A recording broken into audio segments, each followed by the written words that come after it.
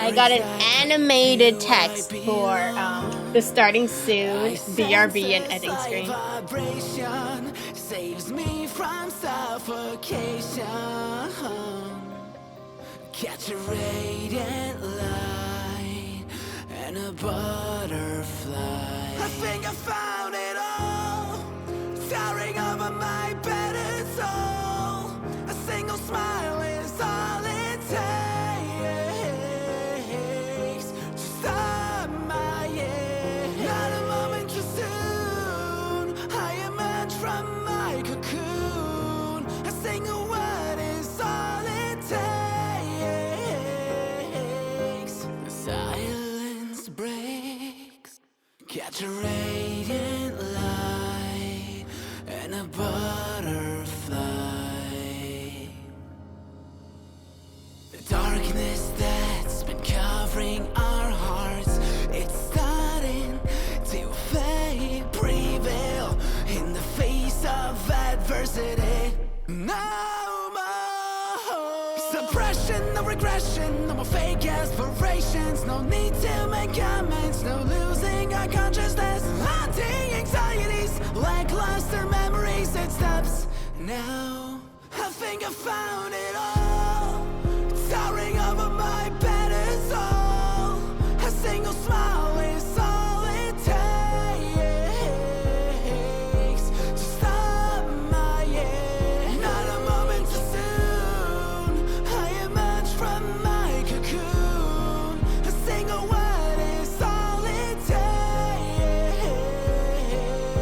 The silence breaks. Catch a radiant light and a butterfly.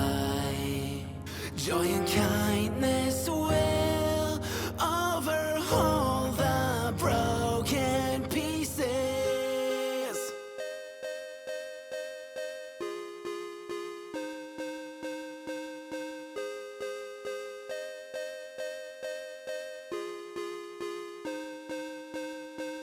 Crying and laughing, singing and shouting through all the bad times, still zooming around me. Huggles and kisses, forget the great distance. I need to hear your voice. I wanna catch a radiant light and a butterfly. Joy and kindness will overhaul the broken. I think I found it all, towering over my battered soul. A single smile is all it takes to stop my year. Not a moment too soon, I emerge from my cocoon. A single word is all it takes. The silence breaks. Catch a radiant light and a butterfly. Could a radiant light apprehend the night?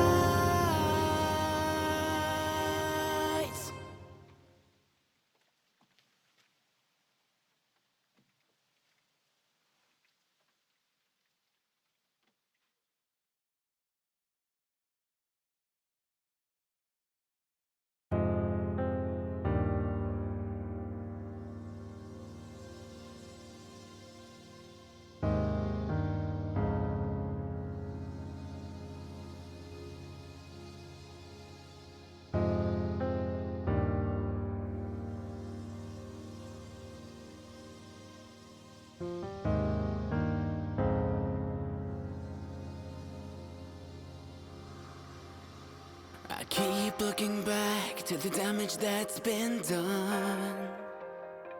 Was it all for nothing?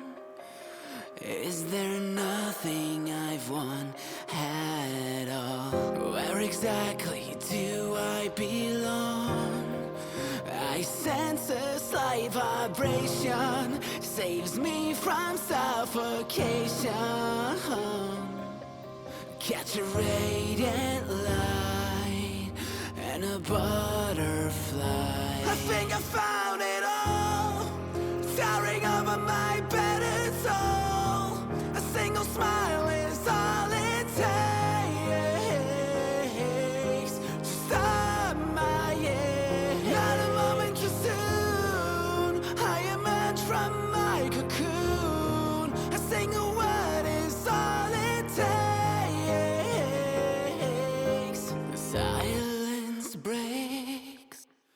Catch a radiant light and a butterfly.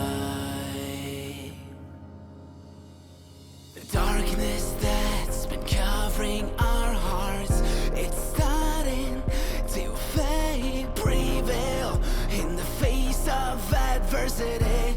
No more suppression, no regression, no more fake aspirations. No need to make amends, no losing our consciousness. Haunting anxieties, lackluster memories, it stops now. I think I found it all, towering over my better soul. A single smile is all it takes to stop my year. Not a moment too soon, I emerge from my cocoon. A single word is all it takes. The silence breaks. Catch a radiant light and a butterfly. Joy and kindness will overhaul the broken pieces.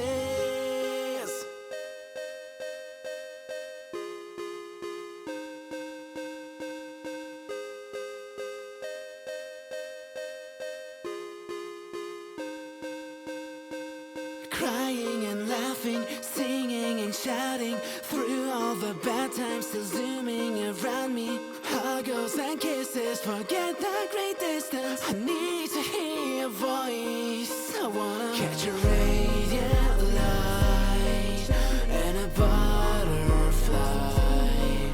Joy and kindness will overhaul the broken. I think I found it all, towering over my better soul. A single smile is all it takes to stop my year. Not a moment too soon, I emerge from my cocoon. A single word is all it takes. The silence breaks. Catch a radiant light and a butterfly. Could a radiant light apprehend the night?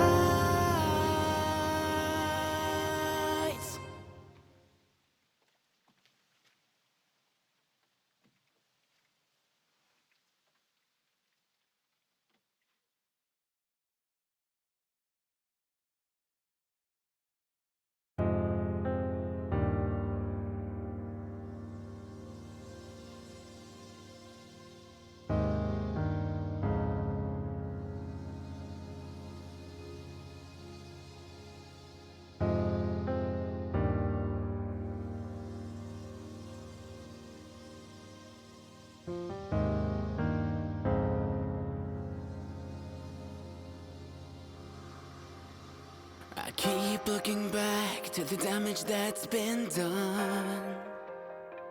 Was it all for nothing? Is there nothing I've won at all? Where exactly do I belong? I sense a slight vibration, saves me from suffocation. Catch a radiant light and a butterfly. I think I found it all, towering over my better soul. A single smile is all it takes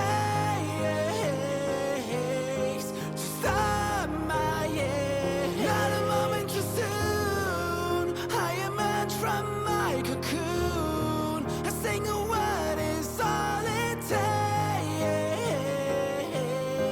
The silence breaks.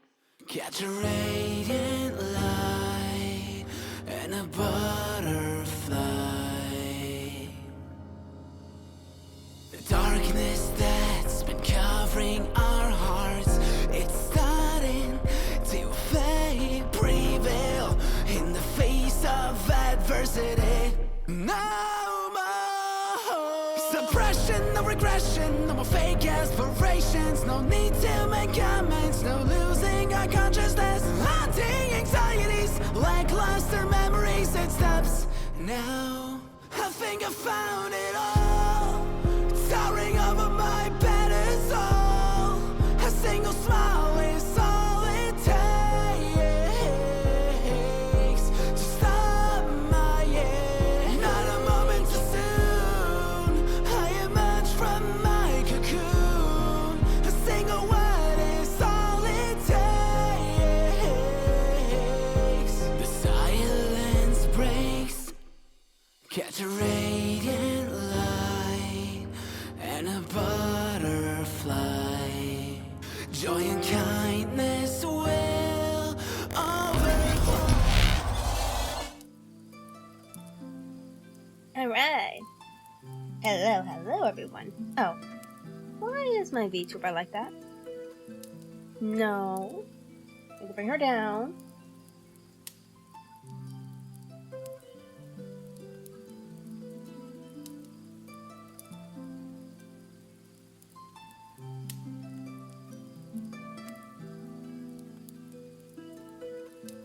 And let's do this so I can hear the music.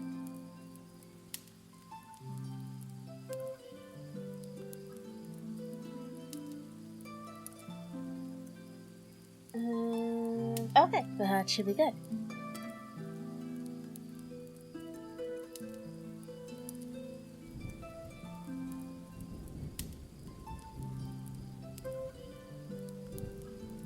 Choose. Alright, okay. I'm satisfied with where it is. Alright, welcome in everyone. Okay, so today's goal is to actually finish the story. So I was skimming through. If I do the next 10 chapters like I did before, we'll actually only have 4 chapters left. So we are gonna try and finish the entire book. And then the next reading stream, which should be...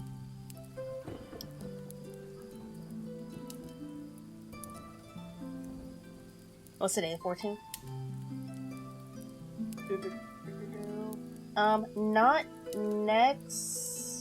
Not within the next, I want to say 2 weeks, because, next week there's going to be more writing, and then next week we are having the Among Us community event birthday stream, so I do have a couple days off that week I took off, so I will be doing a couple games that week. Plus, we do have a writing collab on Saturday with Mimic, Hibiki, and Sora. That is at 3 p.m. EST. And then after that, there's no more writing. So I will be streaming from 3 and to our usual time of writing. Regular writing stream. Yeah, so there's that. What else? There's another collab. The Among Us collab is a community event, as I said.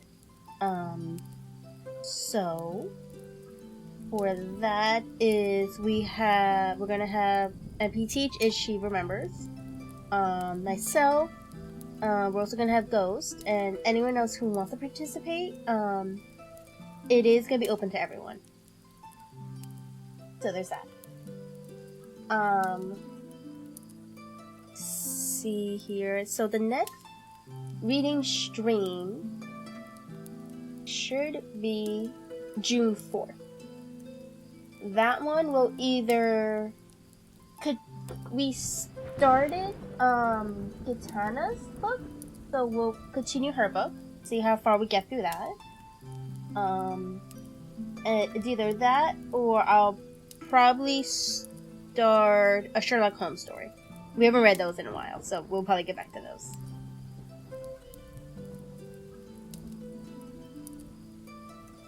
So that is the plan for the next 2 to 3 weeks.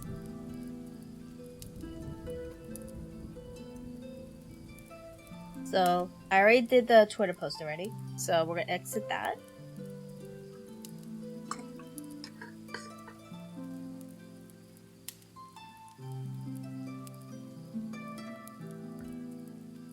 So let me just post here.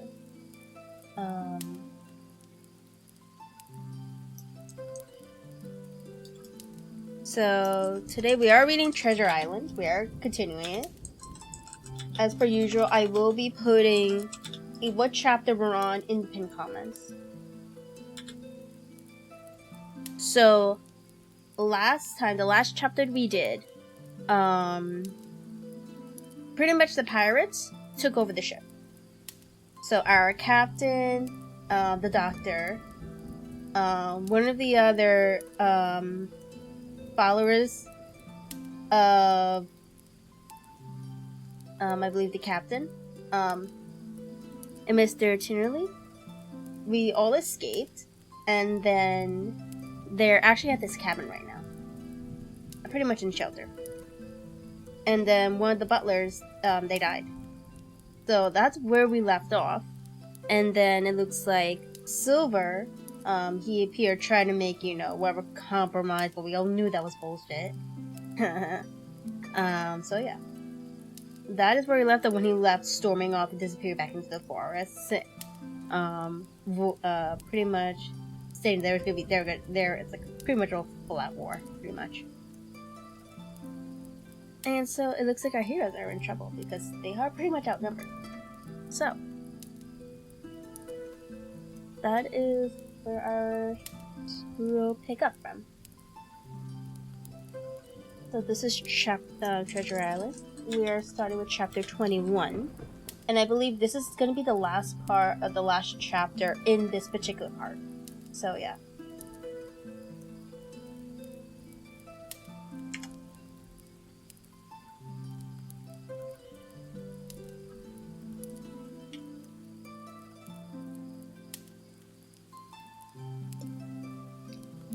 Give me a sec. I just want to eat a little more of my cake and then drink some water, then we can start the story.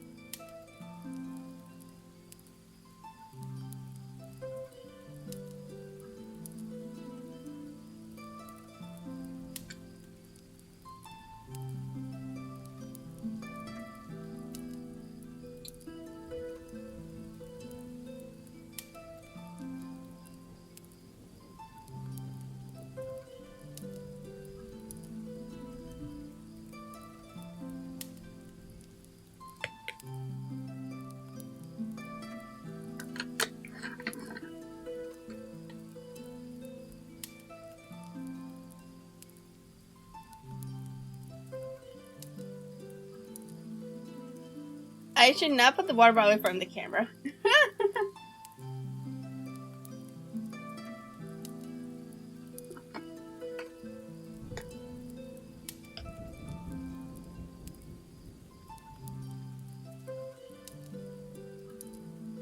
Okay, chapter 21. Actually, hold on. Let me move this up a little bit.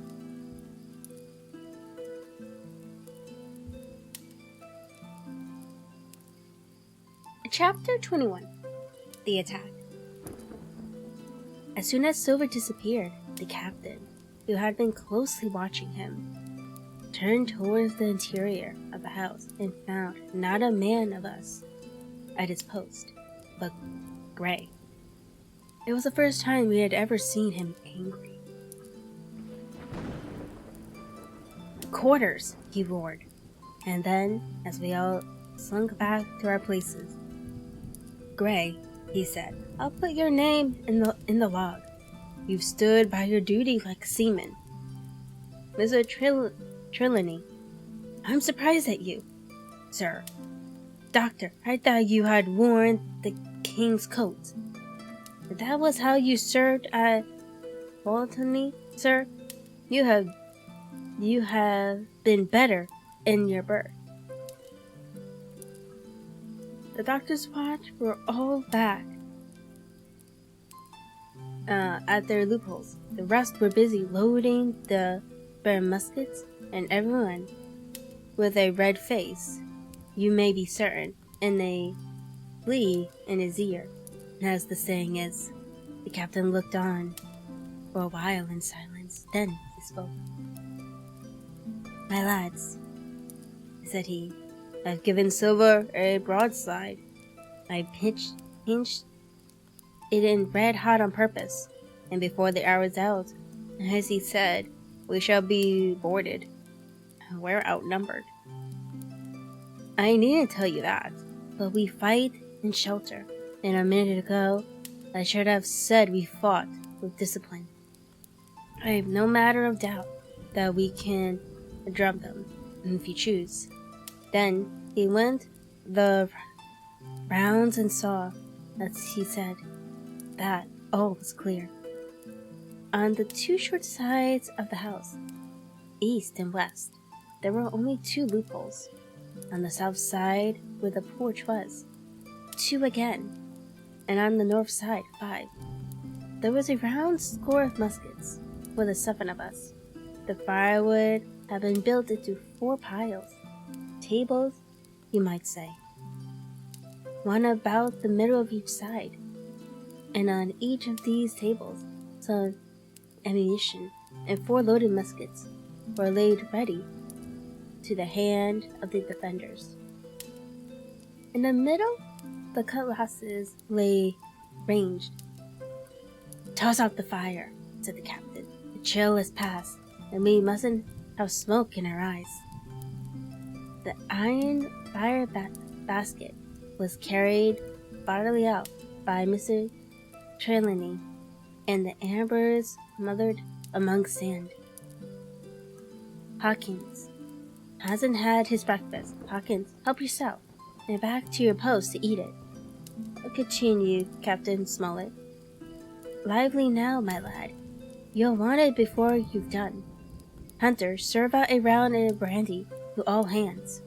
And while this was going on, the captain completed, in his own mind, the plan of the offense. "Doctor, you will take the door," he resumed. "See, but don't expose yourself. Keep within, and fire through the porch. Hunter, take the east side, there. Joyce, you stand by the west, my man. Mr. Trelawney, you are the best shot. You and Gray will take this long north side with the 5 loopholes. It's there the danger is. If they can get up to it and fire it upon us through our own port, things will begin to look dirty. Hawkins, neither you nor I are much account at the shooting. We'll stand by to load and bear a hand. As the captain had said, the chill has passed. As soon as the sun had climbed above our girdled trees, it fell in all its force upon the clearing and drank up the vapors at a drought. Soon the sand was baking, and the resin melting in the logs of the blockhouse. Gigantic coats were flung aside, shirts thrown open at the neck, and rolled up to the shoulders, and we stood there, each at his post, in a fever of heat and anxiety. An hour passed away. "Hang them," said the captain. "This is as dull as the doldrums." Gray whistled for a wind. And just as that moment came, the first news of the attack. "If you please, sir," said Joyce, "if I see anyone, am I to fire?" "I told you so," cried the captain. "Thank you, sir," returned Joyce, with the same quiet civility. Nothing followed for a time, but the remark had set us all on the alert, straining ears and eyes. The musketeers, with their pieces balanced in their hands, the captain out in the middle of the blockhouse, with his mouth very tight, and a frown on his face. till some seconds passed, till suddenly Joyce whipped out his musket and fired. The report scarcely died away ere it was repeated and repeated from without it in a scattering valley. Shot behind shot, like a series of geese from every side of the enclosure.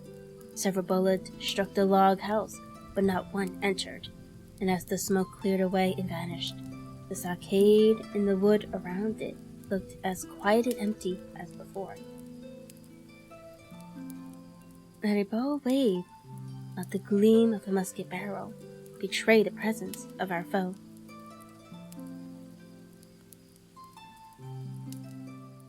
"Did you hit your man?" asked the captain. "No, sir," replied Joyce. "I believe not, sir." "Next best thing to tell the truth," muttered Captain Smollett. "Load his gun, Hawkins." "How many should say they were on your side, Doctor?" "I know precisely," said Dr. Livesey. 3 shots were fired on this side. I saw the 3 flashes, 2 close together, 1 farther to the west. 3, repeated the captain. "And how many of yours?" Mrs. Trelawney. But this was not so easily answered. There had come many from the north, 7, by the squire's computation, 8 or 9, according to Gray. From the east and west, only a single shot had been fired. It was plain, therefore, the attack would be developed from the north, and that on the other 3 sides we were only to be annoyed by a show of hostilities. But Captain Smollett made no change in his arrangement. If the mutineers succeeded in crossing the stockade, he argued, they would take possession of any unprotected loopholes and shoot us down like rats in our own stronghold.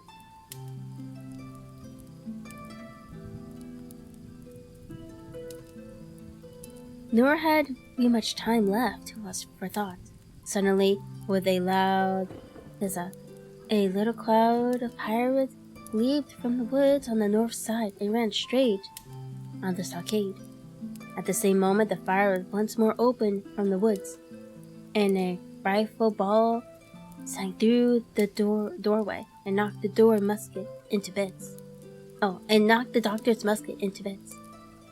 The boarders swarmed over the fence like monkeys. Squire and Gray fired again, and yet again. 3 men fell, 1 forward into the enclosure, 2 back of the outside.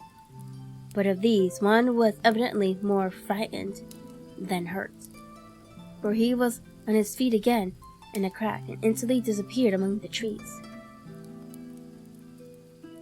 2 had bit the dust, 1 had fled, 4 had made good their footing inside our defense, while from the shelter of the wood 7 or 8 men, each evidently supplied with several muskets, kept up a hot through useless fire on the log house. The 4 who had boarded made straight before them for the building, shouting as they ran, and the men among the trees shouted back to encourage them. Several shots were fired, but such was the hurry of their marksmen that not one appears to have taken effect. In a moment, the 4 pirates had swarmed up the mound and were upon us. The head of Job Anderson, boatswain, appeared at the middle loophole. "Adam, all hands, he roared in a voice of thunder. At the same moment, another pirate grabbed Hunter's musket by the muzzle, wrenched it from his hand, plucked it through the loophole, and with 1 stunning blow, laid the poor fellow senseless on the floor.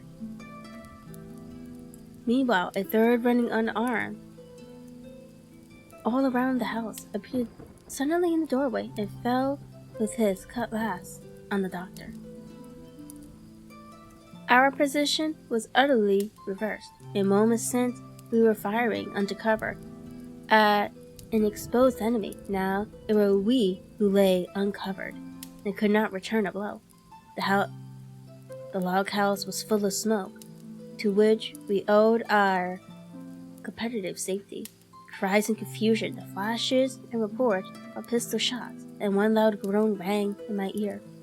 "Out, lads, out, and fight 'em in the open! Cutlasses!" cried the captain.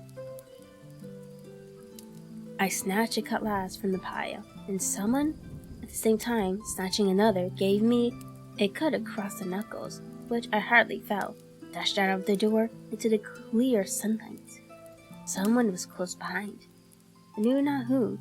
Right in the front, the doctor was pursuing his assailant down the hall. Just as my eyes fell upon him, beat down his guard and sent him sprawling on his back with a great slash across the face. "Round the house, lads! Round the house!" roundly cried the captain, and even in the hurly-burly, I perceived a change in his voice. Water and water and water, water, water and water and water, water. Thank you for the streamer package, Ghost.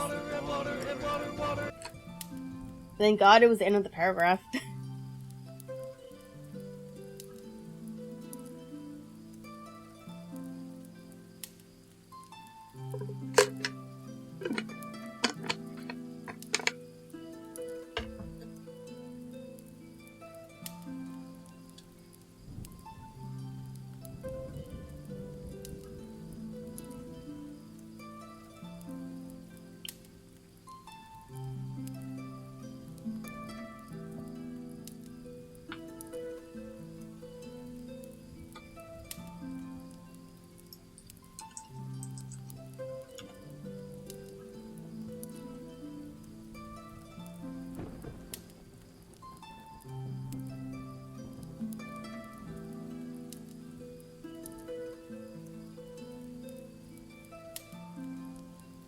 Did you start the game yet?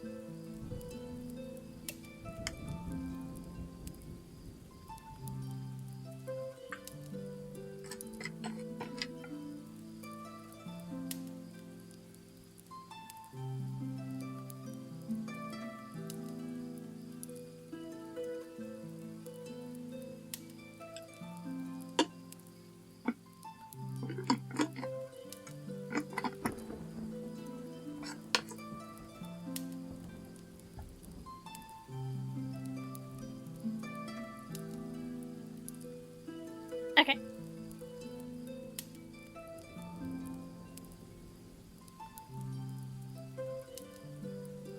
Mechanically, I obeyed, turned eastwards, and with my cutlass raised, ran round the corner of the house. Next moment, I was face to face with Anderson. He roared aloud, and his handgun went up above his head, flashing in the sunlight.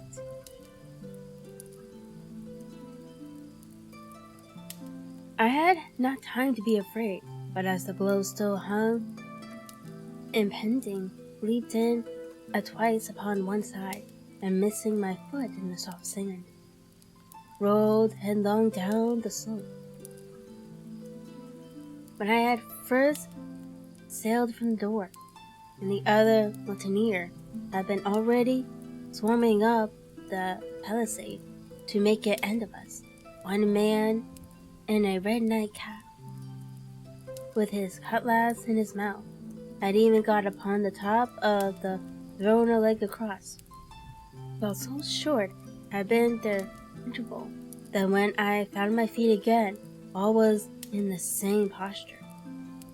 The fellow with the red nightcap still halfway over, another still just showing his head above the top of the stockade, and yet, in this breath of time, the fight was over and the victory was ours.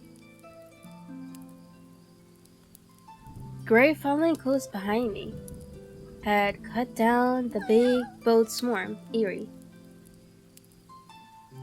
He had time to recover from his last blow.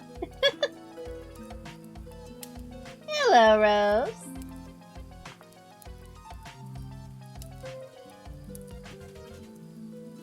Let me move our little friend.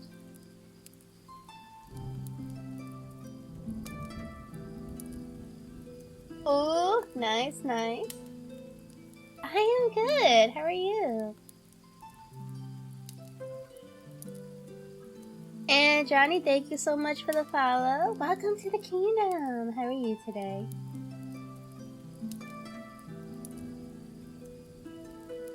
Well, it's a good thing. It's comfy reading time.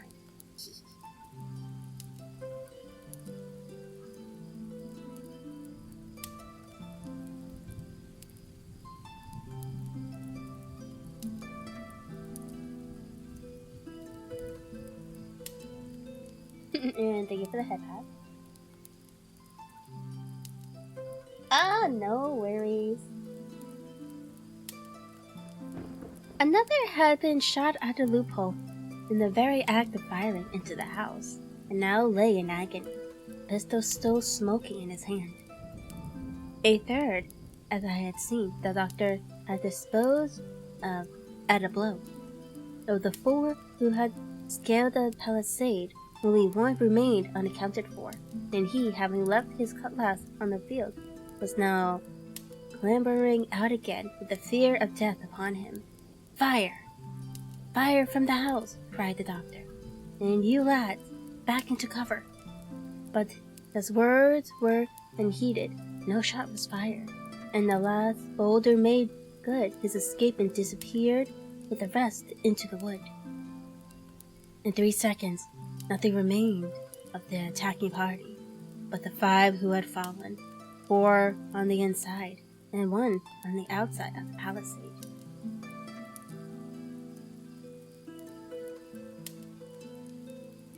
Hello, Al. Hello, hello.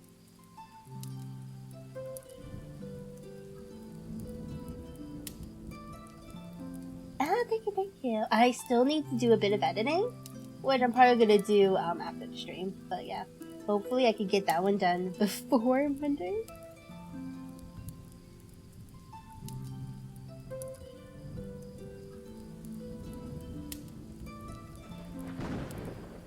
The doctor and Gray and I ran full speed for shelter.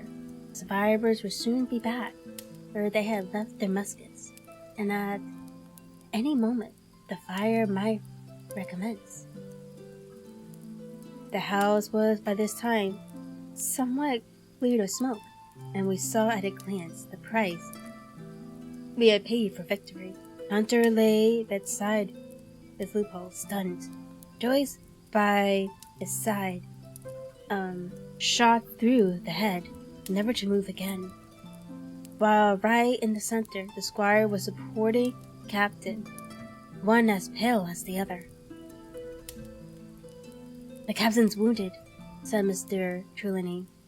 Have they ran? Asked Mr. Smollett. All that could may be bound, returned the doctor. But there's 5 of them will never run again. 5, cried the captain. Come, that's better. 5 against 3 leave us 4 to 9. That's better odds than we had at starting. We were 7 to 19 then, or thought we were, and that's as bad as to bear. The mutineers were soon only 8 in number, for the man shot by Mr. Trelawney on board the schooner died that same evening of his wound, but this was of course not known till after by the thief party. And that was the end of part 4. Part 5. My sea adventures.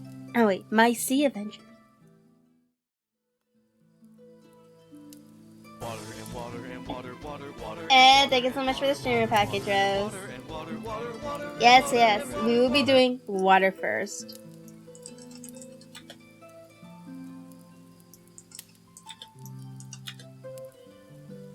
Ooh, hold on. Part 5. Chapter 22.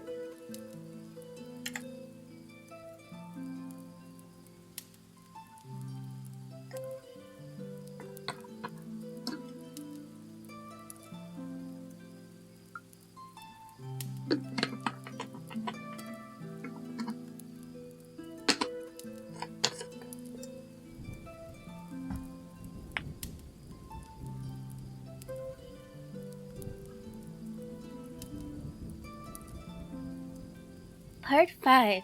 My Sea Adventure. Chapter 22.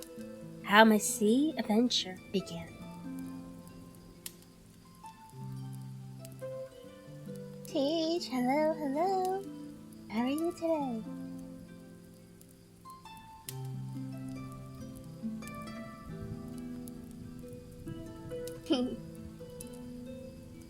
There was no return of the mutineers. Not so much as another shot out of the woods. They had got their rations for that day, as the captain put it, and we had the place to ourselves and a quiet time to overhaul the wounded and get dinner. Squire and I cooked outside in spite of the danger, and even outside we could hardly tell what we were at, for horror of the loud groans that reached us from the doctor's patients.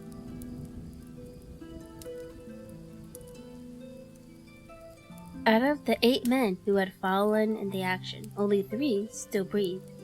That one of the pirates, who had been shot at the loophole, Hunter, and Captain Smollett. And of these, the 2 were as good as dead. The mutineer indeed died under the doctor's knife, and Hunter, do what we could, never recovered consciousness in this world. He lingered all day, breathing loudly like the old buccaneer at home in his athletic fit, but the bones of his chest had been crushed by the blow, and his skull fractured in falling, and sometime in the following night, without sigh or sound, he went to his maker. As for the captain, his wounds were grievous indeed, but not dangerous. No organ was fatally injured. Anderson's ball, for it was Job that shot him first, had broken his shoulder blade and touched the lung, not badly. The second had utterly torn and displayed some muscle in the calf. He was sure to recover, the doctor said, but in the meantime, and for weeks to come, he must not walk nor move his arm, nor so much as speak when he could help it. My own accidental cut across the knuckle was a flea bite. Dr. Livesey patched it up with plaster and pulled my ears from me into the bargain. After dinner, the squire and the doctor sat by the captain's side a while in consultation, and when they had talked to their heart's content, It had been then a little past noon. The doctor took up his hat and pistols. Garth, on a cutlass, put the chart in his pocket, and with a musket over his shoulder, crossed the palisade on the north side and set off briskly through the trees.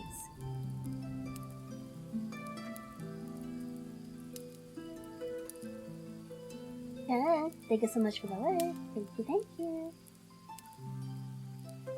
Gray and I were sitting together at the far end of the blockhouse to be out of earshot of our officers, consulting. Gray took his pipe out of his mouth and fairly forgot to put it back again. So thunderstruck he was at this occurrence. "Why in the name of Davy Jones," said he, "is Dr. Lively mad?" "Well, I know," says I. "He's about the loss of his crew for that, I take it." "Well, shipmate," said Gray, "mad he may not be, but if he's not, you mark my word I am." "I take it," replied I. "The doctor has his idea, and if I am right, he's going now to see Ben Gunn." I was right, as appeared later, but in the meantime, the house being stifling hot, and the little patch of sand inside the palisade ablaze with midday sun, I began to get another thought into my head, which was not by any means so right. What I began to do was to envy the doctor walking in the cool shadow of the wood, with the birds about him, and the pleasant smell of pines, while I sat grilling with my clothes stuck to the hot resin, and so much blood about me, and so many poor dead bodies laying all around that I took a disgust of the place that was almost as strong as fear. All the time I was washing out the blockhouse, and then washing up the things from dinner. This disgust and envy kept growing stronger and stronger till at last, being near a bread bag, then no one then observed me, I took the first step toward my escapade and filled both pockets of my coat with biscuits. I was a fool, if you like, and certainly I was going to do a foolish, overbold act, but I was determined to do it with all the precautions in my power. These biscuits, should anything befall me, would keep me at least from starving till far on in the next day. The next thing I laid hold of was a brace of pistols, and as I already had a powdered horn and bullets, I felt myself well supplied with arms. As for the scheme I had in my head, it was not a bad one in itself. I was to go down the sandy spit that divides the anchorage on the east from the open sea, find the white rock I had deserted last evening, and ascertain whether it was there or not that Ben Gunn had hidden his boat. A thing quite worth doing, as I still believe, but I was certain I should not be allowed to leave the enclosure. My only plan was to take French leave and slip out when nobody was watching, and that was so bad a way of doing it as made the thing itself wrong.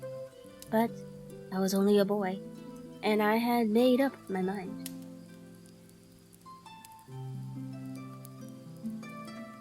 Well, as things at last fell out, I found an admirable opportunity. The squire and Gray were busy helping the captain with his bandages. The coast was clear. I made a bolt forward over the stockade and into the thickest of the trees, and before my absence was observed, I was out of cry with my companions. This was my second folly, far worse than the first, as I left but 2 sound men to guard the house, but like the first, it was a help towards saving all of us. I took my way straight for the east coast of the island, for I was determined to go down the seaside of the spit to avoid all chances of observation of the anchorage. It was already late in the afternoon, although still warm and sunny. As I continued to trend the tall woods, I would hear from far before me not only the continuous thunder of the surf, but a certain tossing of foliage and grinding of oars, which showed me the sea breeze had set in higher than usual.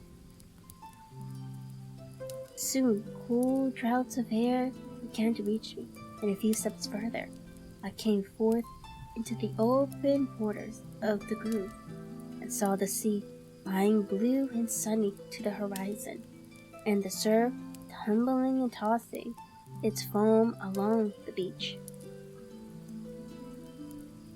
I have never seen the sea quite round Treasure Island. The sun might blaze overhead, the air be without a breath, the surface smooth and blue, but still these gray bollards will be running along all the external coast, thundering, and thundering by day and night. And I scarce believe there is one spot in the island where a man will be out of earshot of their nose.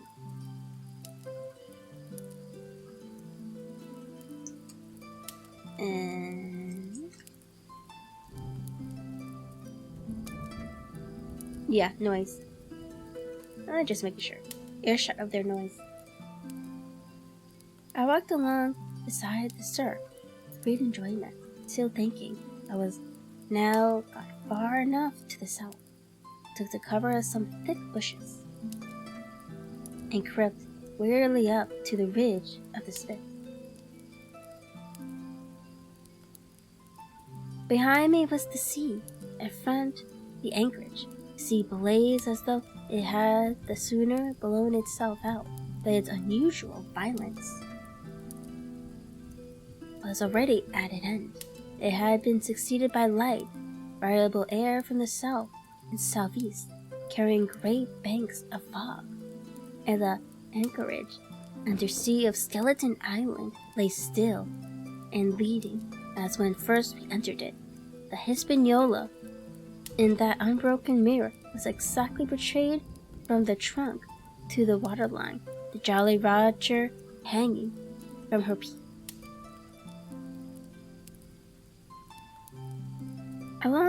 Alongside lay one of the gigs, silver in the stern sheets. Him I could always recognize, while a couple of men were leaning over the stern bulwarks, one of them with a red cap, the very rogue that I had seen some hours before stride legs upon the palisade. Apparently they were talking and laughing, though at that distance, upwards of a mile, I could of course hear no word of what was said. All at once there began the most horrid, unearthly scream, which at first startled me badly, though I soon remembered the voice of Captain Flint, and even that I could make out the bird by her bright plumage as she sat perched upon her master's wrist.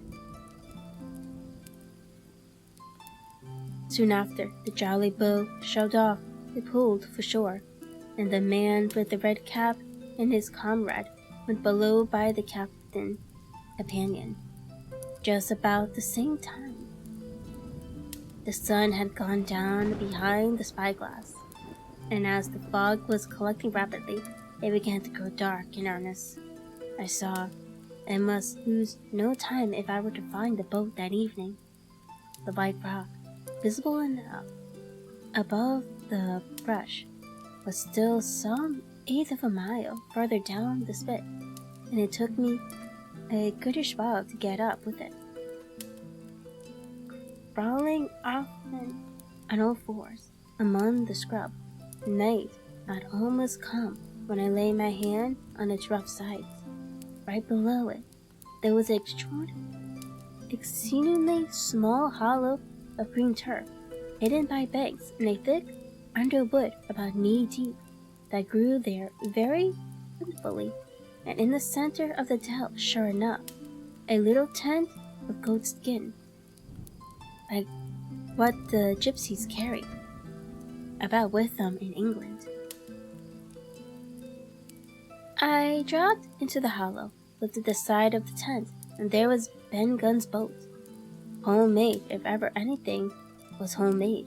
A rude, lopsided framework of tough wood that stretched upon that a covering of goat skin, with the hair inside. The thing was extremely small, even for me. I can hardly imagine that it could have floated with a full-size man. There was one throat set as low as possible, a kind of stretcher in the bows, and a double paddle for propulsion. I had not seen such a cordless such as the ancient Bristons made, but I have seen one since, and I can give you no fairer idea of Ben Gunn's bow than by saying it was like the first and the worst cordless ever made by man. But the great advantage of the cordless is certainly it certainly possessed, for it was exceedingly light and portable. Well, now that I had found the boat, you would have thought I had enough of truancy for once, but in the meantime I had taken another notion and became so abstinently fond of it that I would have carried it out, I believe, in the teeth of Captain Smollett himself. That was to slip out under cover of the night, cut the Hispaniola adrift, let her go ashore where she fancied. I had quite made up my mind that the mutineers, after their repose of the morning, had nothing nearer their hands than up anchor and away to sea. This I thought it would be a fine thing to prevent, and now that I had seen how they left their watchmen unprovided with a boat, thought it might be done with little risk. Down I sat to wait for darkness, and made a hearty meal of biscuits. It was a night out of 10,000 for my purpose. The fog had now buried all heaven. As the last rays of daylight dwindled and disappeared, absolute blackness settled down on Treasure Island. And when at last I shouldered the cloth and groped my way stumblingly out of the hollow where I had supped, there were but two possible visible on the whole anchorage. Hi, Casero. How are you? One was the great fire on shore, by which the defeated pirates lay chorusing in the swamp. The other, a mere blur of light upon the darkness, indicated the position of the anchored ship. She had swung round to the ebb. Her bow was now towards me. The only light on board were in the cabin, and where I saw was merely a reflection on the fog of the strong wave that flowed from the stern window. The ebb had already ran some time, and I had to wade through a long belt of swampy sand, where I sank several times above the ankle before I came to the edge of the retreating water and waded a little way in. The some strength and dexterity set my cursor knee downwards on the surface.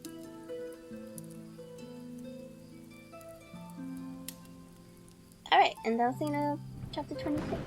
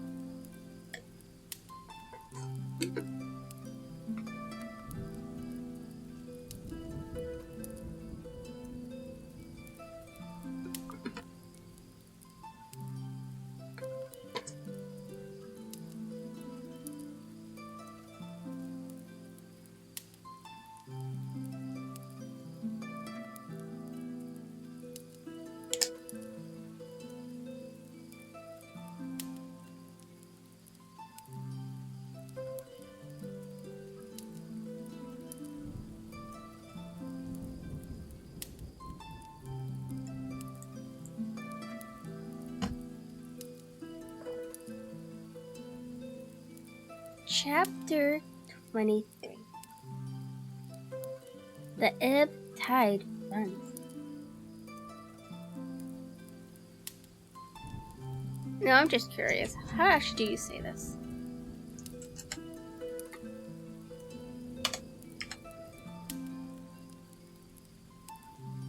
Oh, coracle. Okay.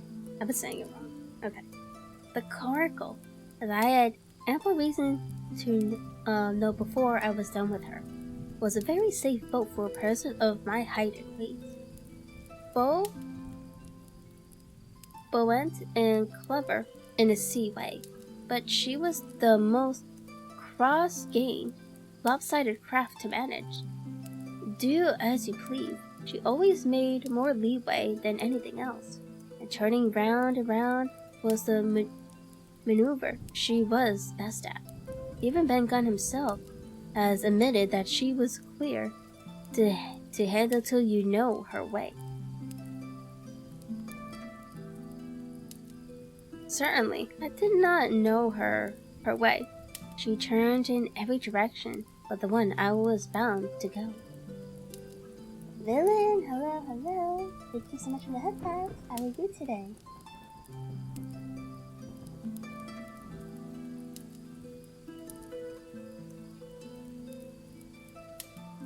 The most part of the time we were aboard side on, and I am very sure I never should have made the ship at all, but for the tide.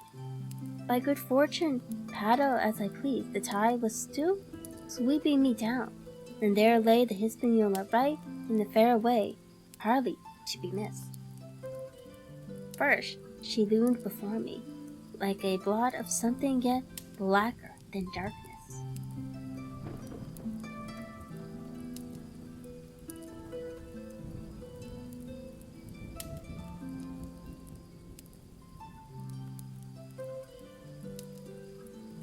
Hold that thought.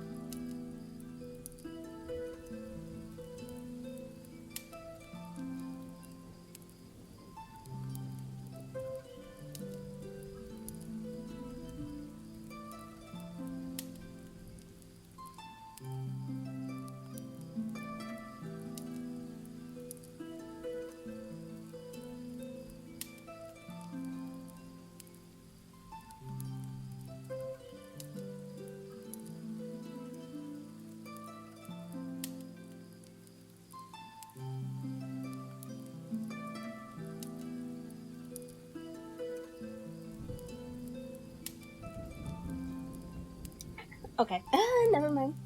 I just saw a spider. I don't know where it went, and I'm not particularly a fan of spiders.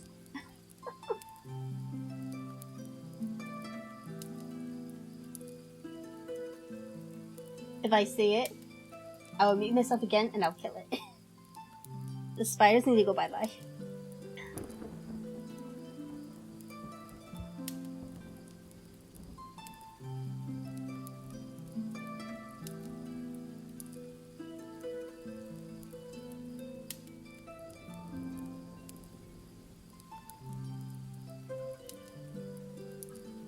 Okay. First she loomed before me like a boat of something yet blacker than darkness. Then her spars and hull began to take shape, and the next moment, as it seemed, for the farther I went, the brisker grew the current of the eve. I was alongside of her haster and had laid hold. The haster was as taut as a bowstring, and the current so strong she pulled upon her anchor.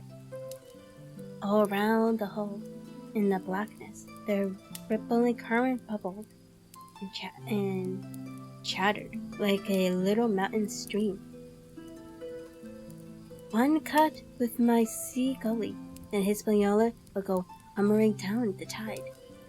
So far so good, but it next occurred to my recollection that a taut pacer suddenly cut is a thing as dangerous as a kicking horse, 10 to 1. If I was so foolhardily as to cut the Hispaniola from her anchor, I and the Coracle would be knocked clean out of the water. This brought me to a full stop, and fortune had not again particularly favored me. I should have had to abandon my design. But the light air, which had begun blowing from the southeast and the south, had hauled round after nightfall into the southwest. Just while I was meditating, a puff came, caught the Hispaniola, forced her up into the current. To my great joy, I felt the haster slacken in my grasp, and the hand by which I held it tipped for a second underwater. With that, I made my mind up, took out my gully, opened it with my teeth, and cut one strand after another, till the vessel swung only by 2. Then I lay quiet, waiting to sever these last,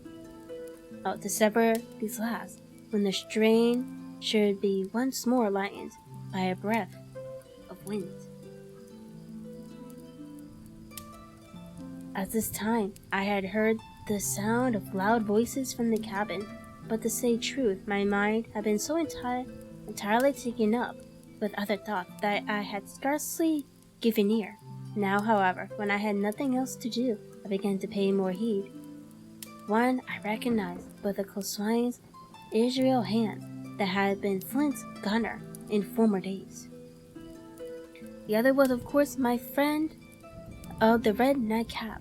Both men were plainly the worst of drink, and they were still drinking, for even while I was listening, one of them with a drunken cry, opened the stern window and threw out something, which I divined to be an empty bottle. But they were not only tipsy, it was plain that they were furiously angry. Oaths flew like hailstones, and every now and then there came forth such an explosion as I thought was sure to end in blows. But each time the crow passed off, and the voices grumbled lower for a while, until the next crisis came, and in its turn passed away without result.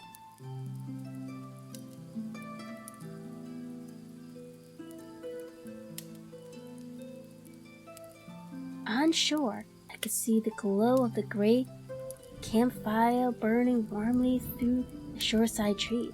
Someone was singing a dull, old, droning sailor song, with a droop and a quiver at the end of every verse, and seemingly no end to it at all but the patience of the singer. I had heard it on the voyage more than once, and remembered these words. But one man of a crew alive, but put to sea was 75, and I thought it was a ditty rather too dolefully appropriate for a company that had met such cruel losses in the morning. But indeed, from what I saw, all these buccaneers were as callous as the sea they sailed on.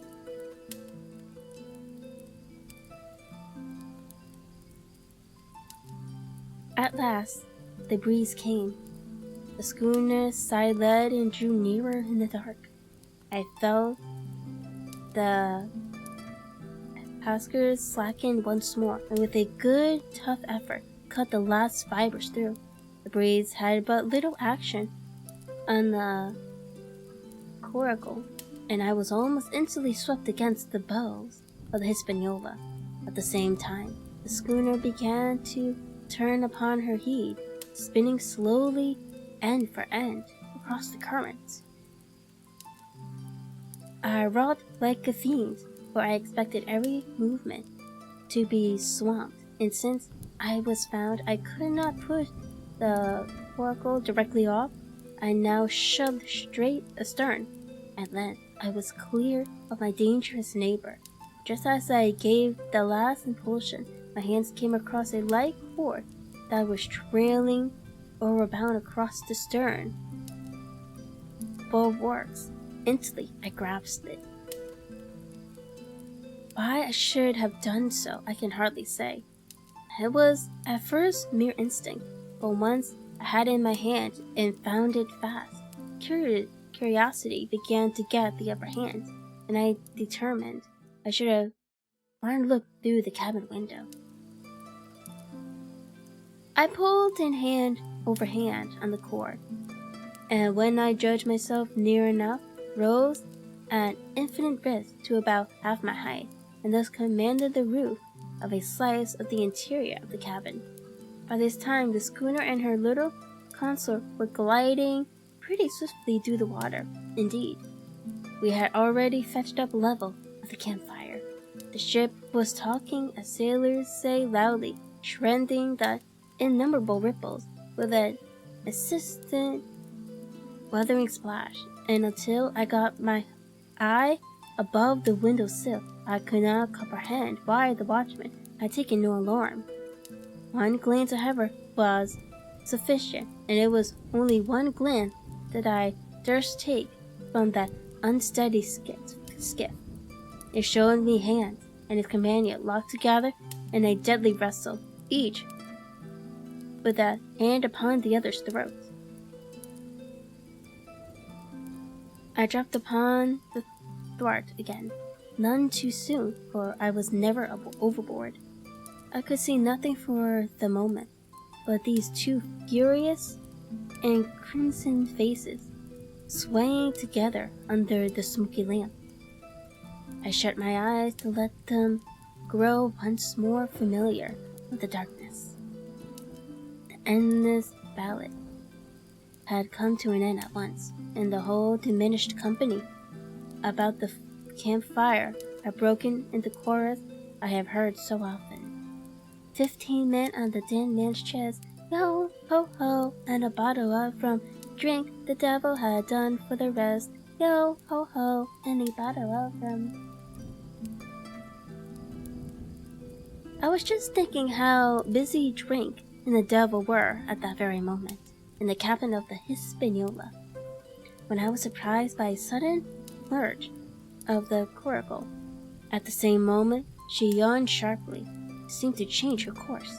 Speed, in the meantime, had strangely increased. I opened my eyes at once. All around me were little ripples, coming over with a sharp, whistling sound. It slightly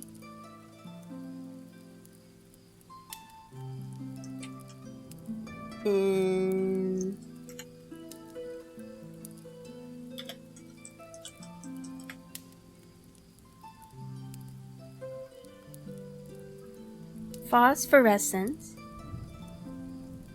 The Hispaniola herself, a few yards in whose wake I was still being whirled along, seemed to stagger in a course, and I saw her spar toss a little against the blackness of the night. Nay, as I looked longer, I made sure she also was wheeling to the southward. I glanced over my shoulder, and my heart jumped against my ribs. There, right behind me, was the glow of the campfire. The current had turned at right angles, and sweeping round along with it, the tall schooner and the little dancing coracle, ever quickening, ever bubbling higher, ever muttering loud. It went spinning through the narrows for the open sea. Suddenly, the schooner in front of me gave a violent yawn, turning perhaps through 20 degrees, and almost at the same moment one shout followed another from on board. I could hear feet pounding on the companion ladder, and I knew that the two drunkards had at last been interrupted in the quarrel and awakened to a sense of their disaster. I lay down flat in the bottom of their French skiff, and the buoyantly recommended my spirit to its maker. At the end of the straits, I made sure we must fall into some bar of raging breakers, where all my troubles will be ended speedily, and though I could perhaps bear to die, I could not bear to look upon my fate as it approached. So I must have lain for hours, continuously beating to and fro upon the billows, now and again wetted in flying sprays, and never ceasing to expect death at the right plunge. Gradually, wearing grew upon me. A numbness and occasional stupor fell upon my mind, even in the midst of my terrors, until sleep at last supervened, and my sea-tossed coracle and I lay and dreamed of home and the old Admiral Benbow. And that is the end of chapter 23.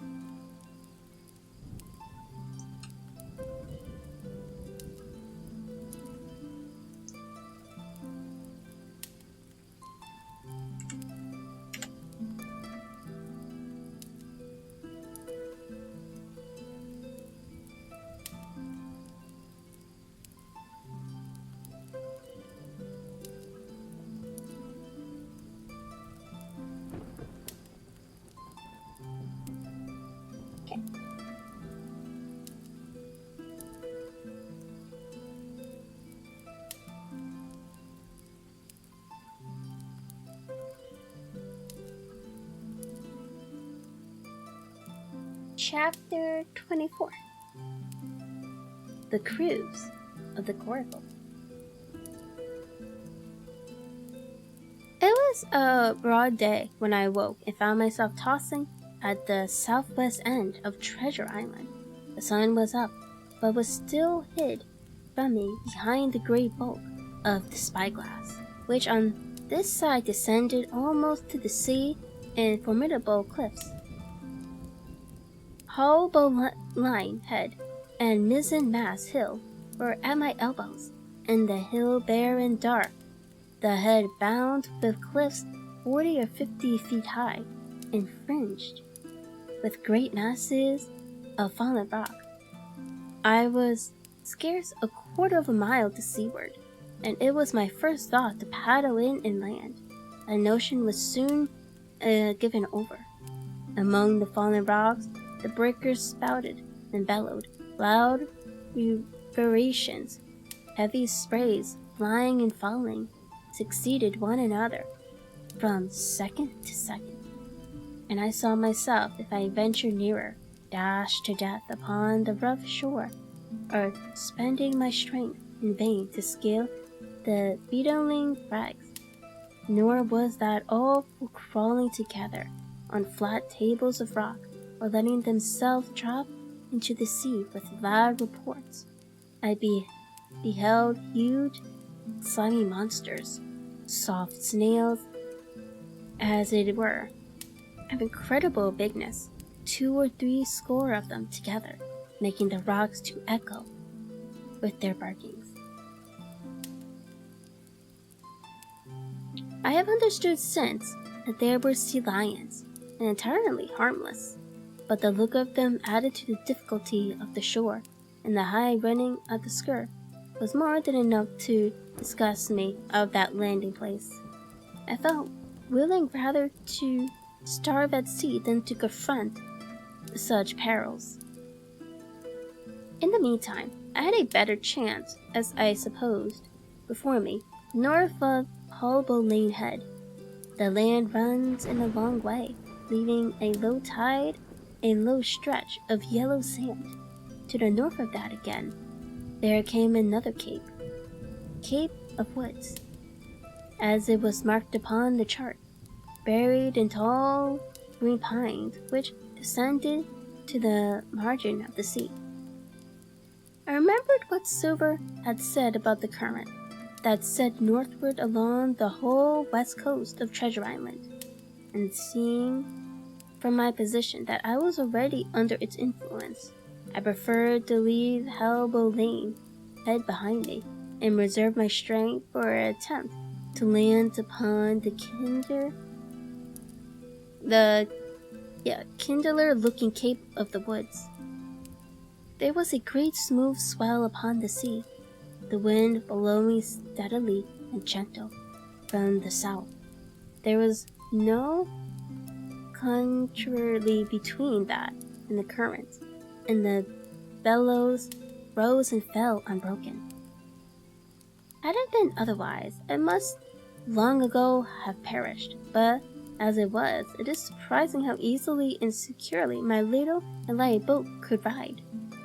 Often, as I still lay at the bottom and kept one more than an eye above the gunwale, I could see a big blue summit heaving close above me.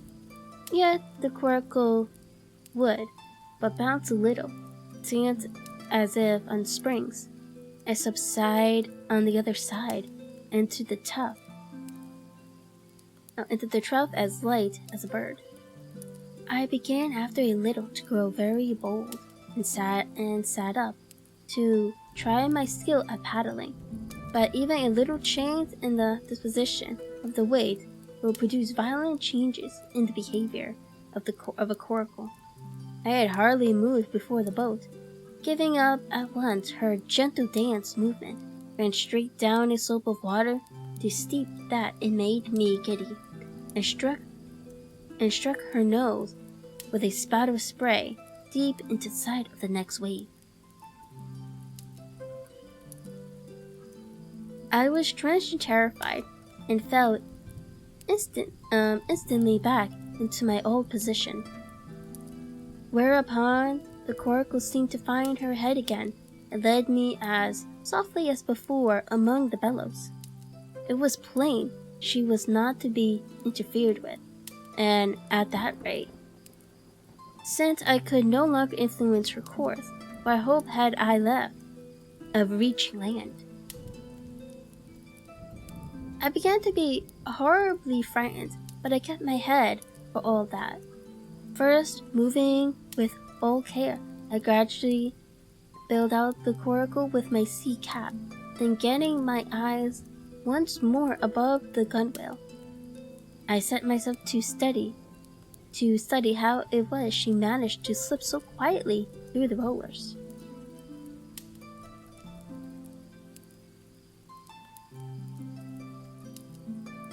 I found each wave, instead of the big, smooth, glossy mountains it looks from shore or from a vessel's deck, was for all the world like any range of hills on dry land, full of peaks and smooth places and valleys. The coracle, left to herself, turning from side to side, trended, so to speak, her way through these lower parts, and avoided the steep slopes and higher, toppling summits of the wave. Well now, I thought to myself, it is plain I must lie where I am and not disturb the balance. But it is plain also that I can paddle over the side, and from time to time, in smooth places, give her a shove or two towards land. No sooner thought upon than done. There I lay on my elbows, in the most trying attitude, and every now and again gave a weak stroke or two to turn her head to shore. It was a very tiring and slow work, yet I did visibly gain ground. As we drew near the cape of the woods, though I saw I must inevitably miss that point, I had still had some 100 yards of easting. I was indeed close in. I could see the cool green tree tops swaying together in the breeze, and I felt sure I should make my next preliminary without fail. It was high time, for I now began to be tortured with thirst. The glow of the sun from above, a thousandfold reflection from the wave, the sea water that fell and dried upon me, caking my very lips with salt, combined to make my throat burn and my brain ache. The sight of the trees so near at hand had almost made me sick with longing, but the current had soon carried me past the point, and as the next reach of sea opened out, I beheld a sight that changed the nature of my thoughts. Right in front of me, not half a mile away, I beheld the Hispaniola under sail. I made sure, of course, that I should be taken, but I was so distressed for want of water that I scarce knew whether to be glad or sorry at the thought. And long before I had come to a conclusion. Surprise had taken entire possession of my mind. I could do nothing but stare and wonder. The Hispaniola was under her main sail and 2 jibs, and the beautiful white canvas shore in the sun like snow or silver. When I first saw her, all her sails were drawing. She was laying a course about northwest, and I presumed the men on the board were going round the island on their way back to the anchorage. Presently, she began to fetch more and more to the westward, so that I thought they had sighted me and were going about in chase. At last, however, she fell right into the wind's eye, was taken dead aback, and stood there a while helpless, with her sails shivering. Clumsy fellows, said I, they must still be drunk as owls, and I thought how Captain Smollett would have set them skipping. Meanwhile, the schooner gradually fell off and fell again upon another tack, sailed swiftly for a minute or two, and brought up once more dead in the wind's eye. Again and again was this repeated, to and fro, up and down, north, south, east, west. The Hispaniola sailed by swoops and dashes, and at each repetition ended as she had begun, with idle flapping canvases. It became plain to me that nobody was steering, and if so, where were the men? Either they were dead drunk or had deserted her, I thought, and perhaps, if I could get on board, I might return the vessel to her captain. The current was bearing Coracle, the schooner, southward, at an equal rate. As for the latter's sailing, it was so wild, intermittent, and she hung each time so long in irons, that she certainly gained nothing, if she did not even lose. If only I dared to sit up and paddle, I made sure that I could overhaul her. The scheme had an air of adventure that inspired me, and the thought of the water breaker beside the frail companion doubled my growing courage. Up I got, was welcomed almost instantly by another cloud of spray, but this time struck to my purpose and set myself with all my strength and caution to paddle after the unseared Hispaniola. Once I shipped a sea so heavily that I had to stop and bail with my heart fluttering like a bird. But gradually I got into the way of the thing and guided my coracle among the waves, with only now and then a blow upon her bows and a dash of foam in my face. I was now gaining rapidly on the schooner. I could see the brass glisten on the tiller as it banged about, and still no soul appeared upon her decks. I could not choose but suppose she was deserted. If not, the men were lying drunk below, or I might batten them down, perhaps, and do what I chose with the ship. For some time she had been doing the worst thing possible for me, standing still. She headed nearly due south, yawning of course all this time.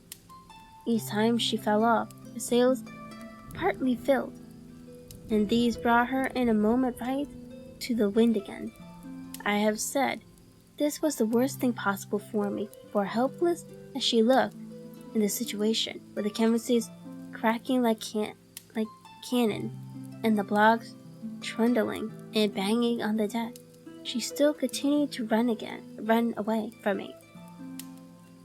Not only with the speed of the current, but by the whole amount of her leeway, which was naturally great.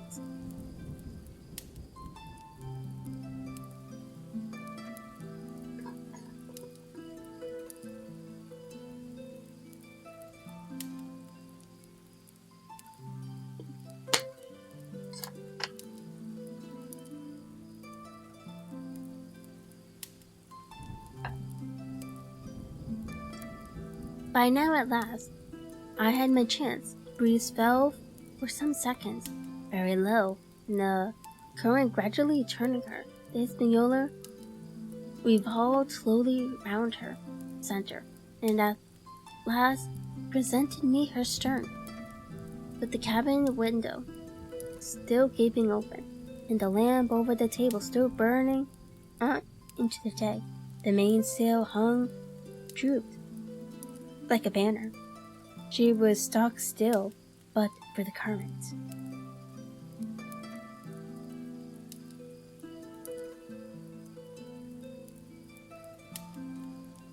For the last little while, I had even lost, but now redoubled my effort. I began once more to overhaul the chase. I was not 100 yards from her, when the wind came again in a clap. She filled on the poor tack, and was off again, stooping and skimming like a swallow. My first impulse was one of despair, but my second was towards joy. Round she came till she was broadside onto me. Round still till she had covered a half and then 2/3, and then 3/4 of the distance that separated us.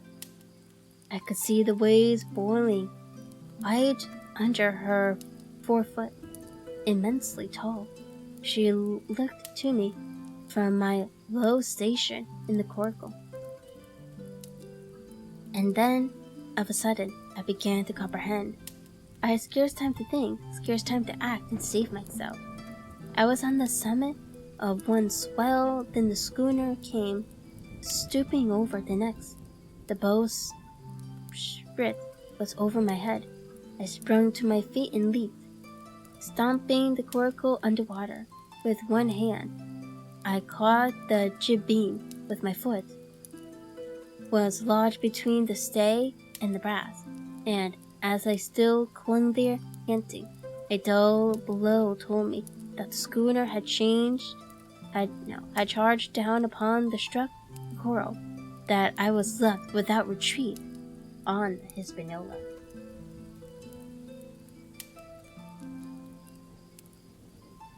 Alright, and that was the end of chapter 24.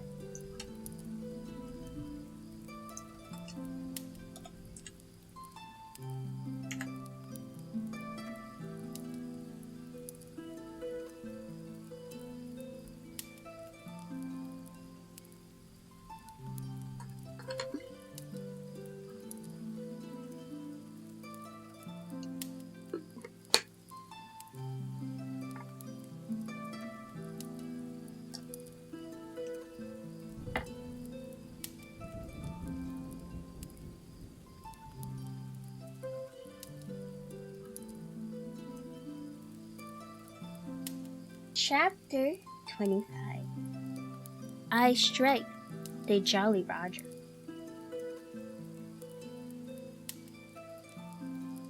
I had scarce gained position on the bowsprit when the flying jib flopped and filled upon the other track with a report like a gun. The schooner trembled to her keel under the reverse. But next moment, the other sails still drawing, the jib flopping back again, and hung idle. This had nearly tossed me off into the sea, and now I lost no time, rolled back along the bowsprit, and tumbled head foremost on the deck.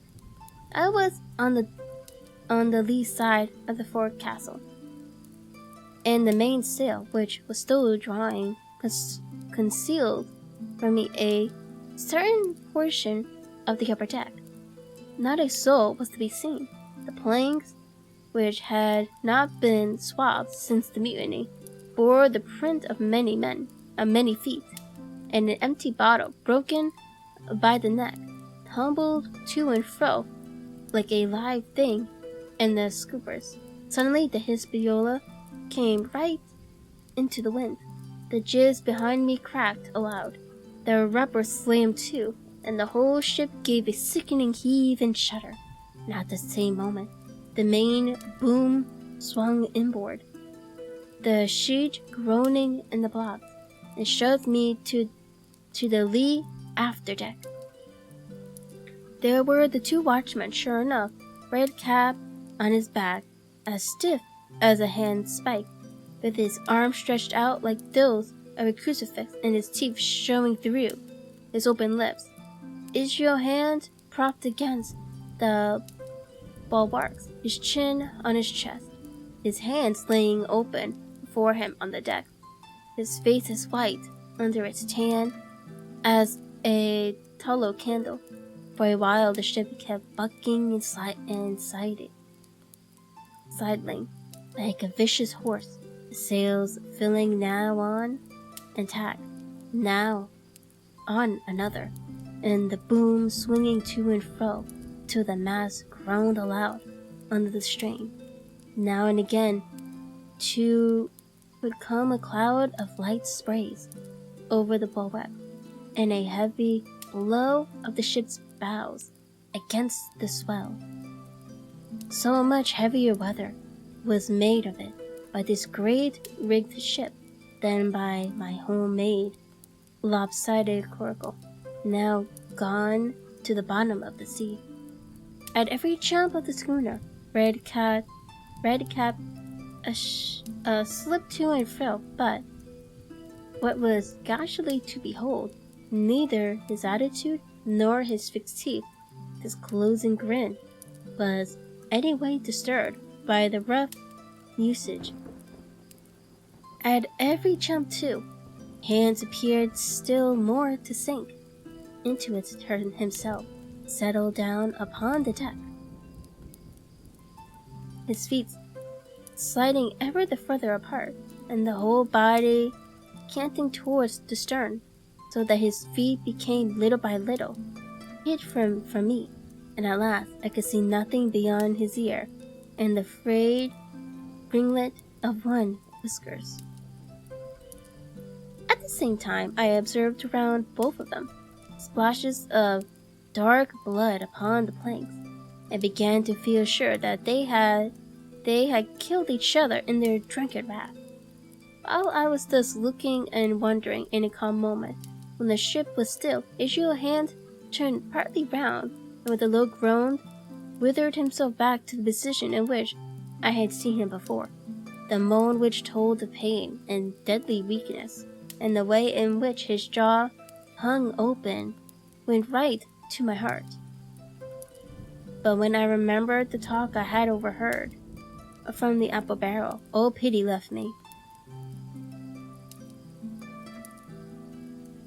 I walked after until I reached the mainmast. "Come aboard, Mr. Hands," I said ironically. He rolled his eyes round heavily, but he was far too gone to express surprise. All he could do was to utter one word: "Brandy." It occurred to me there was no time to lose, and dodging the boom as if once more, launched across the deck, slipped off and down the companion stairs into the cabin. It was such a scene of confusion you can hardly fancy. All the lock-fast places had been broken open in quest of the charts. The floor was thick with mud where ruffians had sat down to drink or consult after wading in the marshes round their camp. The bulkheads, all painted in clear white and beaded round, the gilt bore of a pattern of dirty hands. Dozens of empty bottles clinked together in corners to the rolling of the ship. One of the doctor's medical books lay open on the table, half of the leaves gutted out, I suppose, for pipe lights. In the midst of all this, the lamp still cast a smoky glow, obscure and brown as umber. I went into the cellar. All the barrels were gone, and of the bottles, a most surprising number had been drunk out and thrown away. Certainly, since the mutiny began, not a man of them could ever have been sober. Wandering about, I found a bottle with some brandy left for Hands, and for myself, I routed out some biscuits, some pickled fruits, a great bunch of raisins, and a piece of cheese. With these, I came on deck. I put down my own stock behind the rudder head, and while out of the coxswain's reach, went forward to the water breaker and had a good deep drink of water, and not till then, gave Hans the brandy. Hello, creative one. Hello, hello.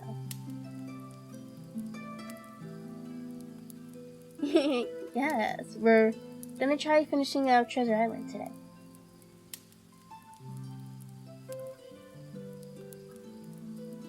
He must have drank a gill before he took the bottle from his mouth. "Aye," said he, "by thunder, but I wanted some all that." I had sat down already in my own corner and began to eat. "Much hurt?" I asked him. He grunted, or rather, I might say, he barked. "If that doctor was aboard," he said, "I'd be right enough in a couple of turns, but I don't have no manner of luck, you see, and that's what's the matter with me. As for that swab, he's good and dead, he is," he added, indicating the man with the red cap. "He weren't no seaman anyway. And where might you have come from?"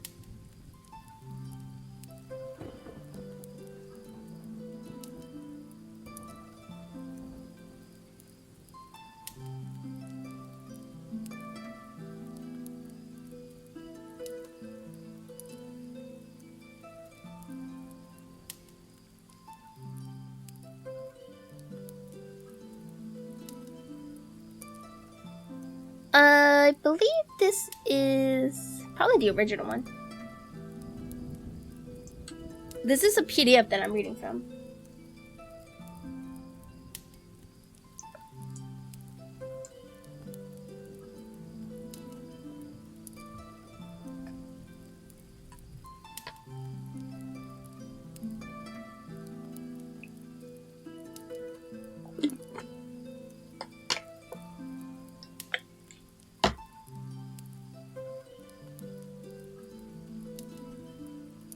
"Well," said I, "I've come aboard to take possession of the ship, Mr. Hans, and you'll please regard me as your captain till further notice."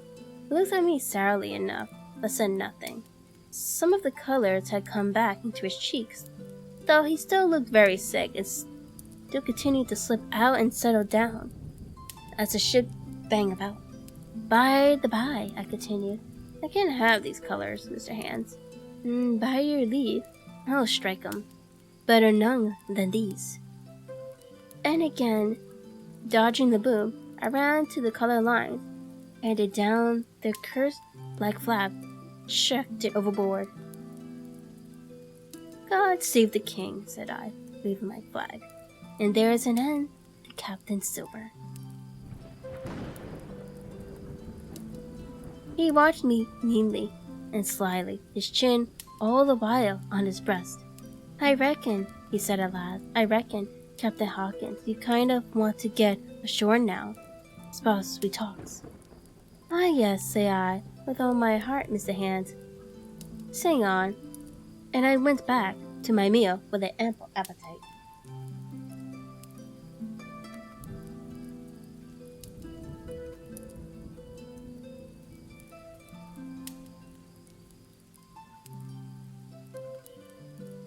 "This man," he began, nodding feebly at the corpse. "O'Brien were his name. A rank islander. This man and me got the canvas on her, meaning for to sail her back. Well, he's dead now. He is. As dead as bilge. And who's to sail this ship? I don't see. Without I gives you a hint, you ain't that man, as far as I can tell. Now look here, you give me food and drink, and an old scarf or handkerchief to tie my wound up, you do, and I'll tell you how to sail her. Not about square all round, I take it.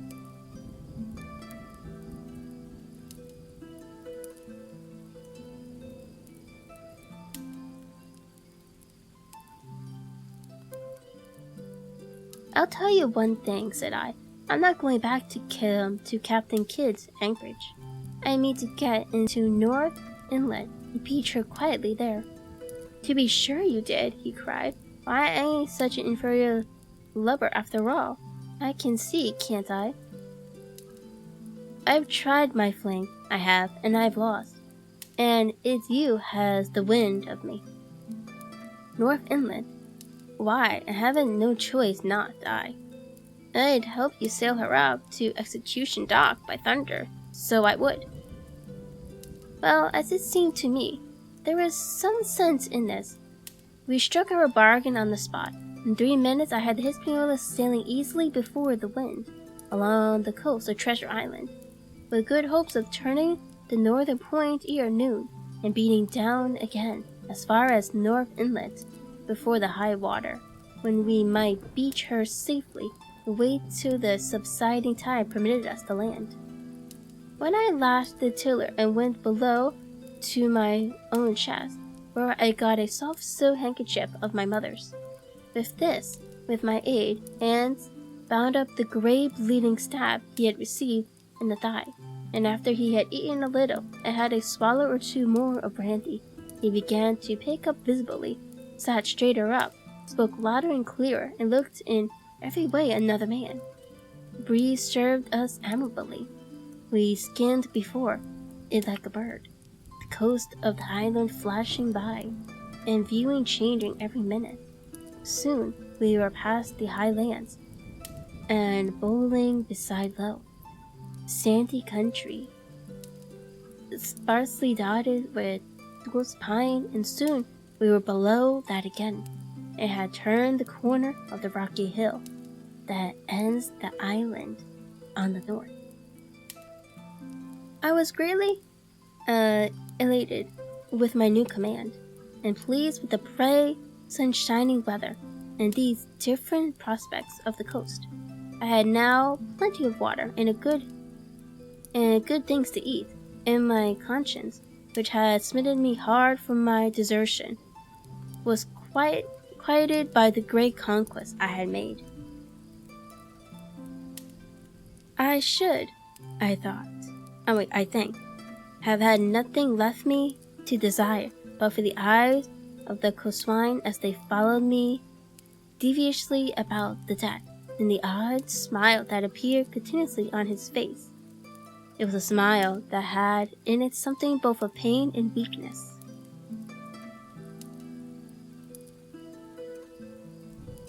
A haggard old man's smile, but there was besides that a grain of desertion, a shadow of treachery in his expression as he craftily watched me at my work.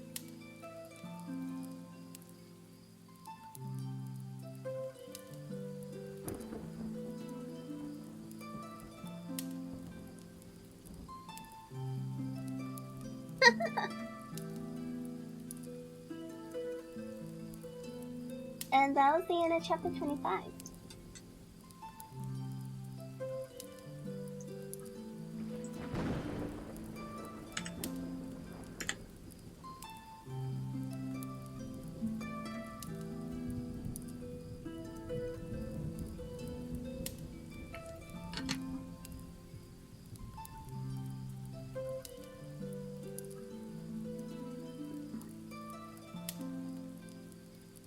Okay, so before we continue, I'm gonna grab some more water, and then I'll be right back.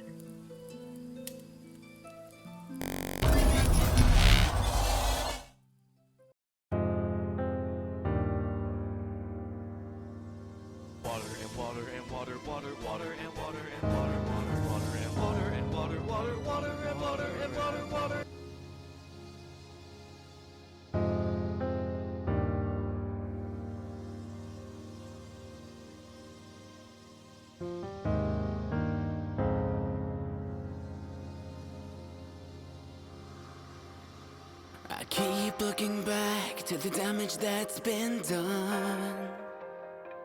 Was it all for nothing? Is there nothing I've won? exactly do I belong? I sense a slight vibration, saves me from suffocation. Catch a radiant light and a butterfly. I think I found it all, towering over my battered soul. A single smile is all it takes to stop my years. Not a moment too soon, I emerge from my cocoon. A single word is all it takes. The silence breaks. Catch a radiant light and a butterfly. The darkness that's been covering our hearts, it's starting to fade, prevail in the face of adversity.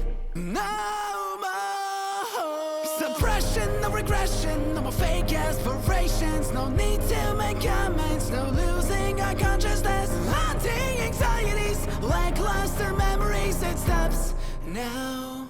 I think I found it all, towering over my battered soul. A single smile is all it takes to stop my years. Not a moment too soon, I emerge from my cocoon. A single word is all it takes. The silence breaks. Catch a radiant light and a butterfly. Joy and kindness will overhaul the broken pieces.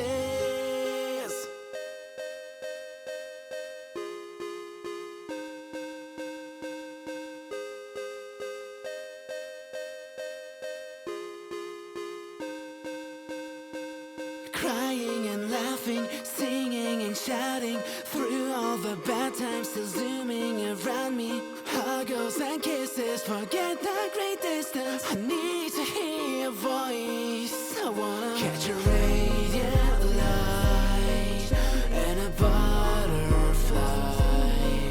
Joy and kindness will overhaul the broken. I think I found it all, towering over my battered soul. A single smile is all it takes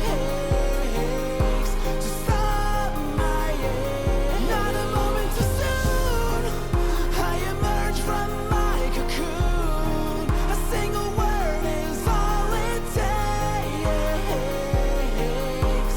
The silence breaks.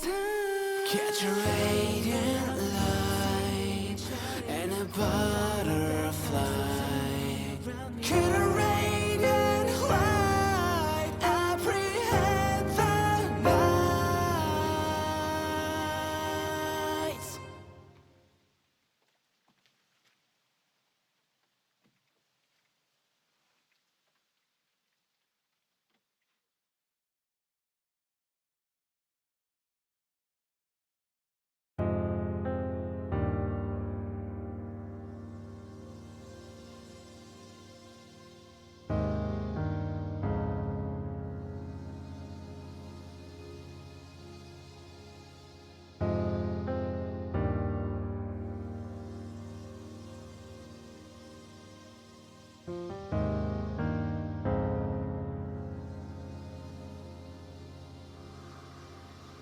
I keep looking back to the damage that's been done. Was it all for nothing? Is there nothing I've won at all? Where exactly do I belong? I sense a slight vibration, saves me from suffocation. Catch a radiant light and a butterfly. I think I found it all, towering over my battered soul. A single smile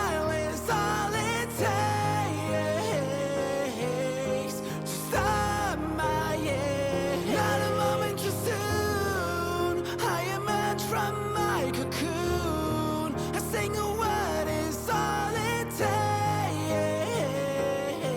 takes. The silence breaks. Catch a radiant light and a butterfly. The darkness that's been covering our hearts, it's starting to fade, prevail in the face of adversity. No more suppression, no regression, no more fake aspirations. No need to make comments, no losing our consciousness. Haunting anxieties, lackluster memories, it stops now. I think I found it all, towering over my pedestal. A single smile is all it takes to stop my year. Not a moment too soon, I emerge from my cocoon. A single word is all it takes. The silence breaks. Catch a radiant light and a butterfly. Joy and kindness will overhaul the broken pieces.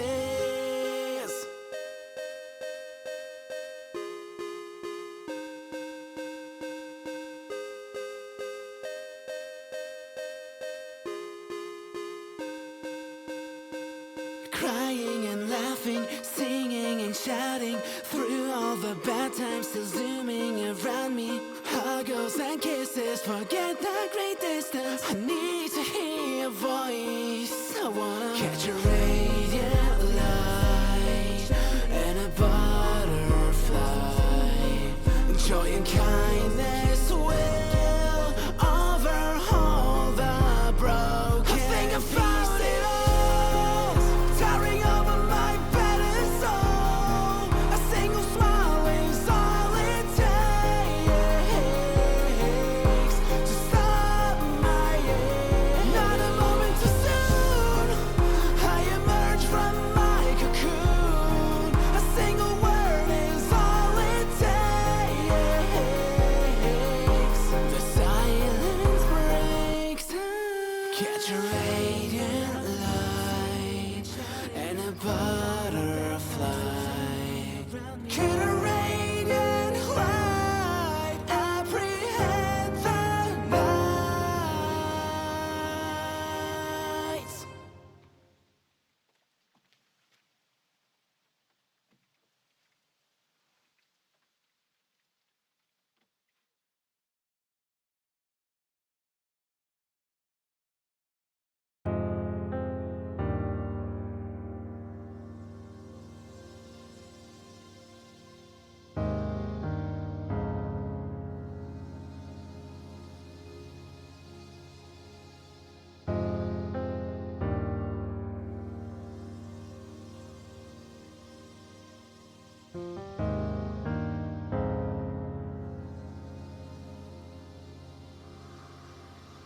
I keep looking back to the damage that's been done.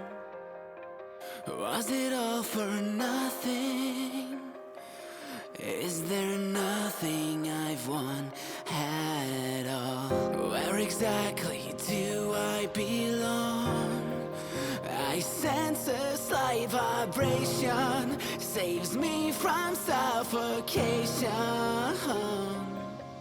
Catch a radiant light and a butterfly.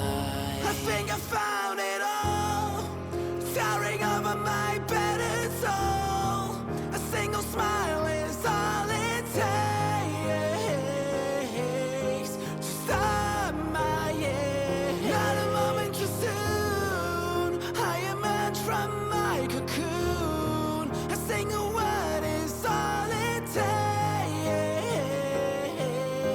The silence breaks. Catch a radiant light and a butterfly. The darkness that's been covering our hearts, it's starting to university. No more suppression, no regression, no more fake aspirations. No need to make comments, no losing our consciousness. Haunting anxieties, lackluster memories. It stops now. I think I found it all.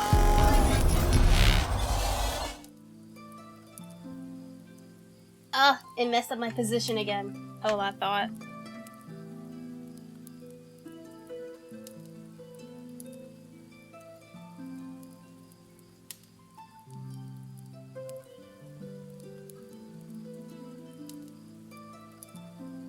Well, that depends. Is that in the public domain? Because I only read do the copyright law because I really don't want to get in trouble. It's either has to be in the public domain or it could be a fan fiction. Because there have been previous people who read on stream, other rereaders. They had gotten their channel copyright striked for reading a copyrighted book.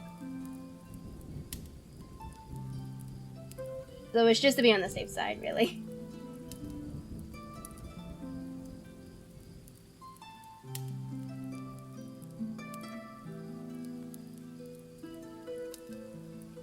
If anything, if it's like is copyrighted, I'm more than happy like to read it in Discord only.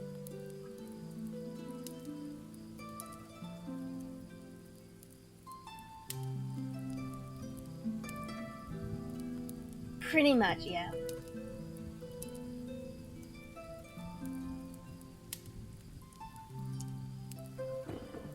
And creative, absolutely love this. I love this little saying right here. I might steal it.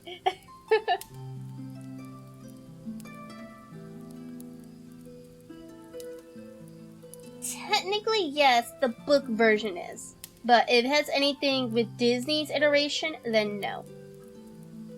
As long as the original story of Winnie the Pooh. That is in the public domain.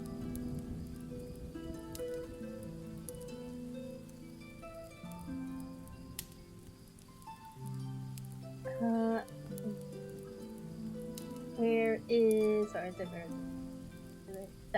that machine gun? Yeah, this is machine gun. I have two buttons that look exactly the same, so I never know which one's Stream Deck, which one's the Elgato.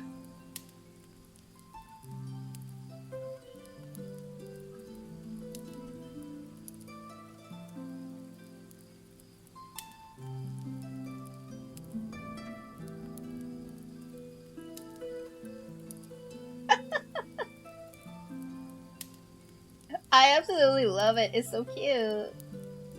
I love that. So where is Twitch?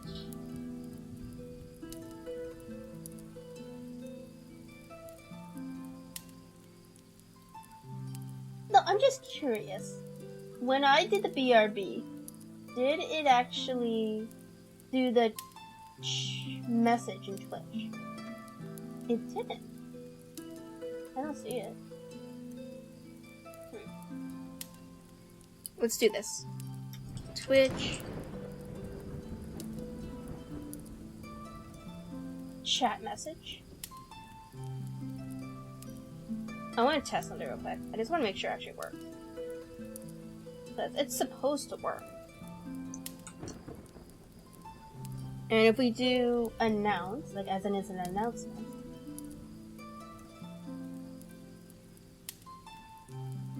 No, like I have it set up in the stream deck for it actually puts some, like put a message in chat, not the one on the screen.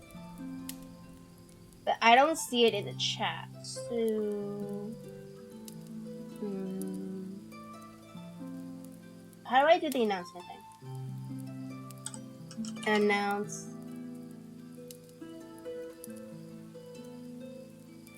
Okay, announcement message. Okay, so we're gonna copy that just because I'm horrible with announce messages.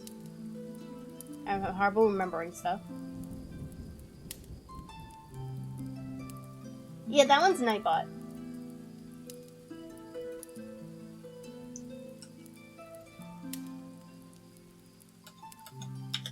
Okay, let's try this.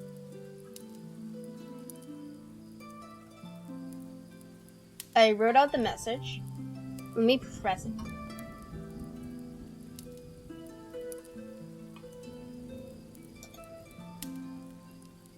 No, yeah, it's giving me like this. Yeah.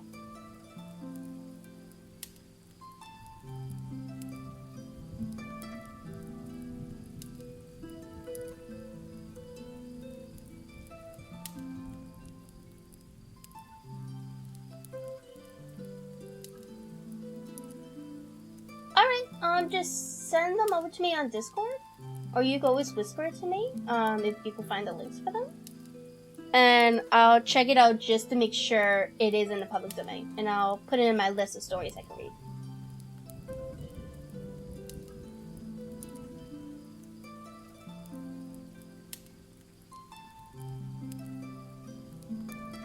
Yeah, it is not allowing me to do the Twitch message thingy. It did it before. Let me try the non-announcement. Maybe StreamDeck just doesn't like doing announcements. Bruh, it doesn't like doing announcements. If I try the announcement thing, it will not let me. What the fuck?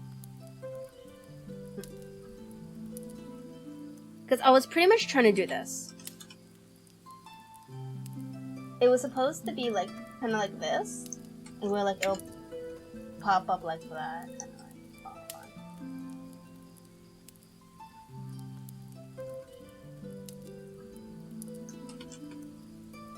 So it's supposed to be like this, and we're like, it'll pop up like this, like as an announcement.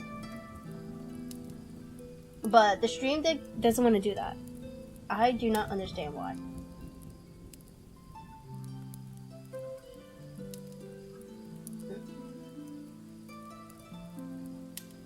Unless it got messed up with the latest update.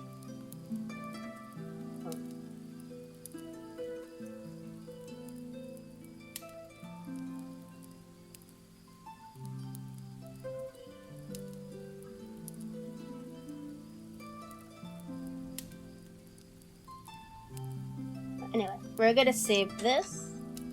We're gonna go back into VRB. We're gonna paste this. We're gonna get rid of this.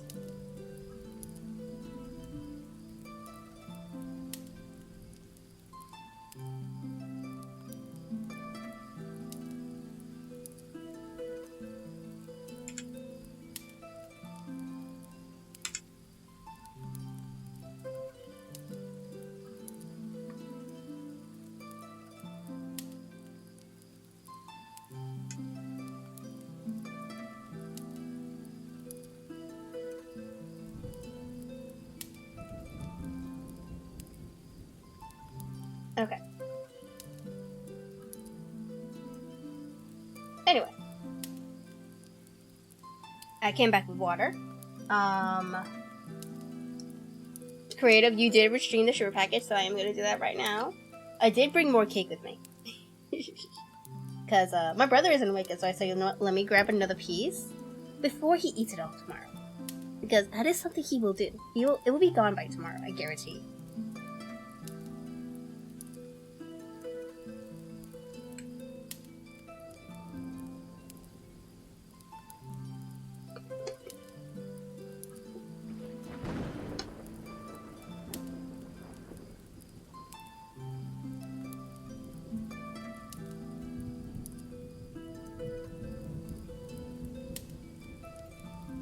I don't think my cake is soft enough yet to eat. A little bit. Just a little bit soft. I'll take a couple bites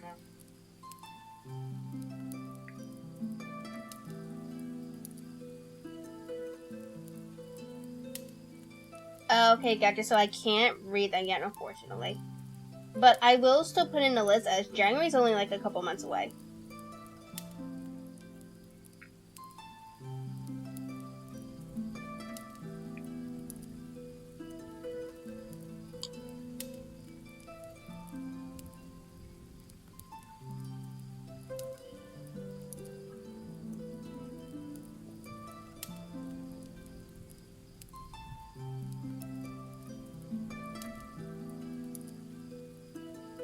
Yes, yes.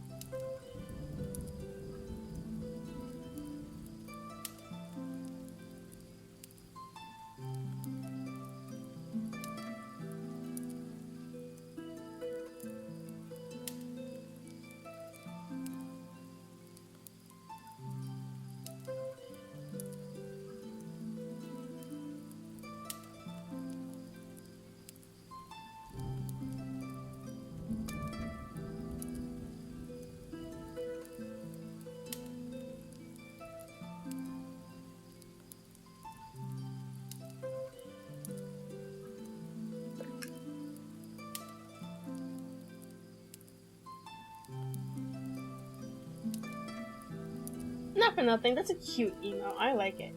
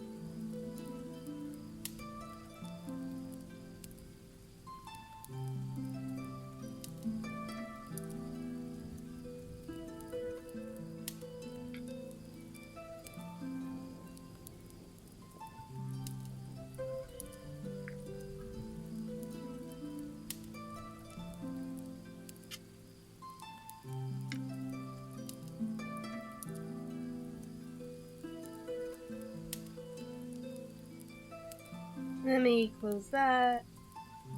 I didn't realize I have some stuff open.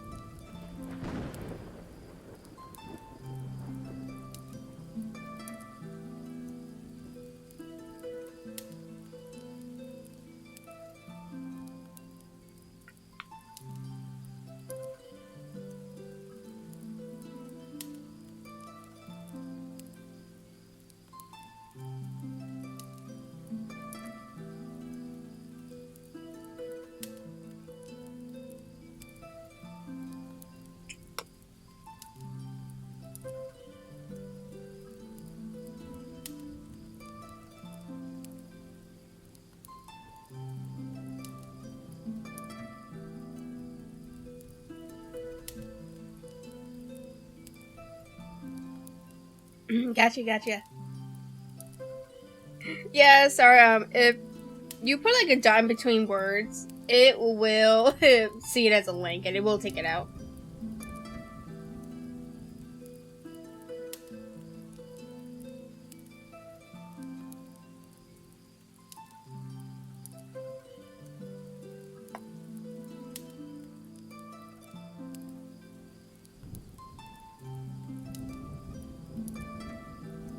I've been getting like quite a bit of those harassment bots and those those stupid follow so and so for subscribers, blah blah blah bots that pop in the chat with the links. So yeah, I just have it all disabled.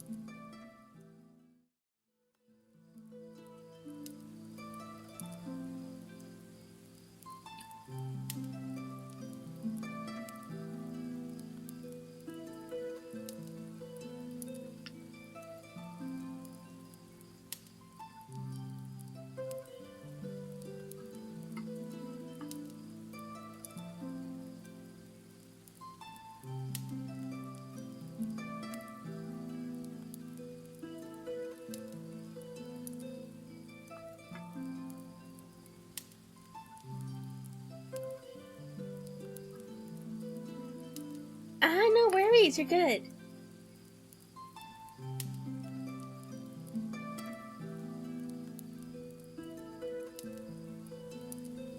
Bro, the cake is just falling apart.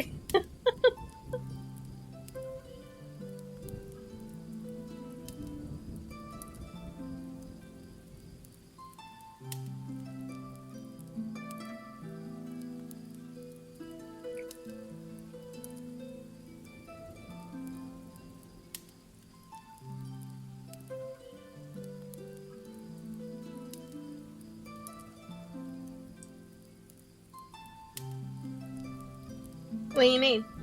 I'm eating ice cream cake.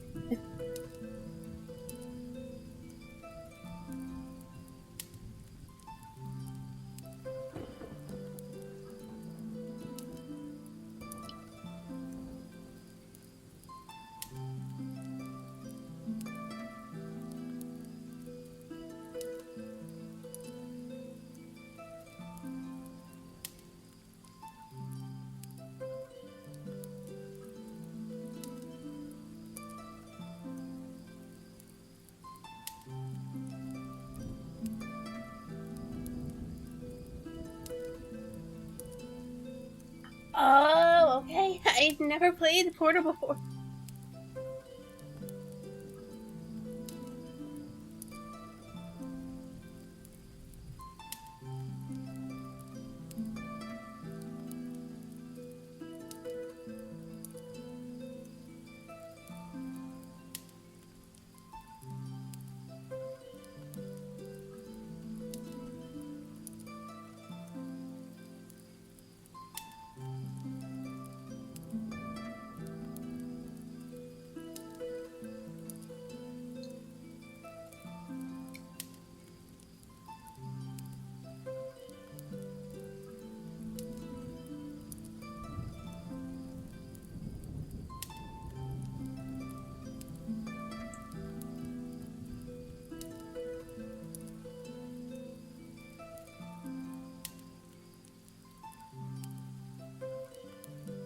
Ew, how was it?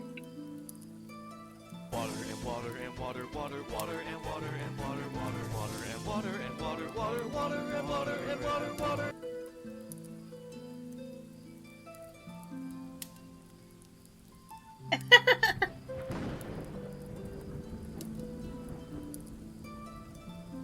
Okay, good job. Thank you for the stream package, Ghost.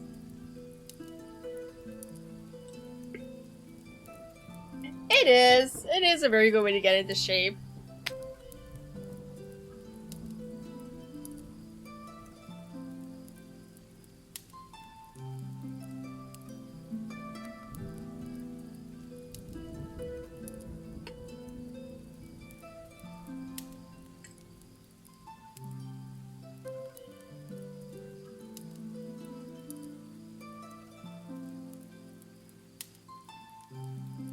Hey, at least you get your exercise. I spend most of my time inside.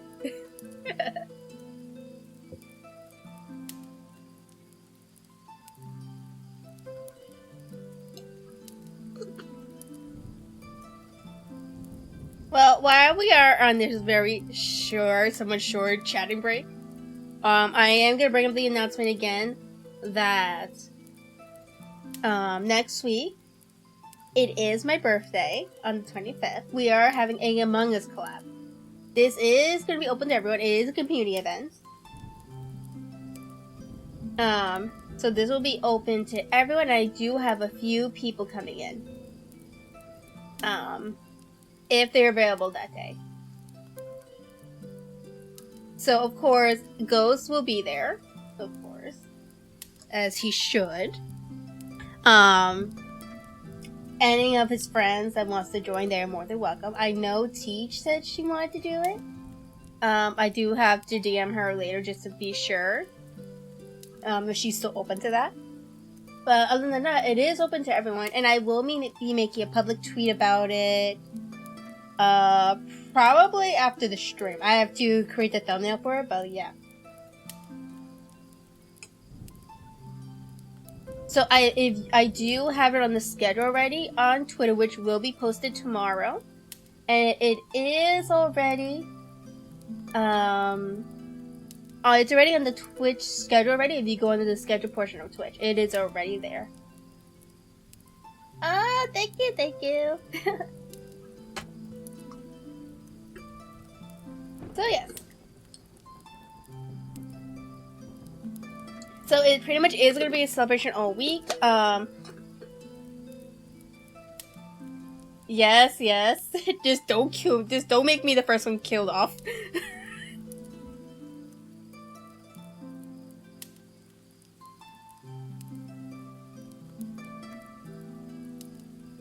Yeah, it's probably gonna be chaotic. So pretty much that week there is gonna be a bunch of stuff planned. 25th is a collab. It's the Among Us collab, community/community events. It is gonna be technically my first community event. So that'll be fun. That's a Thursday. That Friday, I believe I am playing a Tetris, this Puyo Puyo Tetris game. I'll be playing that. That's what that stream is about. And then on that Saturday, it's gonna be two things.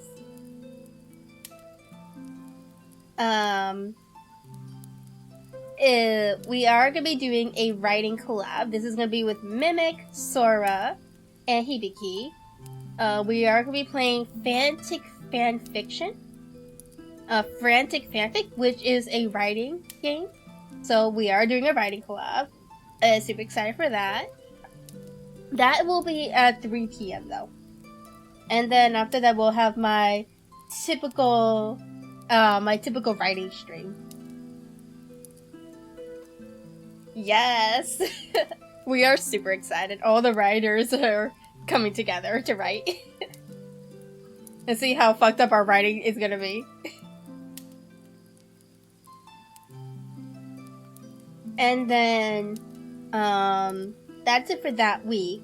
No, and then on that Sunday after, I will be playing Amanda the Adventurer. So yes, that is the plan for that week. And then our next reading stream will be in June. I do have to figure out what story we're gonna read, but I do have a couple stuff in mind. I have to go through my list though.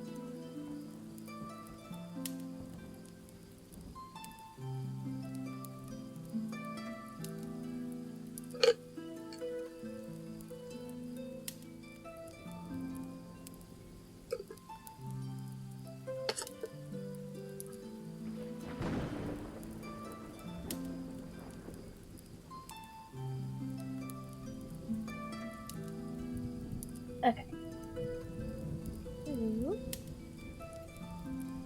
Let me pull up the story again. Back on my other monitor.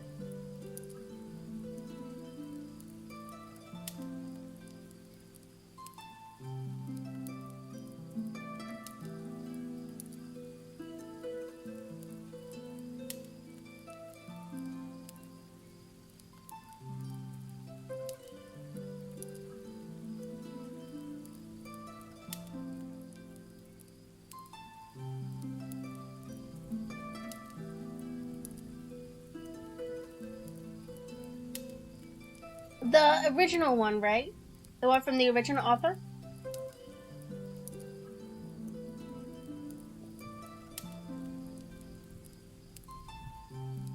Because I do remember them saying that Winnie the Pooh did go into the public domain this year.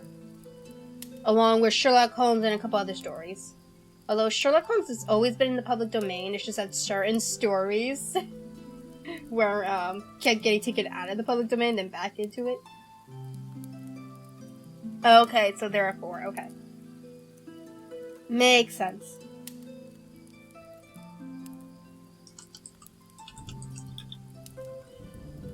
Digikai, hello! Hello, my fellow cyber being.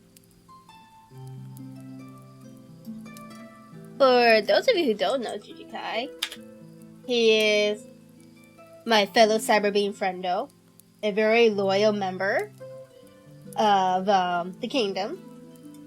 He is also a Digimon fan, and he is also one of the co-hosts of our newest podcast, the Digi Squad, which we are hoping to be streaming on Twitch very soon. We just have to figure out a day and a time. And Shadow, hello, hello. How are you?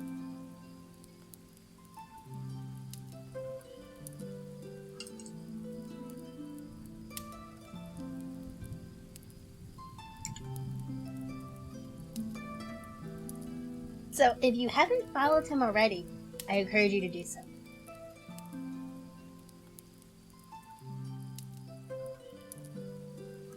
Yes, yes. Oh!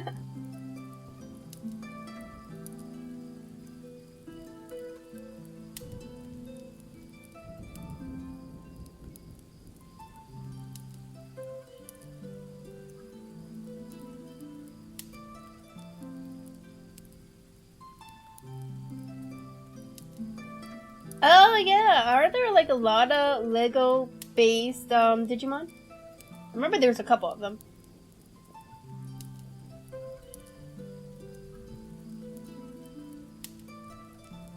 Nice, nice. Don't forget to take pictures, I want to see.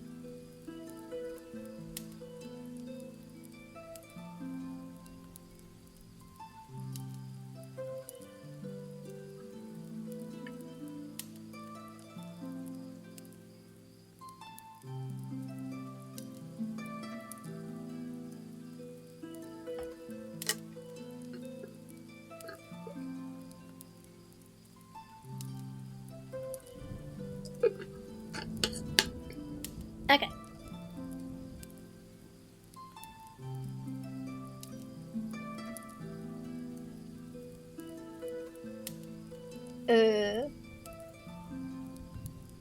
What type of workarounds?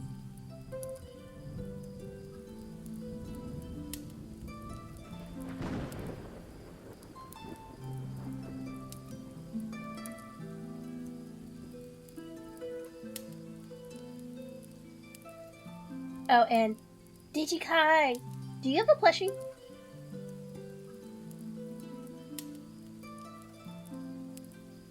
Alright, alright. I'll check it out once you post it.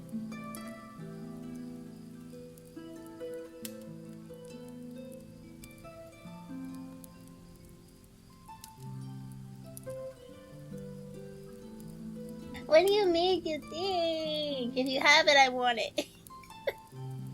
But you must add it to my plushie redeem. Alright, I already got Unscathers. He gave me like 3. And I'm making a secondary plushie redeem.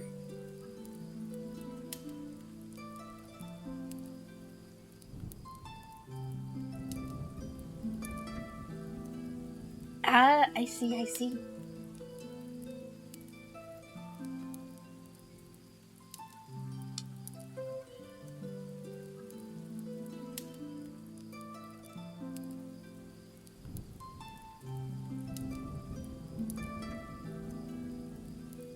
Well, actually, the Lego ones, the kind of like the Lego variants of the Digimon, they're actually in I think Frontier first.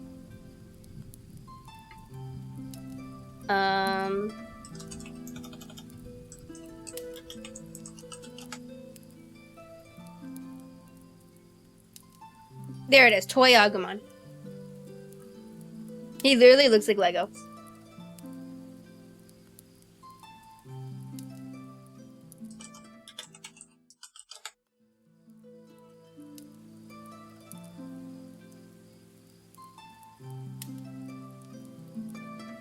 Oh yeah, true. Oh.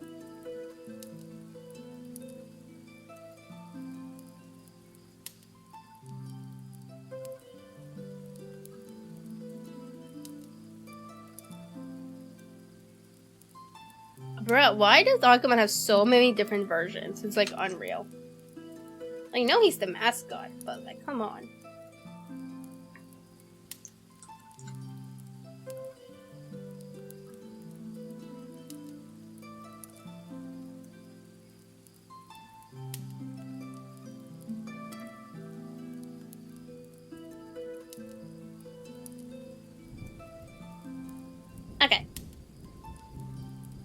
So the next chapter.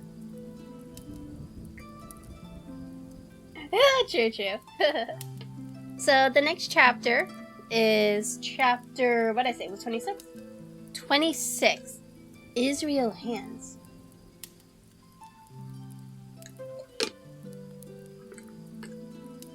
And let me move up a bit.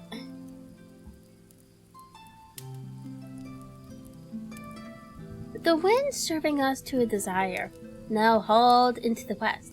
We could run so much the easier from the northeast corner of the island to the mouth of North Inlet, only as we had no power to anchor, and dare not beach her till the tide had flowed. A good deal farther, time hung on our hands. The coxswain told me how to lay the ship to. After a good many trials, I succeeded, and we both sat in silence over another meal. "Captain," said he at length, with that same uncomfortable smile, "here's my old shipmate O'Brien.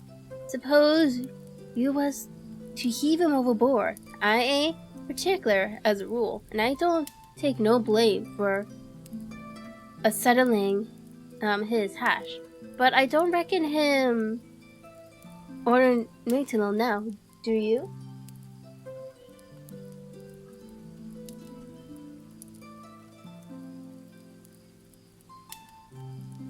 Ken, hello. Oh no, you have to restart Digimon Survive. Oh dear, that's gonna be a lot of pain.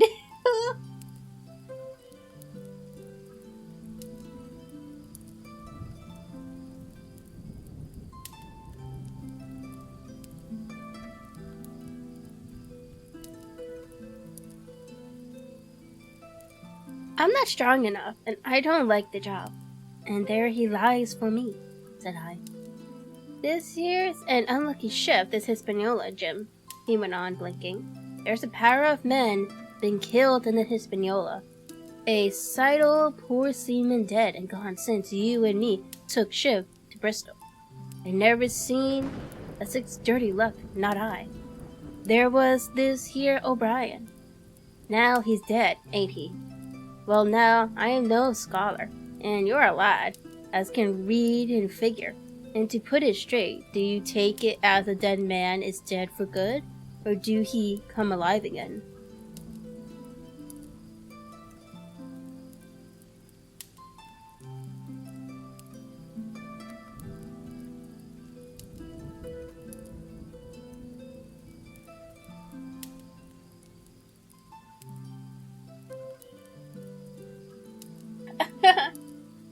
Well, have fun then.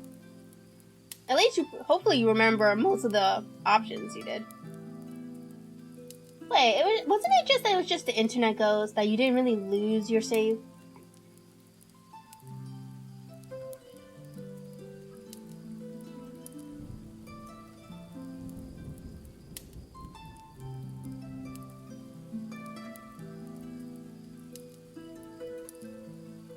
"You can kill the body, Mr. Hands, but not the spirit.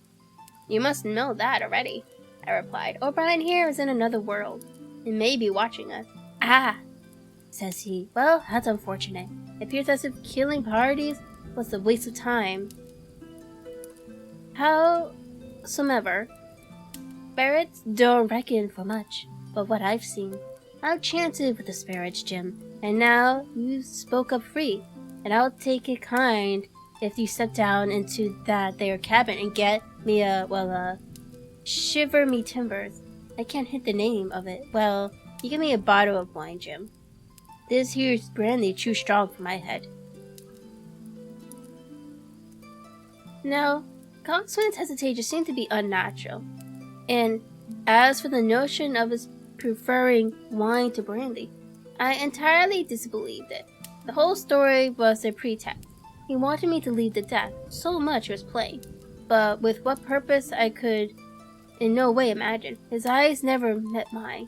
They kept wandering to and fro, up and down, now with a look to the sky, now with a flitting glance upon the dead O'Brien. All the time he kept smiling and putting his tongue out. in the most guilty, embarrassed manner, so that a child could have told that he was bent on some deception. I was proud of my answer, however.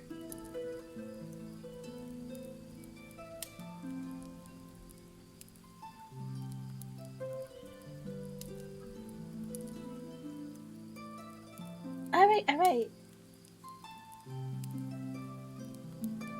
I was proud of my answer, however, for I saw where my advantage lay, in that with a fellow so densely stupid, I could easily conceal my suspicions to the end. Some wine? I asked. Far better. Will you have red or white?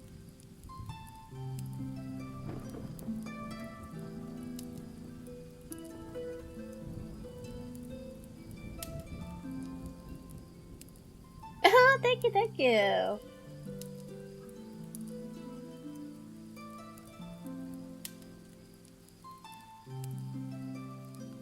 Although the only baby in the house is probably my dog. Howie, how are you?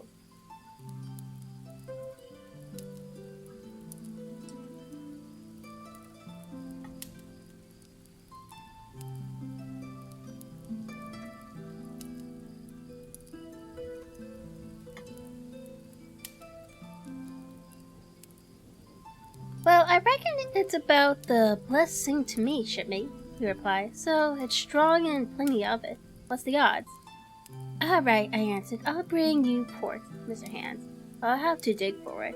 With that, I scuttled down the companion with all the noise I could, slipped off my shoes, went quietly along the sparred gallery, mounted the forecastle ladder, and popped my head out of the fore companion.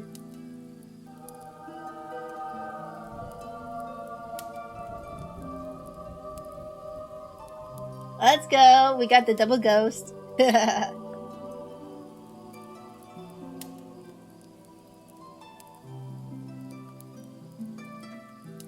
Ghost, why is it that when you try to plush you redeem, you never get yourself?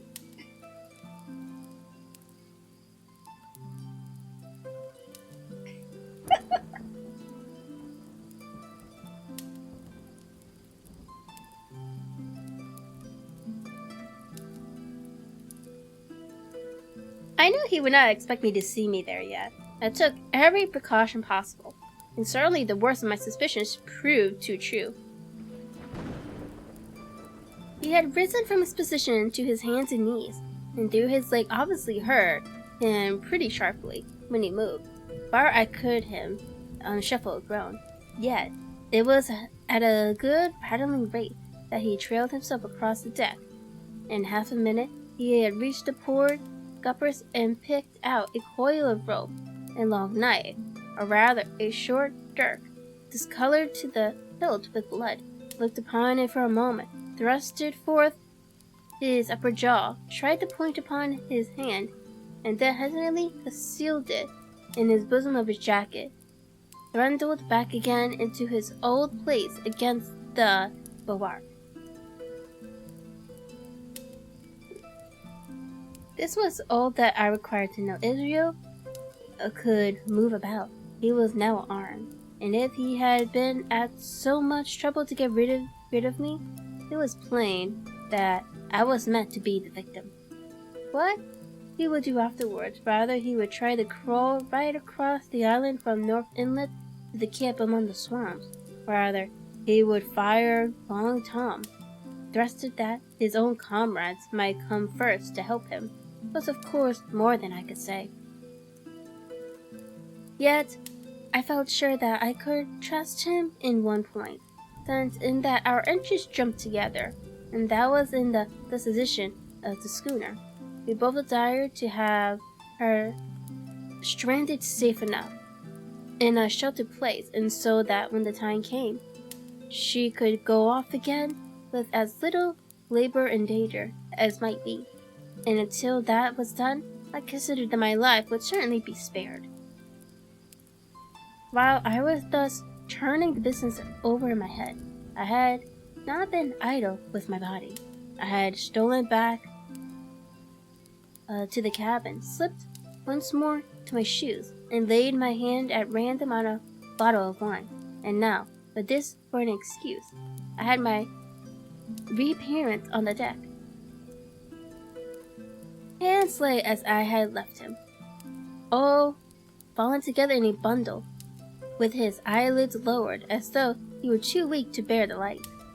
He looked up, however, at my coming, knocked the neck off the bottle like a man who had done the same thing often. It took a good swing, with a favorite toast of "Here's luck." Then he lay quiet for a little, and then pulling out a stick of tobacco, begged me to cut him a quid. "Cut me a chunk of that," says he, "for I haven't no knife and hardly strength enough." So be as I had. Jim, I reckon I've missed days. Cut me a quid, as I'll likely be the last lad, for I'm from my long home, and no mistake.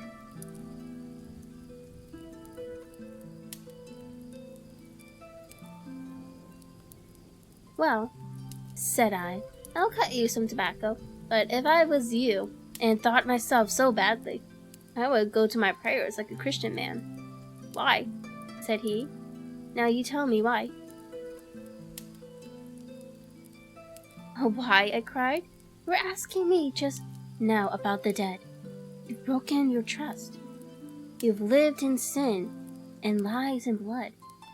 There's a man you killed lying at your feet this moment. You ask me why? For God's mercy, Mr. Hans, that's why." I spoke with a little heat, thinking of the bloody dirt he had hidden in his pocket and designed, in his ill thoughts, to end me with. He, for his part, took a great draught of the wine and spoke with his most unusual humility. "For 30 years, he said, I've sailed the seas and seen good and bad, better and worse, fair weather and foul, provisions running out, knives going, and whatnot. Well, now I tell you, I never seen good old coming goodness yet. Him that strikes first, it's my fancy. Dead man don't bite. Them's my views. Amen. So be it. And now you look here," he added, suddenly changing his tone. "We've had about enough of this foolery. The tide's made good enough by now. You just take my orders, Captain Hawkins, and we'll sail slap in and be done with it." All told, he had scarce 2 miles to run, but the navigation was delicate. The entrance to this northern anchorage was not only narrow,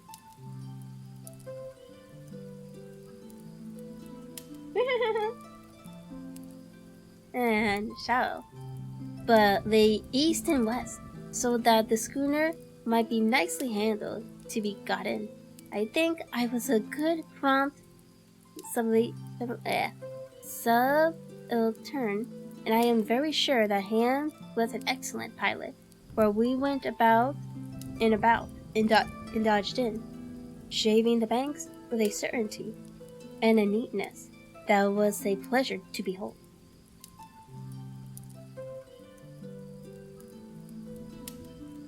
Scarcely had we passed the heads before the land closed around us. The shores of North Inlet were as thickly wooded as those of the southern anchorage, but the space was longer and narrower, and more like what in truth it was, the estuary of a river right before us. At the southern end, we saw the wreck of a ship, the last stage of dilapidation. It had been a great vessel of 3 masts, but had lain so long exposed to the injuries of the weather that it was hung about with great webs of dripping seaweed, and on the deck of it shore bushes had taken root, and now flourished thick and flowers. It was a sad sight, but it showed us that the anchorage was calm. "Now," said Hans, "look here. There's a pit bit to beach a ship in. fine flat sand, never a cat's paw, trees all around it, and flowers a-blowing like a garden on that old ship. And once beached, I inquired, how shall we get her off again? Why so, he replied. You take a line ashore there on the other side of the low water, take a turn about one of them big pines, bring it back, take a turn around the capstan, and tie to for her the tide. Come high water, all hands take a pull upon the line, and off she comes as sweet as nature. And now, boy, you stand by. We near the bit now, and she's too much way on her. Starboard a little, so steady, starboard. Liberate a little, steady, steady.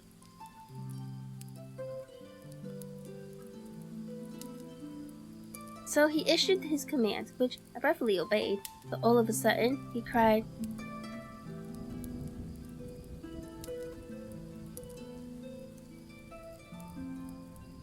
hold on. So he issued a command which I breathlessly obeyed, till all of a sudden he cried, now my heart flew up, and I put the helm hard up, and the Hispaniola swung round rapidly, and ran steam on for the low wooded shore.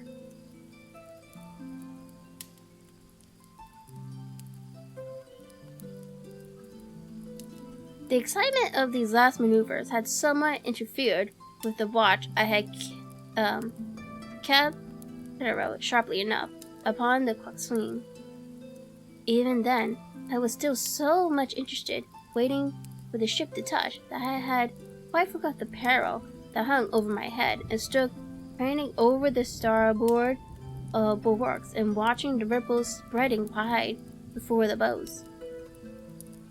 I might have fallen without a struggle for my life, had not a sudden disquietude seized upon me, and made me turn my head. Perhaps I had heard a creak, or seen his shadow moving with the tail of my eyes. Perhaps it was the instincts like a cat. Sure enough, when I looked round, there was Hans already halfway towards me, with a dirk in his right hand.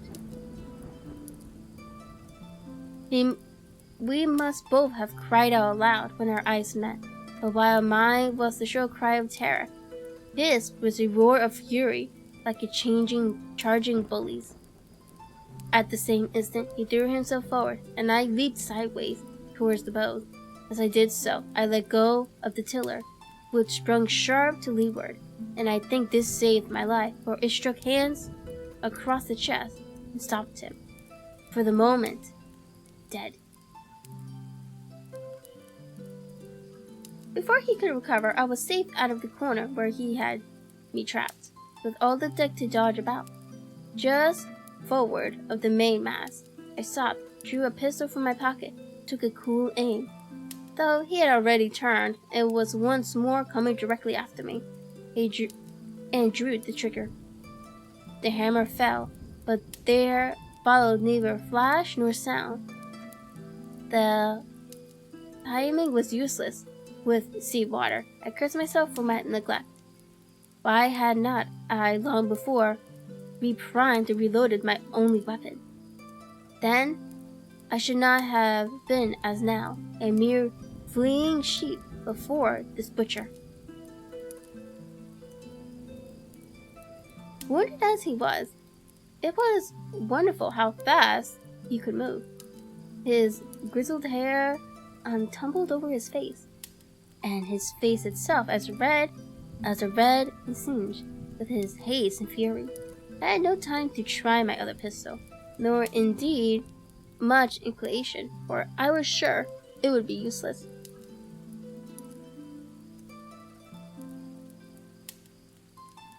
One thing I saw plainly. I must not simply retreat before him, or he would speedily hold me boxed into the bows, as a moment since he had so nearly boxed me in the stern. Once so caught, and 9 or 10 inches of the blood-stained jerk will be my last experience on this side of eternity. I placed my palms against the mainmast, which was a goodest bigness, and waited. every nerve upon the stretch. Seeing that I want to dodge, he also paused in a moment or two, passed in fence on his part and corresponding movements upon mine. It was such a game as I had often played at house about the rocks of Black Hills Cove, but never before, you may be sure, with such a wildly beating heart as now. Still, as I say, it was a boys' game, and I thought I could hold my own at it against an elderly seaman with a wounded thigh. Indeed, my courage had begun to rise so high that I allowed myself a few darting thoughts on what would be the end of the affair, while I saw certainly that I could spin it out for long. I saw no hope of any ultimate escape. Well, while things stood thus, some of this suddenly struck, staggered round for an instant in the sand, and then, swift as a blow, cantered over to the port side till the deck stood at an angle of 45 degrees, and about a puncher of water splashed into the escaper hole and lay in a pool between the deck and borax. We were both of us capsized in a second, and both of us rolled almost together into the escapers.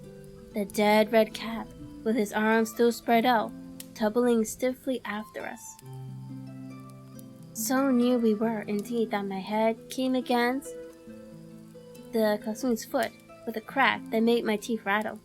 Blow and all, I was the first afoot again, for hands had got involved with the dead body. The sudden cantering of the ship had made the deck no place for running on. I had to find some new way of escape, and that upon the instant when my foe was almost touching me. Quick as thought, I sprung into the mizzen shroud, rattled up hand over hand, and did not draw a breath till I was seated on the cross trees. I had been saved by being prompt. The jerk had struck not half a foot below me as I pursued my upward flight, and there stood Ezra with his mouth open and his face upturned to mine. A perfect statue of surprise and disappointment. Now that I had a moment to myself, I lost no time in changing the priming of my pistol, and then having one ready for service, and to make assurance doubly sure, I proceeded to draw the load of the other and recharge it afresh from the beginning. My new employment struck hands all of a heap. He began to see the dice going against him, and after an obvious hesitation, he was to hold himself heavily into the shrouds, and with the jerk in his teeth, began slowly and painfully to mount. It cost him no end of time and groans to haul his wounded leg behind him.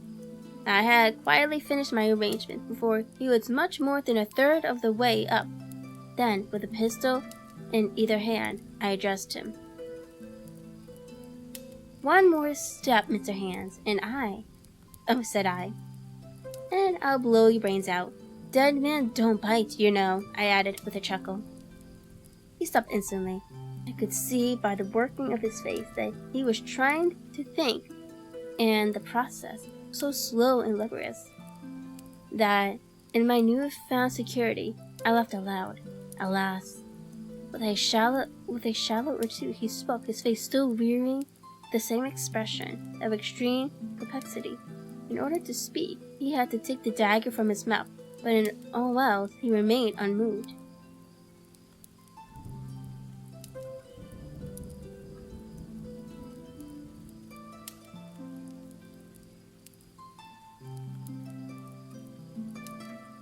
"Jim," says he, "I reckon we're foiled, you and me, and we have to sign articles. I have had you, but for that their lunch. But I don't have no luck, not I, and I reckon I'll have to strike, which comes hard, you see, for a master's mariner to a ship's younker like you, Jim."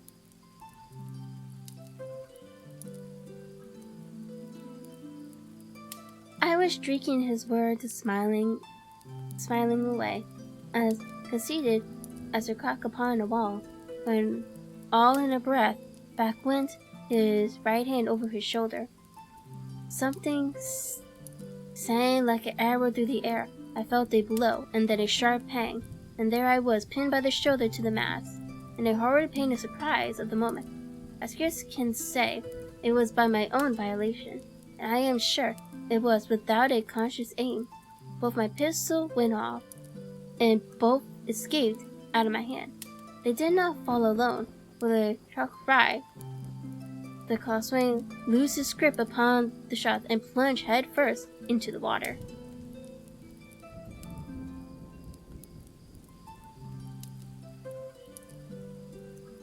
Alright, and that is the end of chapter 26.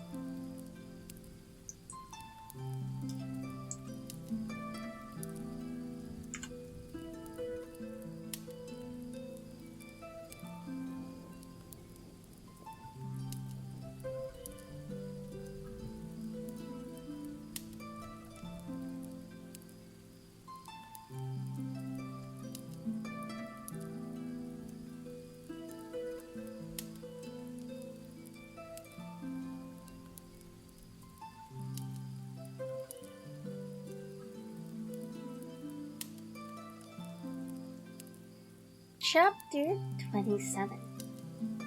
Pieces of 8. Owing to the cant of the vessel, the mast hung far out over the water, and from my perch on the cross tree I had nothing below me but the surface of the bay. And it was not so far up, was in a consequence nearer to the ship. It fell between me and the bulwarks. It rose once to the surface, and a lather of foam and blood, and then sank again for good. As the water settled, I could see him laying huddled together on the clean bright sand in the shadow of the vessel's side, a fish or two moving past his body. Sometimes, by the quivering of the water, he appeared to move a little, as if he were trying to rise. But he was dead enough, for all that, being both shot and drowned, and was food for fish, in the very place where he had designed my slaughter. I was no sooner certain of this than I began to feel sick, faint, and terrified. The hot blood was running over my back and chest. The jerk, where it had pinned my shoulder to the mast, seemed to burn like a hot iron. Yet, it was not so much these real suffering that disinterested me, for these, it seemed to me, I could bear without a murmur. It was the horror I had upon my mind of falling from the cross tree into that still green water, beside the body of the coxswain. I clung with both hands till my nails ached, and I shut my eyes as if it covered up the peril. Gradually my mind came back again. My pulses quieted down to a more natural time, and I was once more in possession of myself. It was my first thought to pluck forth dirt, but neither it stuck too hard, or my nerve failed me, and I desisted with a violent shudder. Oddly enough, that very shudder did the business. The knife, in fact, had come the nearest in the world to missing me altogether. It held me by a mere pinch of skin, and this the shudder tore away. The blood ran down the faster, to be sure, but I was my own master again, and only tacked to the mast by my coat and shirt. These last I broke through with a sudden jerk, and then regained the deck by the starboard shrouds. For nothing in the world would I have again ventured. Shaken as I was upon the overhanging poor shroud from which Israel had so lately fallen.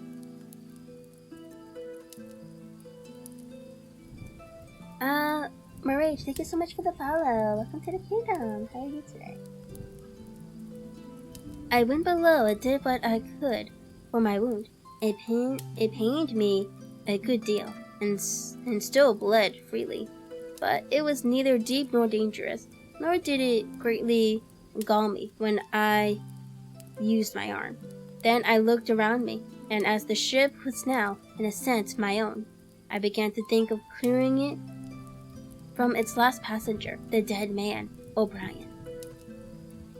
He had pitched, as I have said, against the bulwarks, where he lay like some horrible, gainly sort of puppet, life-size indeed, but how different from life's color or life's comeliness. In that position, I could easily have my way with him, and as the habit of tragical adventures had worn off almost all my terror for the dead, I took him by the wrist as if he had been a sack of bran, and with one good heave, tumbled him overboard. He went in with a sounding plunge, and the red cap came off and remained floating on the surface, and as soon as the flash subsided, I could see him and Israel lying side by side, both waving with the tremendous movement of the water. O'Brien, though still quite a young man, was very bald. There he lay, with that bald head across the knee of the man who had killed him, and the quick fishes stirring to and fro over both. I was now alone upon the ship. Tide had just turned. The sun was within so few degrees of setting that already the shadow of the pines upon the western shore began to reach right across anchorage and fell in patterns on the deck. The evening breeze had sprung up, and though it was well guarded off by the hill, with two peaks upon the east, the cordage had begun to sting a little softly to itself, and the idle sails to rattle to and fro. I began to see a danger to the ship. The jibs I speedily doused and brought tumbling to the deck, but the mainsail was a harder matter, of course, when the schooner canted over. The boom had swung outboard, and the cap of it and a foot or two of the sail hung even underwater. I thought this made it still more dangerous, yet the strain was so heavy that I half feared to meddle. At last, I got my knife and cut the halyard. The peak dropped instantly. A great belly of loose canvas floated broad upon the water, and since, whole as I like, I could not budge the down hull. That was the extent of what I could accomplish. For the rest, the Hispaniola must trust to luck, like myself. By this time, the whole anchorage had fallen into shadow. The last rays, I remember, falling through a cloud of the wood and shining bright as jewels on the flowery mantle of the wreck. It began to be chill. The tides were rapidly fleeting seaward. The schooner settled more and more on her beam ends. I scrambled forward and looked over. It seemed shallow enough, and holding the cut eastward in both hands for a last security, I let myself drop softly overboard. The water scarcely reached my wrist. Scarcely reached my waist. The sand was firm and covered with ripple marks, and I waded ashore in great spirits, leaving the Hispaniola on her side, with her mainsail trailing wide upon the surface of the bay. At the same time, the sun went fairly down, and the breeze whistled low in the dusk among the tossing pines. At last, I was off the sea, nor had I returned thence empty-handed. There lay the schooner, clear at last from the buccaneers, and ready for our own men to aboard and get to sea again. I had nothing near my fancy, then, to get home to the stockade and boast of my achievements. possibly I might be blamed a bit for my truancy, but the recapture of Hispaniola was a clenched answer, and I hoped that even Captain Smollett would confess I had not lost my time. So thinking, and in famous spirits, I began to set my face homeward, for the blockhouse and my companions. I remembered that the most easterly of the rivers, which drain into Captain Kidd's anchorage, ran from two peaked hills upon my left, and I bent my course in that direction, that I might miss the stream while it was small.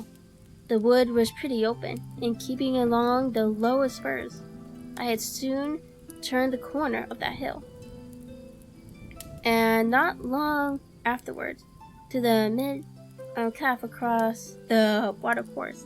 This brought me near to where I had encountered Ben Gunn, the maroon, and I walked more circumspectly, keeping an eye on every side. The dusk had come night-hand completely, and as I opened out the cleft between the two peaks, I became aware of the wavering glow against the sky, where, as I judged, the man of the island was cooking his supper before a roaring fire, and yet I wondered in my heart that he could show himself so careless. For if I could see his radiance, might it not reach the eyes of Silver himself, where he camped upon the shore among the marshes? Gradually, the night fell blacker. It was all I could do to guide myself even roughly toward my destination.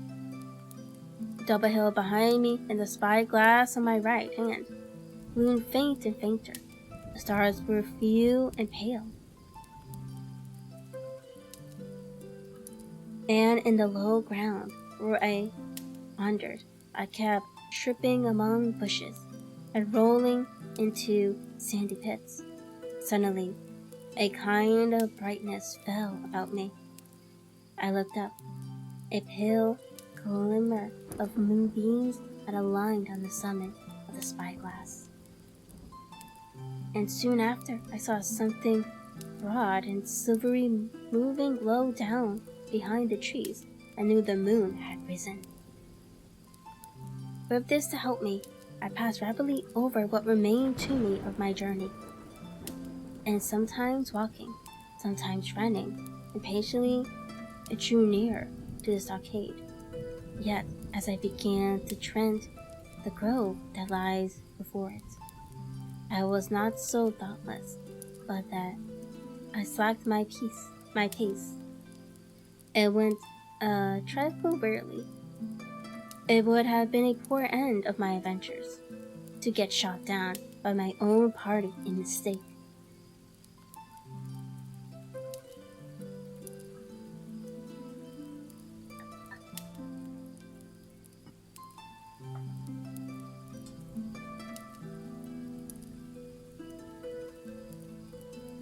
The moon was climbing higher and higher. Its light began to fall here and there in masses through the more open districts of the wood, and right in front of me, a glow of a different color appeared among the trees.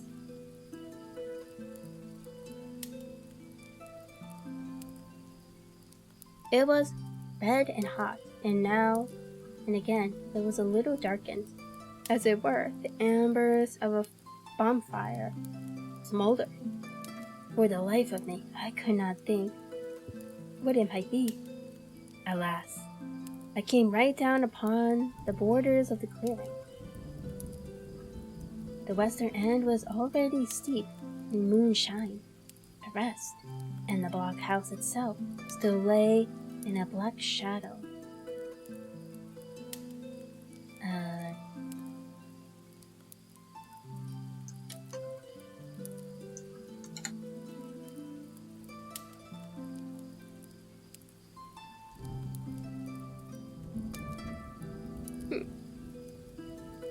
A black shadow checkered with long silvery streaks of light on the other side of the house, and an immense fire had burned itself into clear embers and shed a steady red reverberance, contrasted strongly with the mellow paleness of the moon. There was not a soul stirring, nor a sound beside the noises of the breeze. I stopped, with much wonder in my heart, and perhaps a little terror also. It had not been our way to build great fires. We were indeed, by the captain's orders, somewhat niggardly of firewood, and I began to fear that something had gone wrong while I was absent. Stole round by the eastern end, keeping close in shadow, and at a convenient place where the darkness was thickest, crossed the palisade. To make sure, I got upon my hands and knees and crawled, without a sound, towards the corner of the house. As I drew near, my heart was suddenly greatly lightened. It is not a pleasant sound in itself, and I have often complained of it at other times. But just then, it was like music to hear my friends snoring together so loud and peaceful in their sleep. The sea cry of the watch. That beautiful "all's well" never fell more reassuringly on my ear. In the meantime, there was no doubt of one thing. They kept an infamous bad watch. If it had been Silver and his lads that were now creeping in on them, not a soul would have seen daybreak. That was what it was, thought I, to have the captain wounded, and again I blamed myself sharply for leaving them in that danger, with so few to mount guard. But this time I had got to the door and stood. All was dark within, so that I could distinguish nothing but by the eye. As for sounds, there was the steady drone of the snorers, and a small occasional noise, a flickering pecking, that I could in no way account for. My arms before me, I woke steadily in. I should lie down in my own place, I thought, with a silent chuckle, and enjoy their faces when they found me in the morning. My foot struck something yielding. It was a sleeper's leg, and he turned to groan, but without awakening. And then all of a sudden a shrill voice broke forth out of the darkness. "Pieces of 8, pieces of 8, pieces of 8, pieces of 8, pieces of 8, and so forth, without pause or change, like the clacking of a tiny mill. Silver's green parrot kept the flint.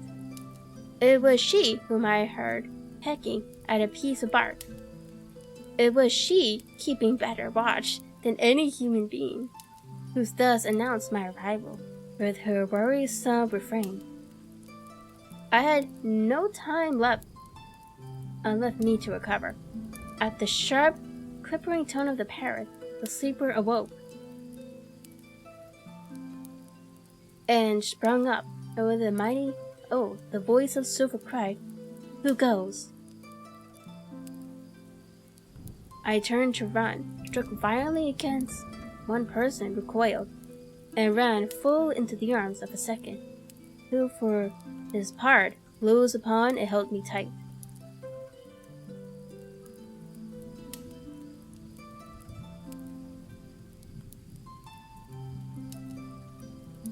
"Bring a torch, Dick," said Silver when my capture thus assured, and one of the men left the log house and presumably returned with a lighted brand.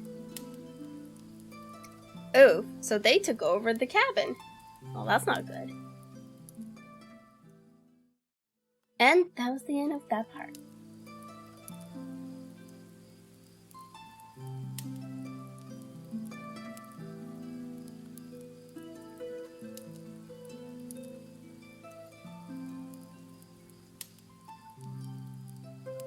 So now we are at part 6. 27, 28.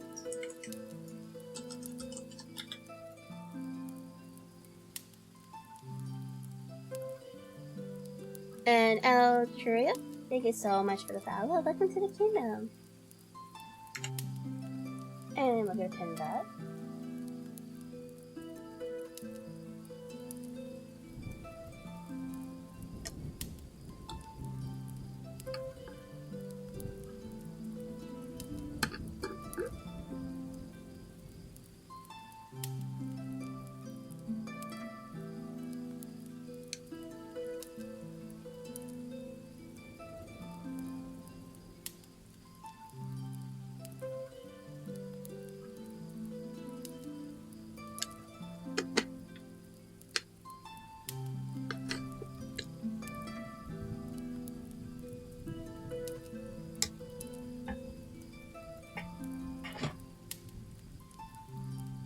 So I think this is the last part.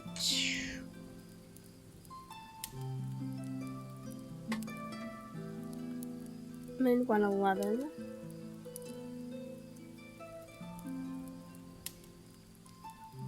Yes.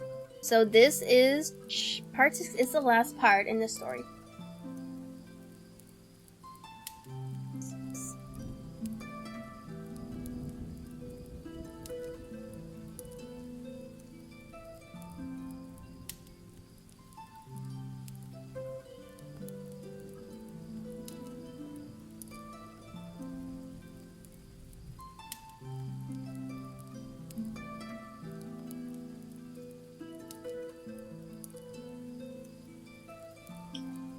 Yeah.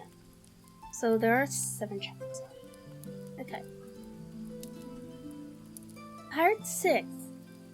Captain Silver. Chapter 28. In the enemy's camp.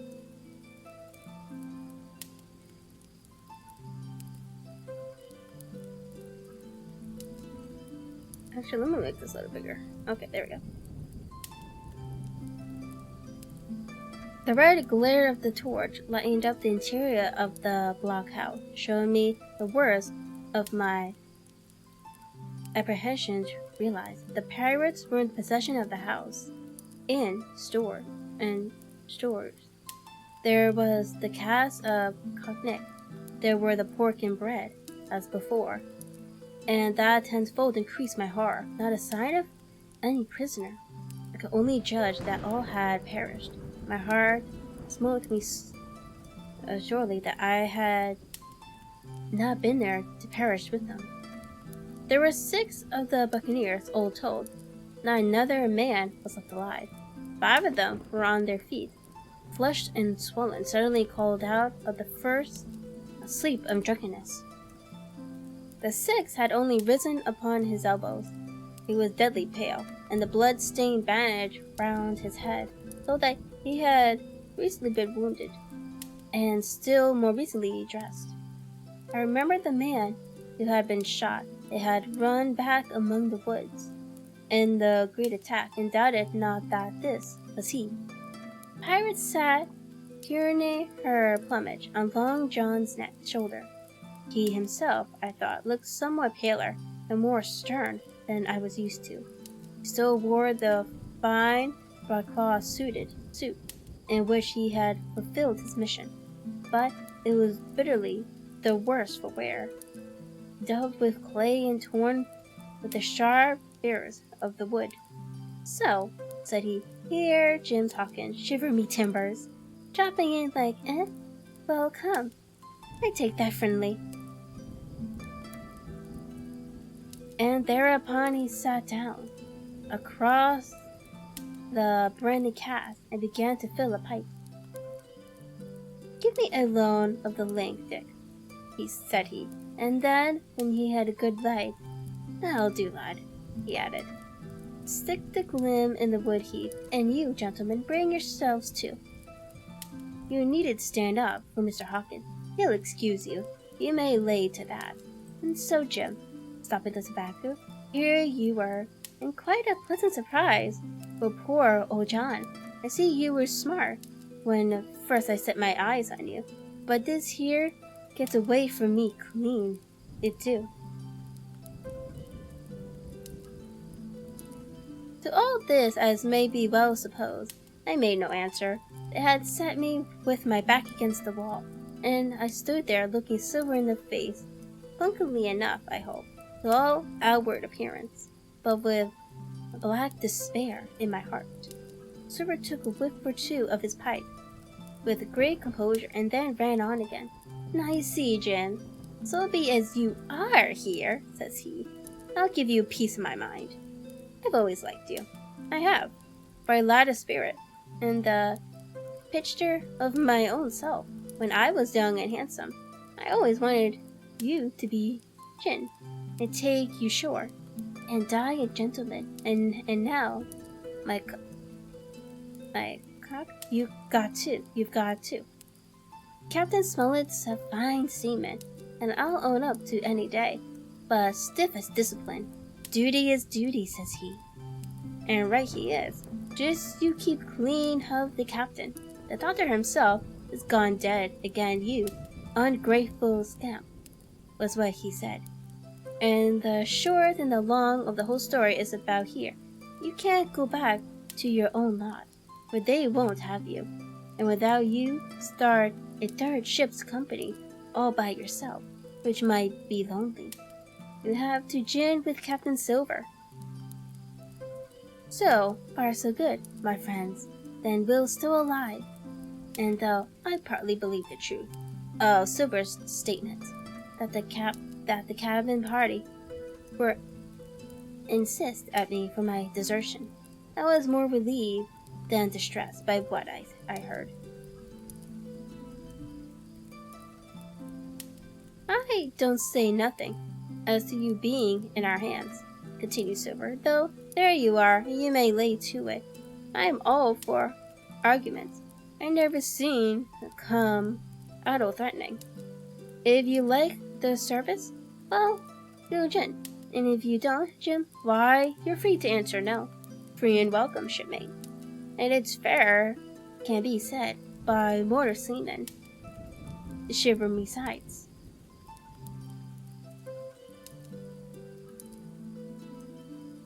Am I to answer then? I asked, with a very tremulous voice. Though all this sneering talk, I was made to feel the threat of death that overhung me, and my cheeks burned and my heart beat painfully in my breast.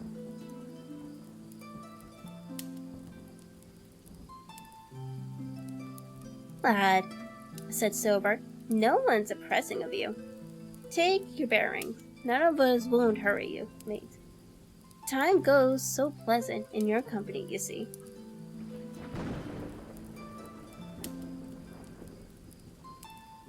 Well, says I, growing a bit bolder, if I'm to choose, I declare, I have a right to know what's what, and why you're here, and where my friends are.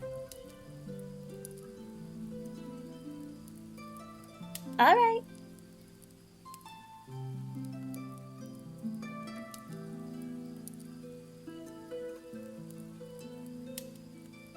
What's what? Repeated one of the buccaneers in a deep growl. Ah, he be a lucky one, as know that.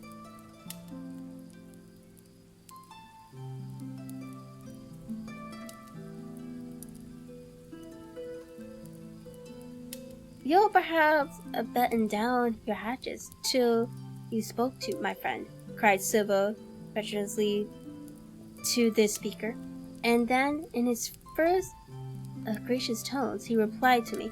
Yesterday morning, Mr. Hawkins, said he, in the dark watch, down came Dr. Livesey with a flag of truce. Says he, Captain Silver, you're sold out, ship's gone. Well, maybe we'd been taking a glass and a song to help it round. I won't say no. Leastways, none of us had looked out. We looked out, and by thunder, the old ship was gone. I never seen a pack of fools look fisher. And you may lay to that, if I tells you that looked the fishiest. Well, says the doctor, let's bargain. We bargained, him and I, and here we are. Stores, brandy, blockhouse, the firewood he was thoughtful enough to cut, and in a matter of speaking, the whole blessed boat, from Cross Tree Coulson. As for them, they've trampled. I don't know where they are.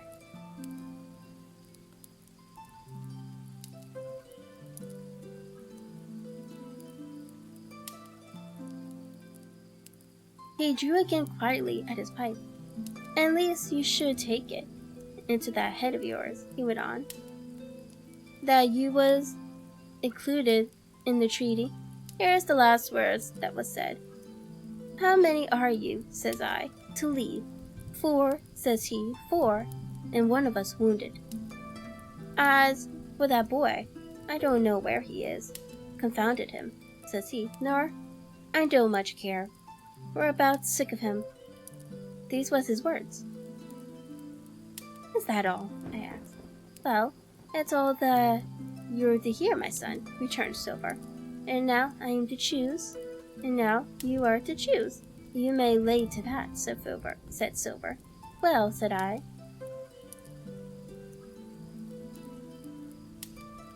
I am not such a fool, but I know pretty well what I have to look for. Let the worst come to worst. Of little I care. I've seen too many dead since I fell in with you. But there's a thing or two I have to tell you, I said, and by this time I was quite excited.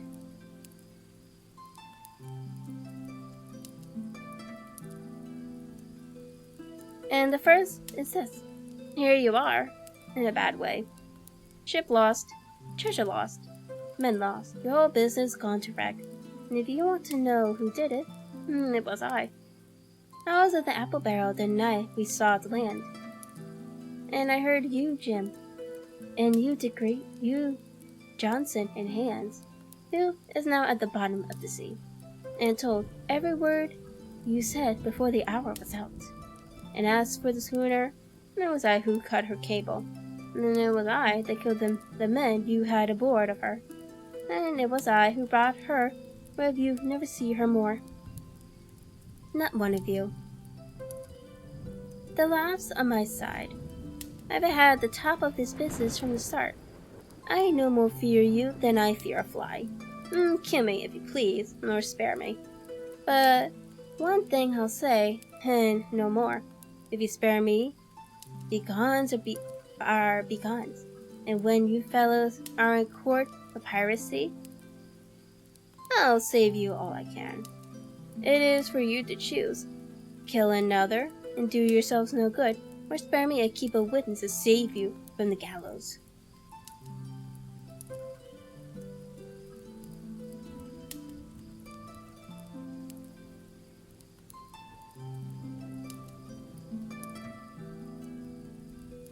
I stopped before I tell you. I was out of breath, and to my wonder, not a man of them moved, but all sat staring at me like as many sheep. And while they were still staring, I broke out again.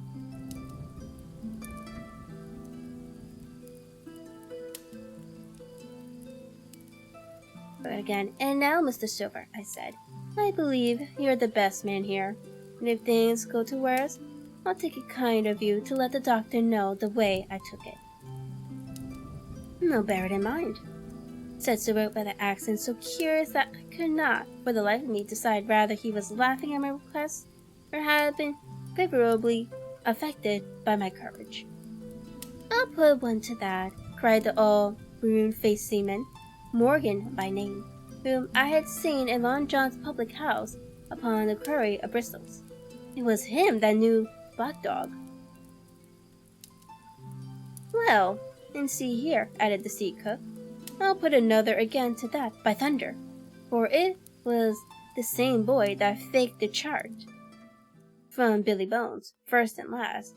We split upon Jim Hawkins. Then here goes, said Morgan with an oath, and he sprung up, drawing his knife as if it had been 20. Avast there, cried Silver. Who are you, Tom Morgan?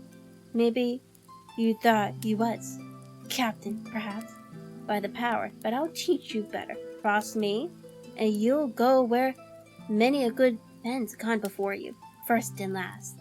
These 30 years back, some to the yarn arm, silver me timbers, and some by the board, and all to feed the fishes. There's never a man looked me between the eyes and seen a good day afterwards, Tom Morgan. You may lay to that.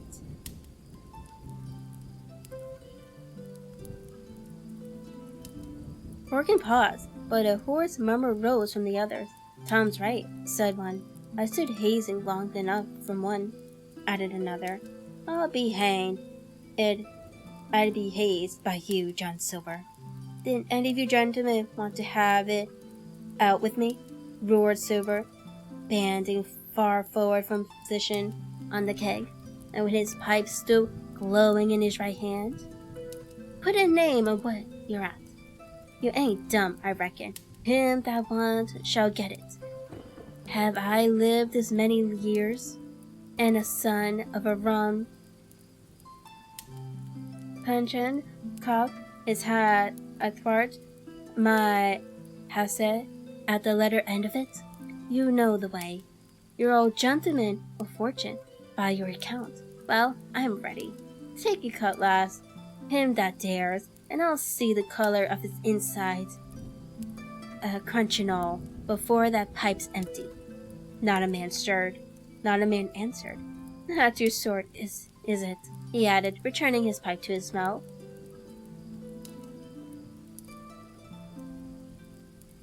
Well, you're a gay lad to look at, anyway. Not much worth the fight, you ain't. Perhaps you can understand King George English. I'm captain here by election. I'm captain here because I'm the best man by a long sea mile. You won't fight as a gentleman of fortune should. Then, by thunder, you'll obey. And you may lay to it. I like that boy now. I've never seen a better boy than that. He's more a man than any pair of rats of you in this here house. And what I say is this. Let me see him, thou lay a hand on him. That's what I say, and you may lay to it.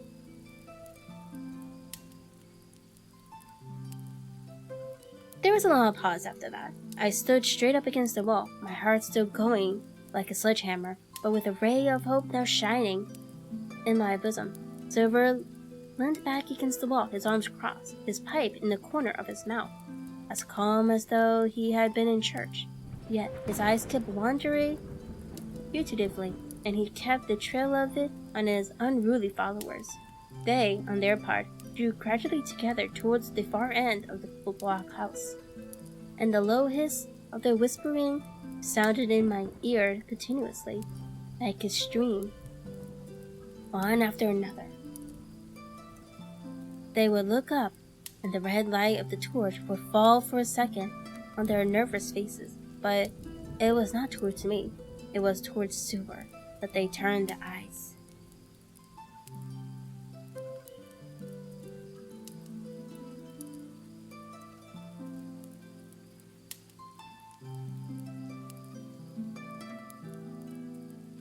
You seem to have a lot to say, remarked Silver, spinning far into the air. Pipe up and let me hear it, or lay to.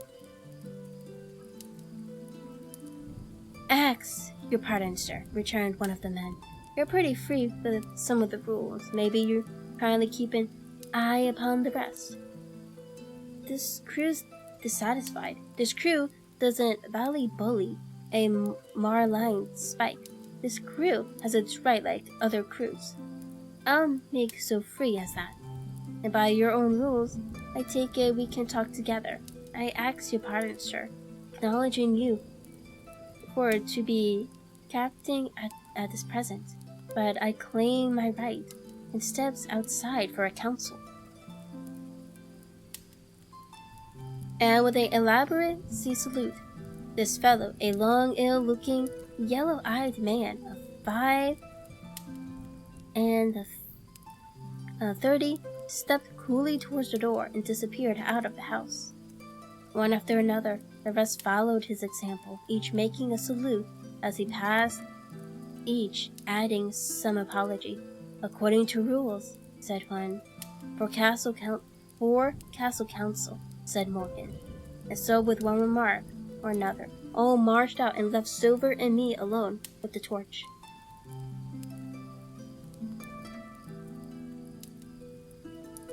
The sea cook instantly removed his pipe. Now, look you here, Jim Hawkins, he said in a steady whisper that was no more than audible. Go within. I have a plank of death, and what's a long sight worse of torture. They're going to throw me off, but you mark. I stand by you through a thick and thin. I don't mean to. No, not till you spoke up. I was about too desperate to lose that much blood and be hanged into the bargain. But I see you was the right sort. I say to myself, you stand by Hawkins. John, and Hawkins stand by you. You're his last card. Then by the living thunder, John, he's yours. Back to back, says I. You save your witness, and he'll save your neck. I began dimly to understand. You mean I was lost? I asked. Aye, by gum, I do, he answered. Ship's gone. Neck gone. That's the size of it. Once I look into that bay, Jim Hawkins, and see no schooner, well, I'm tough, but I gave out. As for that law and their council, mark me, they're outright fools and cowards. I'll save your life, if so be as I can, from them. But see here, Jim. Tit for tat, you saved Lon John from swinging. I was bewildered, it seemed, a thing so helpless, he was asking. He, the old buccaneer, the ringleader, throughout. What I can do, that I'll do, I said. It's a bargain, cried Long John. You speak up, luckily, and by thunder, I have a chance.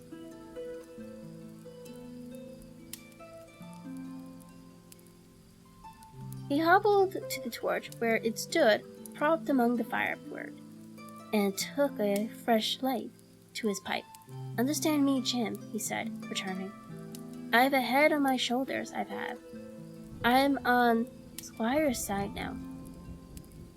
I know you got that ship safe somewhere. How you done it, I don't know, but safe it is.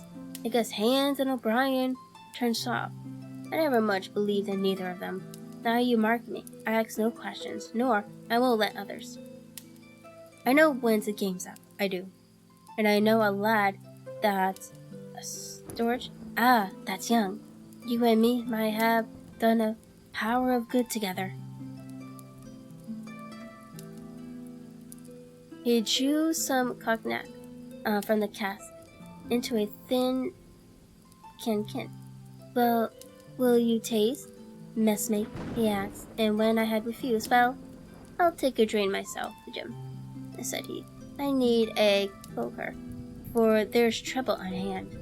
And talking on trouble, why did that doctor give me the chart, Jim? My face expressed a wonder so unaffected that he saw the needless of further questions. Ah, well, he did, though, said he, and there's something under that, no doubt. Something surely under that, Jim. Bad or good. And he took another swallow of the brandy, shaking his great fair head like a man who looks farther to the worse. And that is the end of that chapter.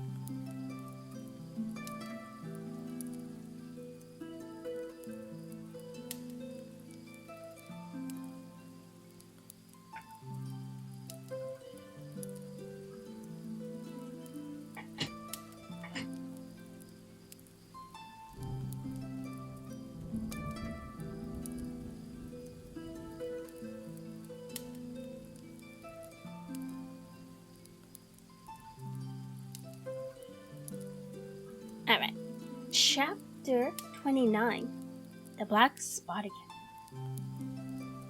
Council buccaneers had lasted some time, and one of them re-entered the house, in a repetition of the same salute, which had, in my eyes, an ironical air, big for a moment's loan of the torch. Silver briefly agreed, and his emissary retired again, leaving us together in the dark. There's a breeze coming, Jim, said Silver, who had by this time adopted quite a friendly and familiar tone.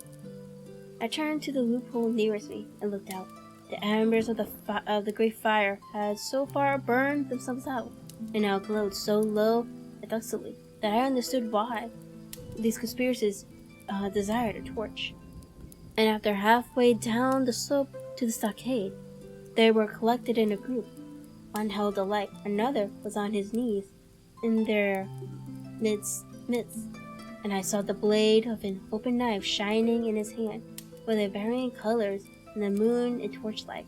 The rest were all someone stooping, as though watching the maneuvers of this last.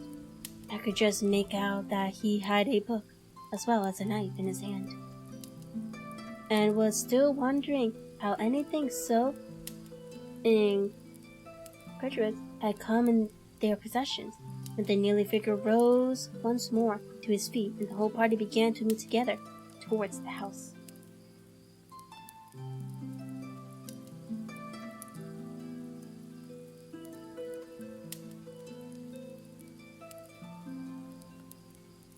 "Here they come," said I, and I returned to my former position, for it seemed beneath my dignity that they should find me watching them. "Oh, let 'em come, lad. Let 'em come," said Silver cheerily. I stole a shot in my locker. The door opened, and the 5 men stood huddled together just inside, pushed one of their numbers forward.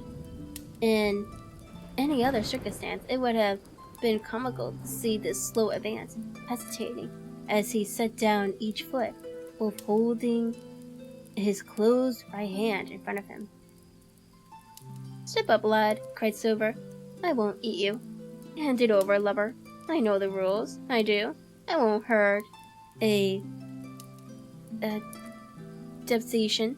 Thus encouraged, the buccaneer stepped forth more briskly, having passed something to Silver from hand to hand, slipped yet more smartly back again to his companions. Digiko looked at what he had given him. "The black spot. I thought so," he observed. "What might you have got the paper?" "Why, look here now. This ain't lucky. You've gone and cut this out of a Bible. What fool cuts a Bible?" "Ah, there,"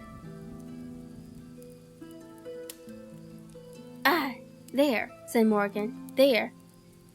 What did I say? No good's come of that," I said.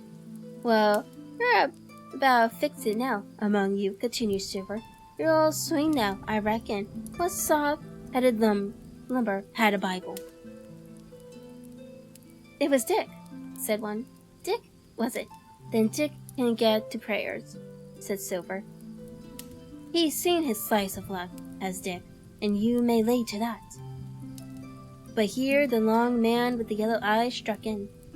"Belay that talk, John Silver," he said. "The Jew has tipped you the black spot in full council, as in duty bound.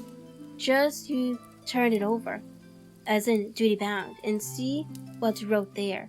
Then you can talk." "Thank you, George," replied the sea cook. "You always was brisk for business. It has the rules by heart, George, as I'm pleased to see. Well, what is it anyway?" "Ah, disposed. That's it, is it? Very pretty road, to be sure. Like print, I swear. Your hand right, George. Why, he was getting quite a leading man in this here crew. He'll be captain next. I shouldn't wonder. Just oblige me with that torch again, will you? This pipes, don't draw."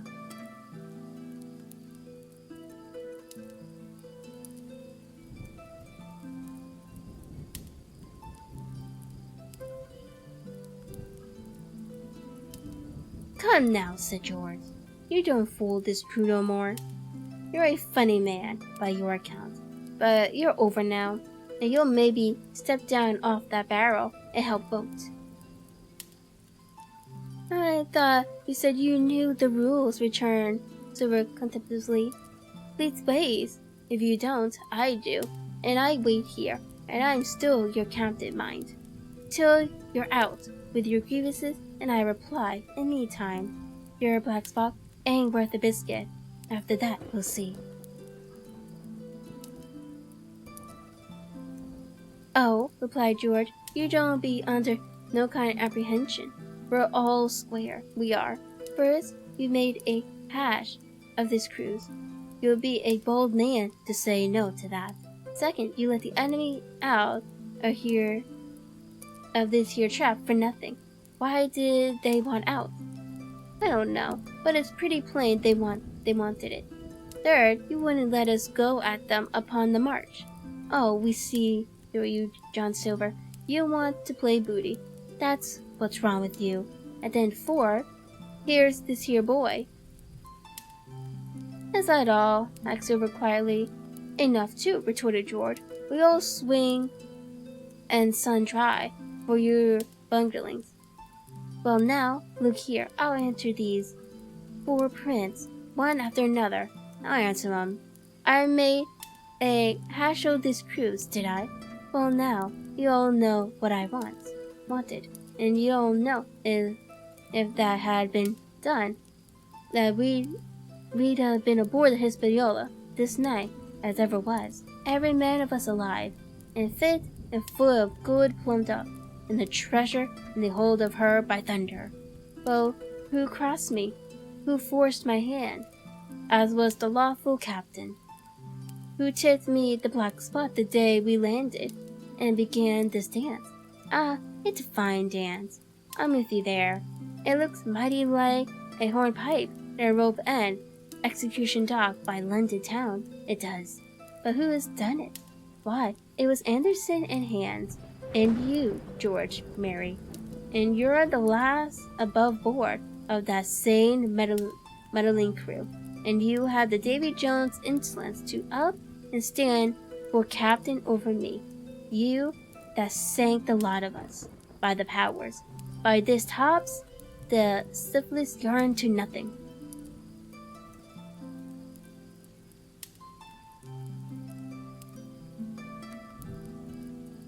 Silver paused, and I could see by the faces of George and his late comrade, these words had not been said in vain.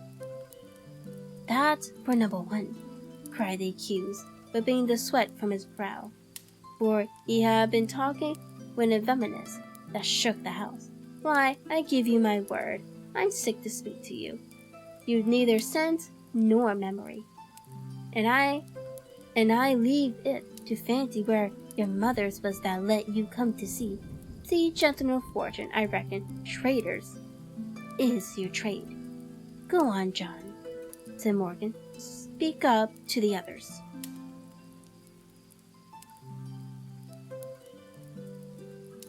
Ah, the others, returned John. Very nice, aren't they? You say this cruise is bungled? Ah, by gum. If you could understand how bad it bungled, you would see. We're that near the gibbet that my neck's stiff was sticking on it. You've seen 'em maybe hanging in chains, birds about them, seamen painting 'em out as they go down with the tide. Who's that? Says one. That? Why, that's John Silver. I knew him well. Another, says another. And you can hear the chain jaggling as it go about and reach for the other boy. Now, that's about where we are. Every mother's son of us, thanks to him and Hans and Henderson, the other nations fools of you. And if you want to know about number 4 and that boy, why, Silver me timbers, ain't he a hostage? Are we a-going to waste a hostage? No, not us. He might be our last chance, and I shouldn't wonder. Kill that boy? Not me, mates. And number 3? Well, there's a deal to say to number 3. Maybe you don't count it nothing to have a real college doctor to see you every day. You, John, with your head broke. Or you, John Mary, that had the egg shake upon you not 6 hours ago. It has your eyes the color of lemon peels to the same moment on the clock. And maybe perhaps you don't know there was a consort coming either. But there it is, and not so long till then. And we'll see. We'll be glad to have a hostage when it comes to that. And as for number 2, and why I made a bargain, well, you came crawling on your knees to me to make it. On your knees you came. You was that downhearted. And you'd have starved too if I hadn't. But that's a trifle. You look there, that's why.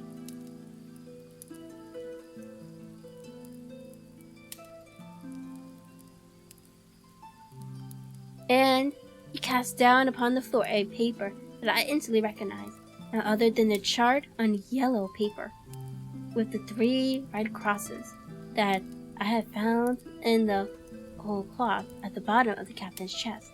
Why the doctor had given it to him was more than I could fancy. But if it were inexplicable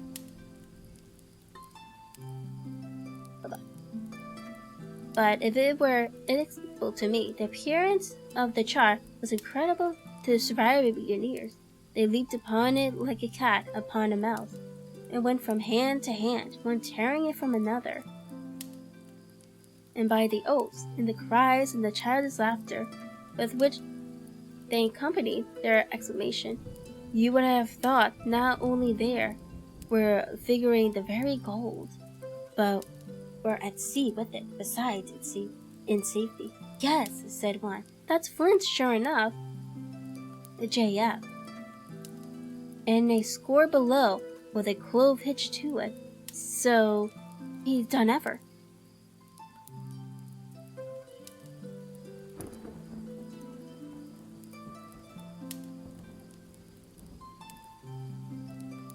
Mighty pretty, said George, but how are we to get away with it, and us no ship?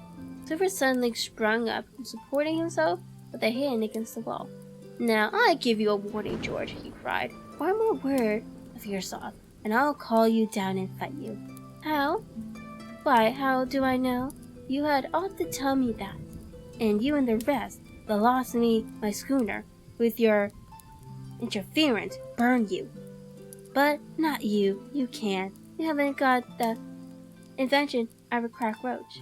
But Silver, you can speak and show John Murray. You may lay to that. That's fair enow, said the old man Morgan. Fair, I reckon so, said the sea cook. You lost the ship, I found the treasure. Who's the better man at that? And now I resign by thunder. Elect me please to be your captain now. I'm done with it.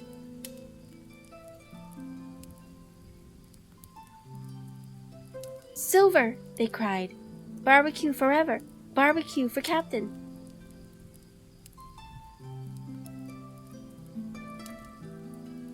So that's the tune, is it? Cried the cook. George, I reckon you'll have to wait another turn, friend. And lucky for you, as I'm not a revengeful man.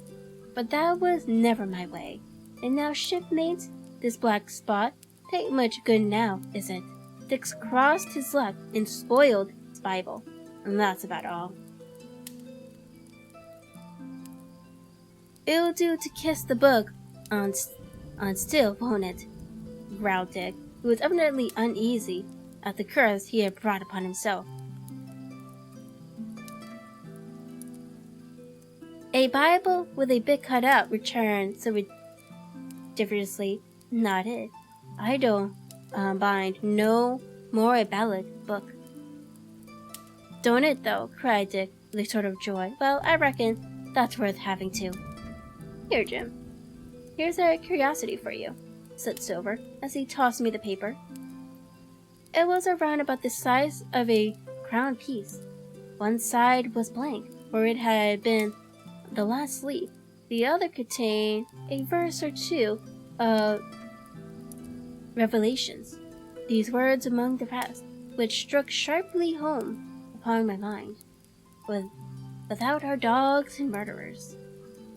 The painted side had been blankened with wood ash, which already began to come off and soil my fingers. On the blank side had been written with the same material, the one word. deposed. I had the curiosity beside me at this moment, but not a trace of writing now remained beyond a single scratch, such as a man might make with his thumbnail. That was the end of the night's business. Soon after, with a drink all around, we lay down to sleep, and the outside of Silver's vengeance was to put George Murray up for sentinel and threaten him with death if he should prove unfaithful. It was long ere I could close an eye, and heaven knows I had matter enough for thought in the man whom I had slain that afternoon, in my own most marvelous position, and above all, in the remarkable game that I saw Silver now engage upon, keeping the mutineers together with one hand and grasping with the other after every means, possible and impossible, to make his peace and save his miserable life. He himself slept peacefully and snored aloud, yet my heart was sore for him, wicked as he was, to think on the dark peril that environed and the shameful gibbet that awaited him. And that was the end of that chapter.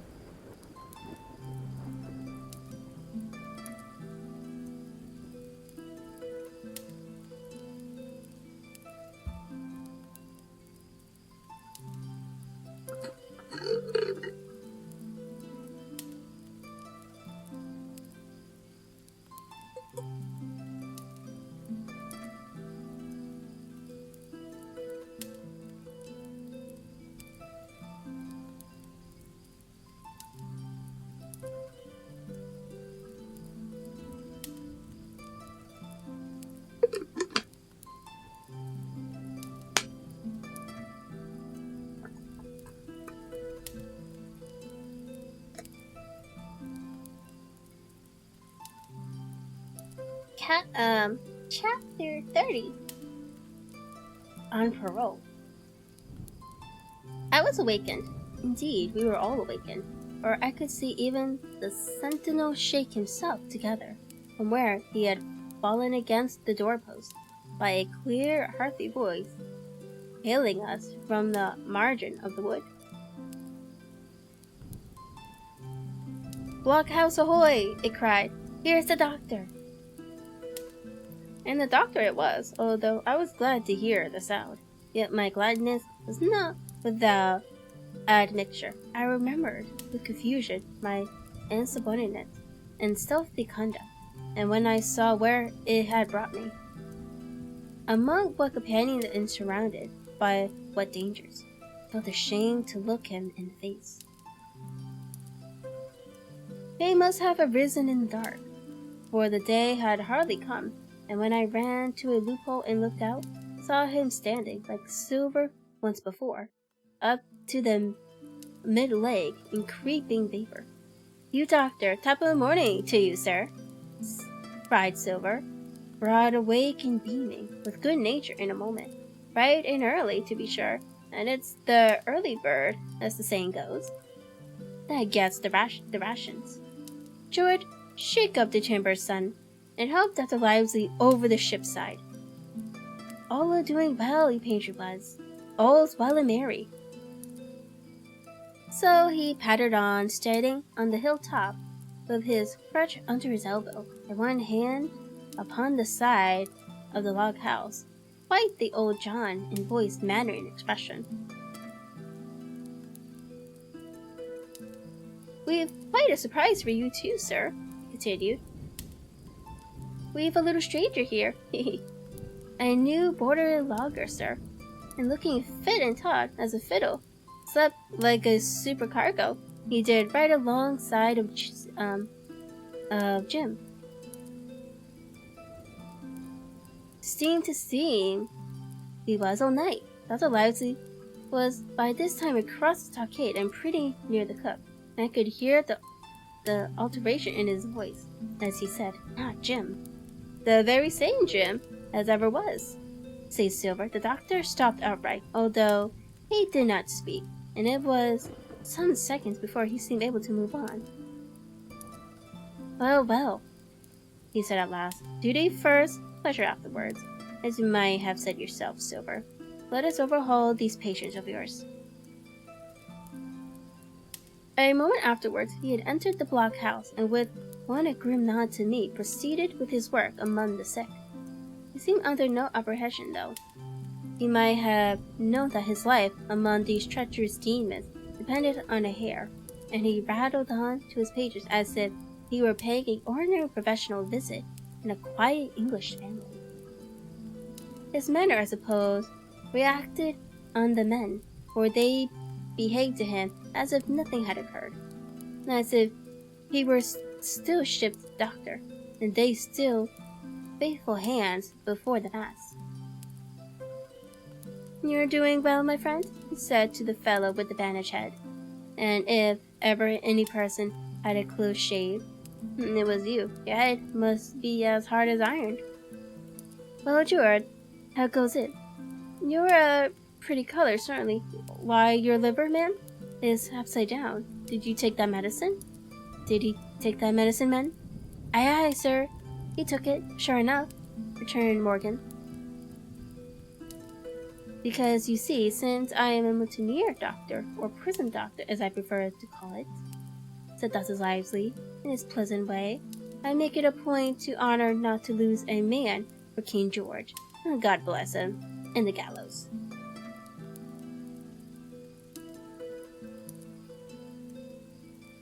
The rogues looked at each other, but swallowed the home thirst in silence. Dick don't feel well, sir, said one. Don't he? Replied the doctor. Well, step up here, Dick, and let me see your tongue. And no, I should be surprised if he did. The man's tongue is fit to frighten the French. Another fever.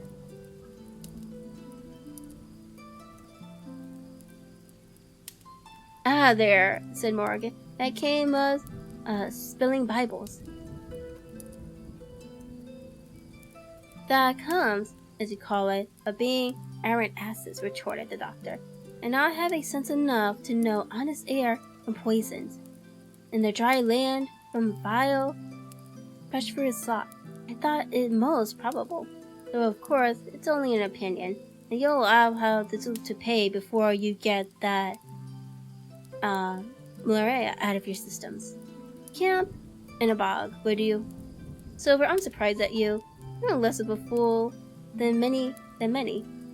Take you all round, but you don't appear to me to have the rudiments of notion of the rules of health.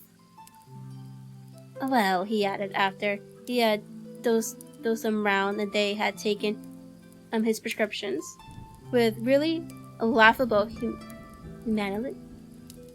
humility, more like charity school children, the blood guilty mutineers and pirates. Well, that's done for today. Now, I should wish to have a talk with that boy, please. And he nodded his head in my direction carelessly. George Mary was at the door, spitting and sputtering over some bad-tasting medicine. But at the first word of the doctor's proposal, he swung round with a deep flush and cried, "No!" and swore. Silver struck the barrel with his open hand. "Silence!" he roared, and looked about him positively like a lion. "Doctor," he went on in his usual tones, "I was thinking of that, knowing as how you had a fancy for the boy. We're all humbly grateful for your kindness, and as you see, puts faith in you and takes the drugs down like that much grog. And I take it I found a way to suit all. Hawkins, will you give me your word of honor as a young gentleman? For a young gentleman you are, although a poor born. Your word of honor not to slip your cable." I readily gave the pledge required. "Then, doctor," said Silver, "you just step outside of this stockade, and once you're there, I'll bring the boy down on the inside, and I reckon you can go on through the spares. Good day to you, sir, and all our duties to the Squire and Captain Smollett. The explosion of disapproval, which nothing but silver-black looks had restrained, broke out immediately. The doctor had left the house. Silver was rounded accused of playing Dabble, of trying to make a separate piece for himself, of sacrificing the interests of his accomplices and victims, and in one word, of the identical exact thing that he was doing. It seemed to me so obvious in that case that I could not imagine how he was to turn their anger. But he was twice the man the rest were, and his last night's victory had given him a huge preponderance on their mind. He called them all fools and told you can imagine, said it was necessary. I should talk to the doctor, and flatter the charge in their faces. Asked them if they could afford to break the treaty the very day they were bound a treasure hunting. No, by thunder, he cried. It us must break the treaty when the time comes. Until then, I'll give him that doctor, if I have to ill his boots with brandy. And then he bade them get the fire lit, and stalked out upon his crutch, and with his hand on my shoulder, leaving them in a disarray, and silenced by his mobility rather than convinced. So, lad, slow, he said. They might round upon us in a twinkle of an eye, if we was seen to hurry. Very deliberately, then, did we advance across the sand to where the doctor awaited us, on the other side of the stockade. And as soon as we were within easy speaking distance, Silver stopped. You'll make a note of this here also, doctor, says he, and the boy will tells you how I saved his life. And we're disposed for it too. And you may lay to that, doctor, when a man's steering as near the wind as me, playing, check, furthering the last breath in his body, like, you wouldn't think it too much, perhaps, to give him one good word. But please bear in mind, it's not my life, only now, and it's the boy's into the bargain. And you speak me fair, doctor. You give me a bit of hope to go on, for the sake of mercy. Silver was a changed man once he was out there, and had his back to his friends in the blockhouse. His cheeks seemed to have fallen in. His voice trembled. Never was a soul more dead in earnest. Why, John, you're not afraid? Said Dr. Lively. Doctor, I'm no coward. No, not I. Not so much. And he snapped his fingers. If I was, I wouldn't say it, but I'll own up fairly. I've the shakes upon me for the gallows. You're a good man, and a true. I never seen a better man, and you'll not forget what I done good. Not any more than you'll forget the bad. I know, and I step aside, see here, and leave you and Jim alone. And you'll put that down for me too, for it's a long stretch, it is that. So saying, he stepped back a little way, till he was out of earshot, and there sat down upon a tree stump, and began to whistle, spinning round now and again upon his seat, so as to command a sight, sometimes of me and the doctor, and sometimes of those unruly ruffians, as they went to fight. As they went to and fro in the sand between the fire, which they were busy rekindling, and the house from which they brought forth pork and bread to make the breakfast.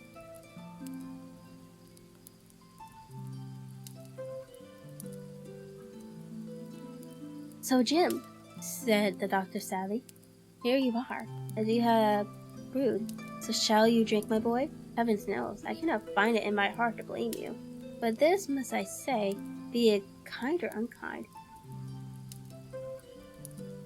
When Captain Smollett was well, you dared not have gone off. When he was ill, you couldn't help it. By John, it was downright cowardly.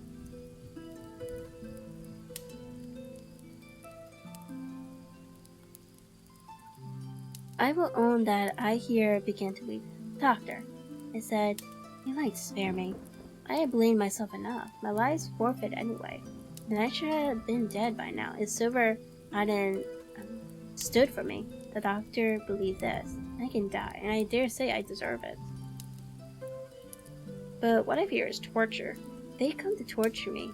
Jim, the doctor interrupted, and his voice was quite changed. Jim, I can't have this. Whipped over and we'll run for it. Doctor, said I passed my word. I know, he cried. We can't help that, Jim, now. I'll take it on my shoulders. All is blame and shame, my boy. But stay here. I cannot let you jump. Run jumping, you're out. Or we'll run for it like antelopes. No, I replied. You know right well you won't do the thing yourself. Neither you nor Squire nor Captain, no more will I. Silver trusted me. I passed my word and back I go. But doctor, you did not let me finish. If they come to torture me, I might let slip a word of where the ship is. For I got the ship part by luck and part by risking, and she lies in North Inlet, on the southern beach, just below high water. At high tide, she must be high and dry. The ship, exclaimed the doctor rapidly. I described to him my adventures, and he heard me out in silence.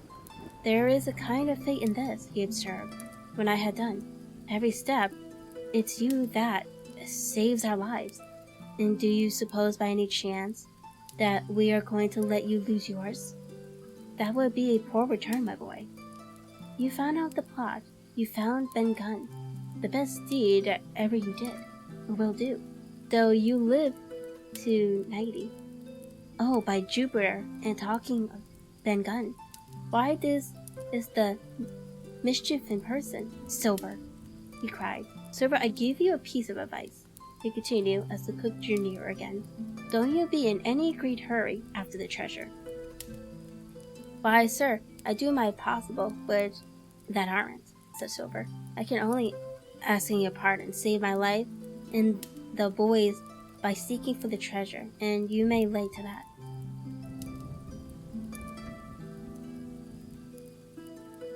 Well, Silver, replied the doctor, if that is so, I'll go one step further. Look out for the squalls when you find it. Sir, said Silver, as between man and man, that's too much and too little. What you're after, why you left the block house, why you giving me that there chart, I don't know, now do I. And yet I done your bidding, with my eyes shut and never a word of hope. But no, this here's too much. If you won't tell me what you mean plain out, just say so, and I'll leave the helm.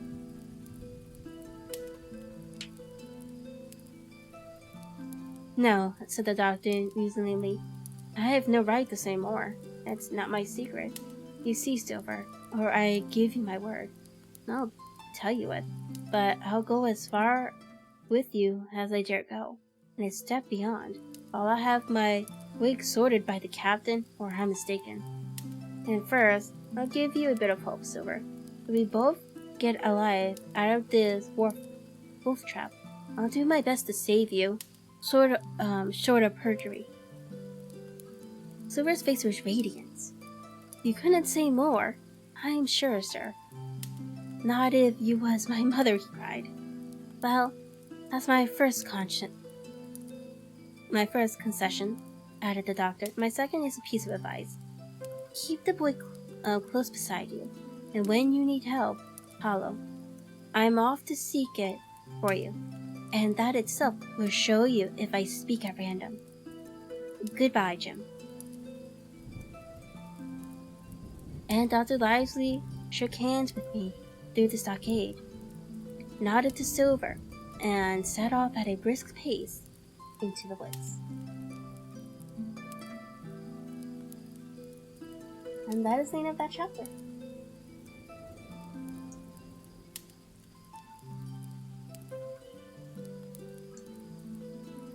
So now this is 31.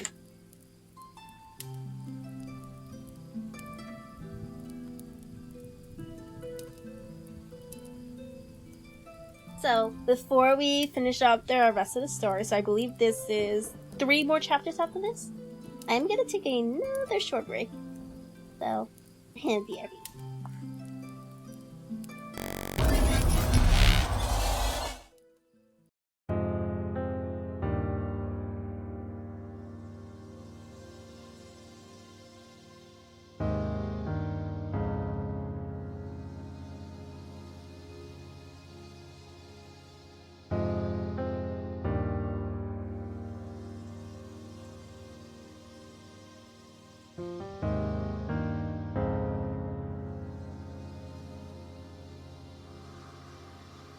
I keep looking back to the damage that's been done. Was it all for nothing? Is there nothing I've won at all? Where exactly do I belong? I sense a slight vibration, saves me from suffocation. Catch a radiant light and a butterfly. I think I found it all, towering over my battered soul. A single smile is all it takes to stop my year. Not a moment too soon, I emerge from my cocoon. A single word is all it takes. The silence breaks. Catch a radiant light and a butterfly. The darkness that's been covering our hearts, it's starting to fade, prevail in the face of adversity.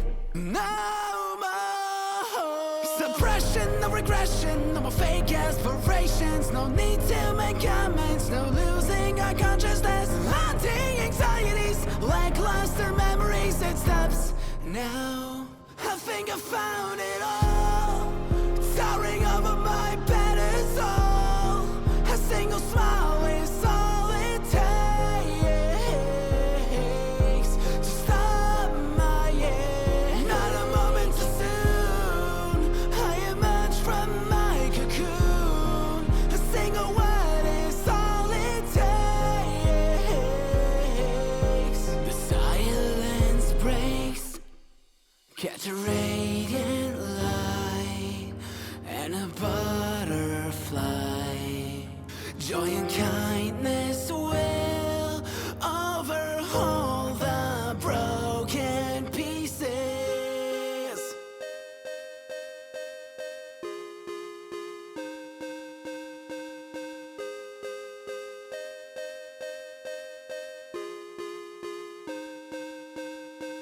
Crying and laughing, singing and shouting through all the bad times, still zooming around me. Huggles and kisses, forget the great distance. I need to hear your voice. I wanna catch a radiant light and a butterfly. Joy and kindness will overhaul the broken. I think I found it all, towering over my battered soul. A single smile is all it takes to stop my year. Not a moment too soon, I emerge from my cocoon. A single word is all it takes. The silence breaks. Catch a radiant light and a butterfly. Could a radiant light apprehend the night?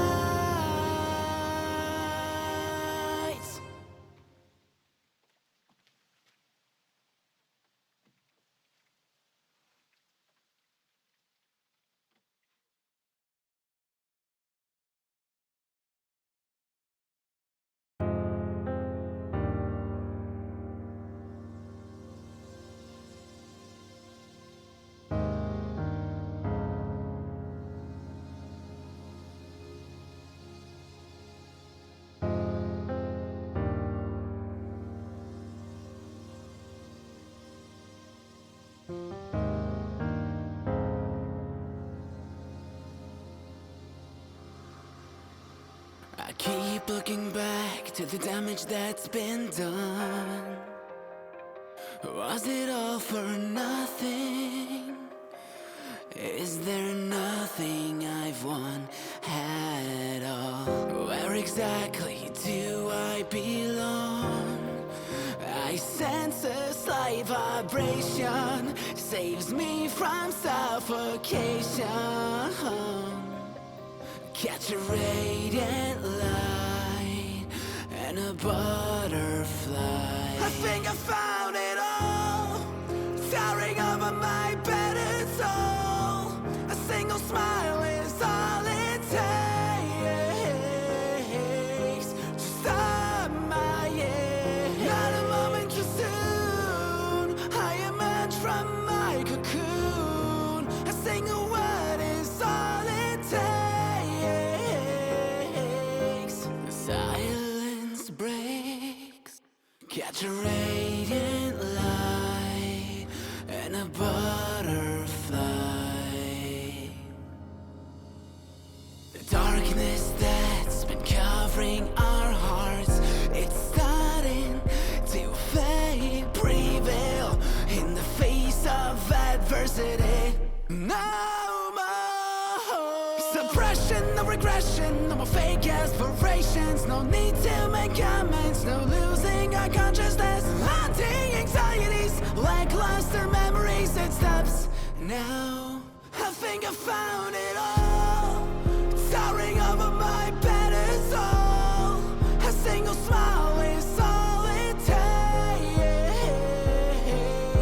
to stop my year. Not a moment too soon, I emerge from my cocoon. A single word is all it takes. The silence breaks. Catch a radiant light and a butterfly.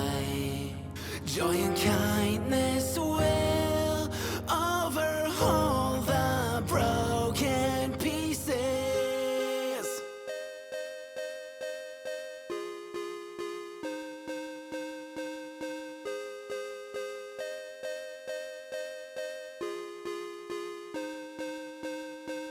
Crying and laughing, singing and shouting through all the bad times, still zooming around me. Huggles and kisses, forget the great distance. I need to hear your voice. I wanna catch a radiant light and a butterfly.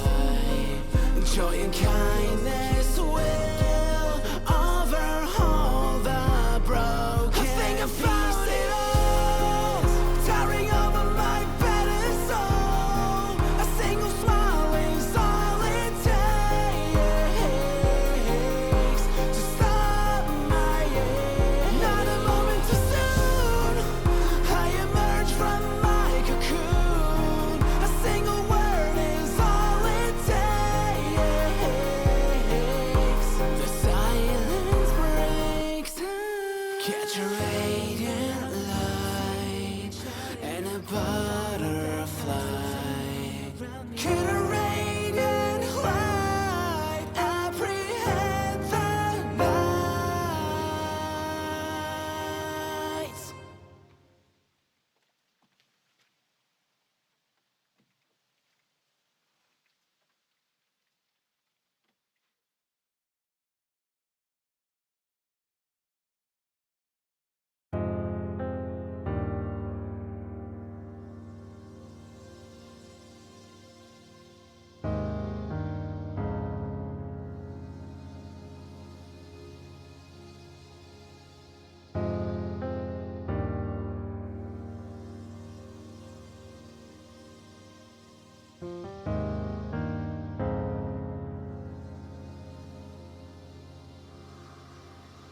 I keep looking back to the damage that's been done.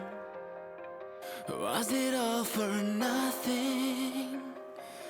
Is there nothing I've won at all? Where exactly do I belong? I sense a slight vibration saves me from suffocation. Catch a radiant light and a butterfly. I think I found it all, towering over my battered soul. A single smile is all it takes to stop my years. Not a moment too soon, I emerge from my cocoon. A single word is all it takes. The silence breaks. Catch a radiant light and a butterfly. The darkness that's been covering our hearts, it's starting to fade, prevail in the face of adversity. No more suppression, no regression, no more fake aspirations. No need to make comments, no losing our consciousness. Haunting anxieties, lackluster memories, it stops now. I think I found it all, towering over my battered soul. A single smile is all it takes to stop my years. Not a moment too soon, I emerge from my cocoon. A single word.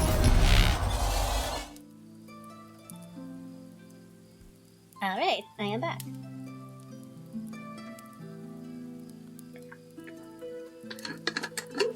Let me just drink some more water and then we continue.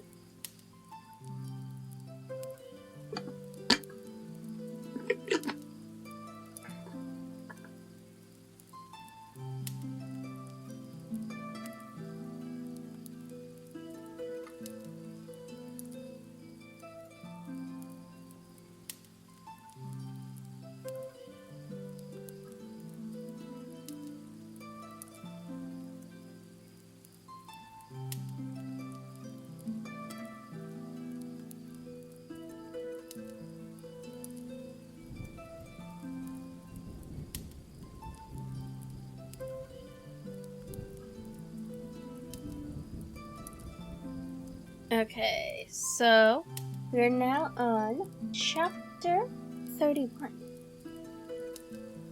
The treasure hunt. Flint's winter.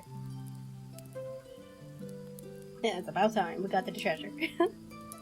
Jim, said Silver, when we were alone, if I saved your life, you saved mine, and I'll not forget it. I seen the doctor waving you to run for it. With the tail of my eye, I did, and I seen you say no, as plain as hearing. Jim, that's one to you. This is the first glint of hope I had since the attack failed, and I owe it you. And now, Jim, we're to go in over there here treasure hunting, with sealed orders too, and I don't like it. And you and me must stick close, back to back like. And we'll save our necks, in spite of fate and fortune. Just then, a man hailed us from the fire that breakfast was ready, and we were soon seated here and there about the sand over biscuit and fried junk that had lit a fire fit to roast an ox, and it was now grown so hot that they could only approach it from the windward, and even there not without precaution. In the same wasteful spirit they had cooked, I suppose 3 times more than we could eat. Then one of them, with an empty laugh, threw what was left into the fire, which blazed and roared again over this unusual fuel. I never in my life saw men so careless of the moral. Hand to mouth is the only word that can describe their view of doing, and what with wasted food and sleeping sentries. Though they were bold enough for a brush and be gone with it. I could see their entire unfitness for anything like a prolonged campaign. Even Silver eating away with Captain Flint upon his shoulder had not a word of blame for their recklessness. And this the more surprised me, for I thought he had never shown himself so cunning as he did then. "Aye, mate," said he, "it's lucky you have barbecue to think for you with this here head. I got what I wanted, I did. Sure enough, they have the ship. Where they have it, I don't know yet. But once we hit the treasure, we'll have to jump about and find out. And then, mates, us that has the boats, I reckon has the upper hand." Thus he kept running on, with his mouth full of the hot bacon. Thus he restored their hope and confidence, and I more than suspect repaired his own at the same time. As for the hostage, he continued, that's his last talk, I guess, with them he loves so dear. I've got my piece of news, and thankfully to him for that. But it's over and done. I'll take him in line where we go treasure hunting. For we'll keep him like so much gold in case of accidents, you mark.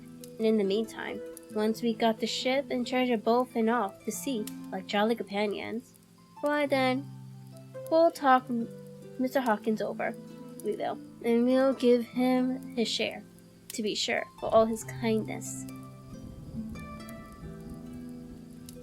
It was no wonder the men were in a good humor now. For my part, I was horribly cast down. Should this scheme he had now sketched prove feasible, Silver, already doubly a traitor, would not hesitate to adopt it. He had still a foot in either camp. There was no doubt he would prefer wealth and freedom with the pirates to a bare escape from hanging, which was the best he had to hope on our side. Nay, and even if things so fell out, what he was forced to keep us safe with Dustin Livesley, even then, what danger lay before us. What a moment that would be when the suspicions of his followers turned to certainty, and he and I should have to fight for dear life. He's a cripple, and I a boy, against 5 strong and active seamen. Add to this double apprehension the mystery that still hung over the behavior of my friends, their unexplained desertion of the stockade, their inexplicable cession of the charts, or harder still to understand, the doctor's last warning to Silver: look out for skulls when you find it. And you will readily believe how little taste I found in my breakfast, and with how uneasily hard I set forth behind my captors on the quest for treasure.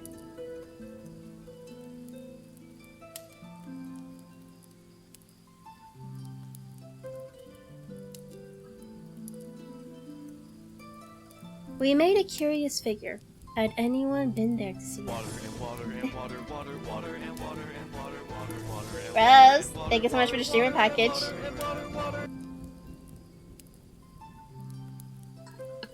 I guess it was obvious I needed more water.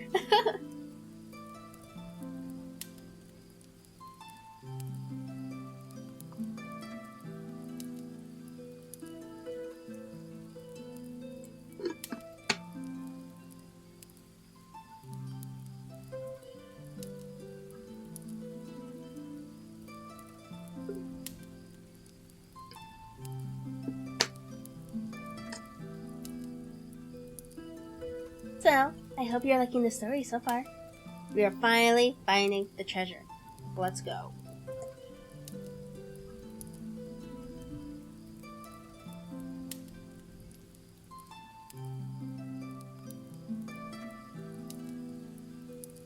We made a curious figure. Had anyone been there to see us? All in soiled silver sailor clothes, and all but me armed to the teeth.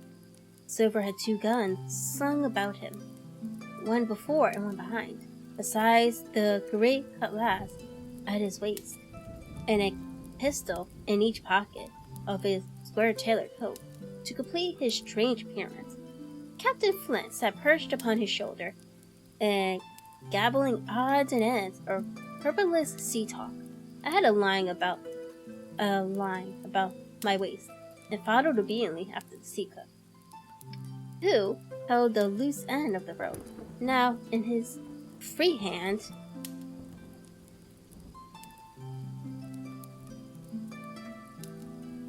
hello, hero.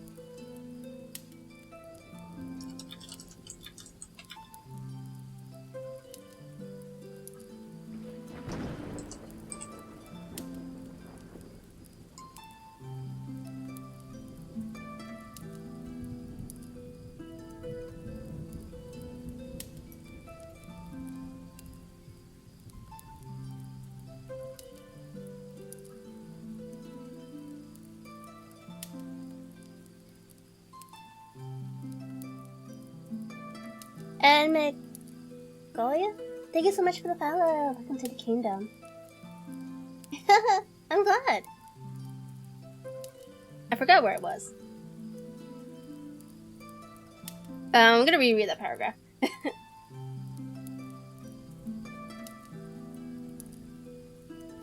We made a curious figure.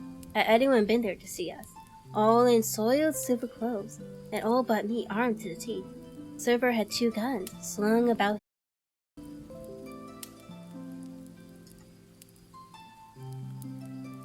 Am I back up?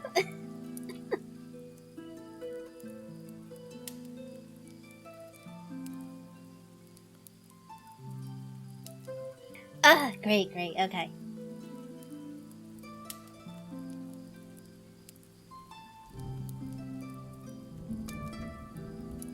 To complete his strange appearance, Captain Flint sat perched upon his shoulder and gabbling odds and ends of purposeless sea talk. I had it lying about my waist, and followed obediently after the sea cook, who held the loose end of the rope, now in his free hand, now between his powerful teeth. For all the world, I was led like a dancing bear. The other men were variously burthened, some carrying picks and shovels, for that had been the very first necessary they brought ashore from the Hispaniola, others laden with pork, bread, and brandy for the midday meal. All the stories I observed came from our stock, and I could see the truth of Silver's words the night before. Had he not struck a bargain with the doctor, he and his mountaineer, deserted by the ship, must have been driven to substance unclear water and the proceeds of their hunting. Water would have been little to their taste. A sailor is not usually a good shot. And besides all that, when they were so short of eatables, it was not likely they would be very flush of powder.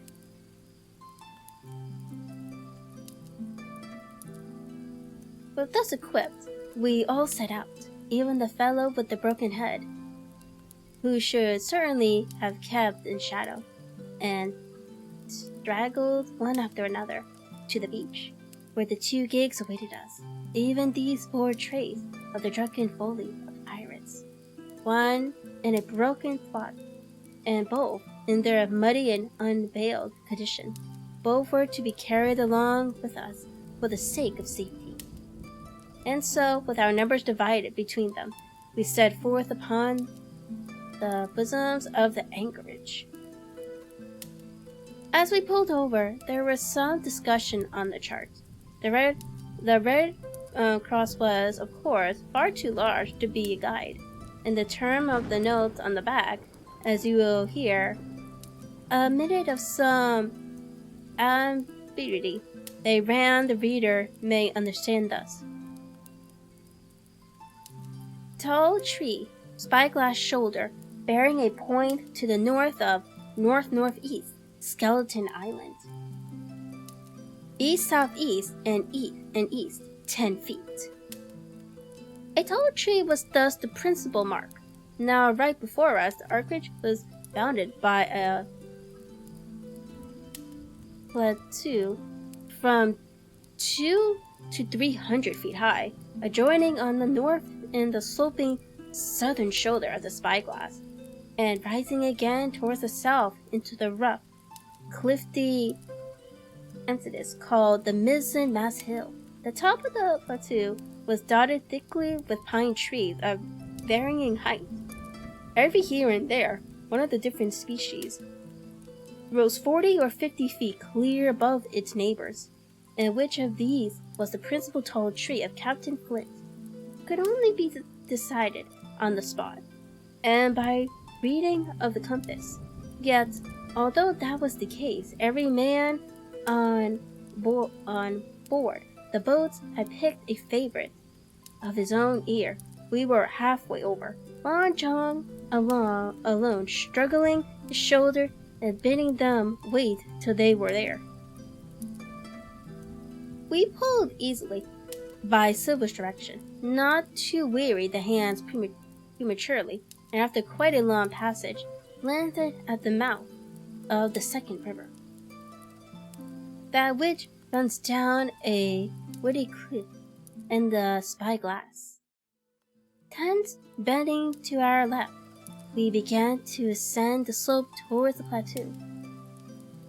At the first outset, heavy, miry ground and a matted marsh vegetation greatly delayed our progress, but by little and little the hill began to steepen and become stony underfoot, and the wood to change its character and to grow in a more open order.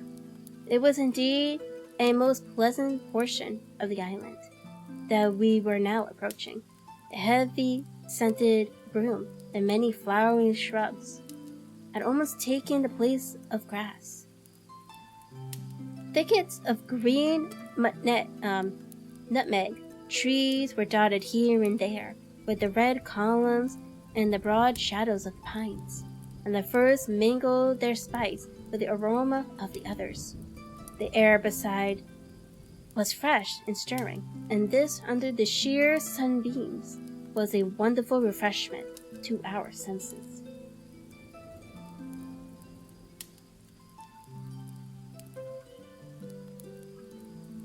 The party spread itself aboard in a fan shape, shouting and leaping to and fro about the center, and a good way behind the rest. Silver and I followed. I tenured by my rope, he plodding with deep plants among the sliding gravel. From time to time, indeed, I had to lend him a hand, or he must have missed his footing and fallen backward down the hill.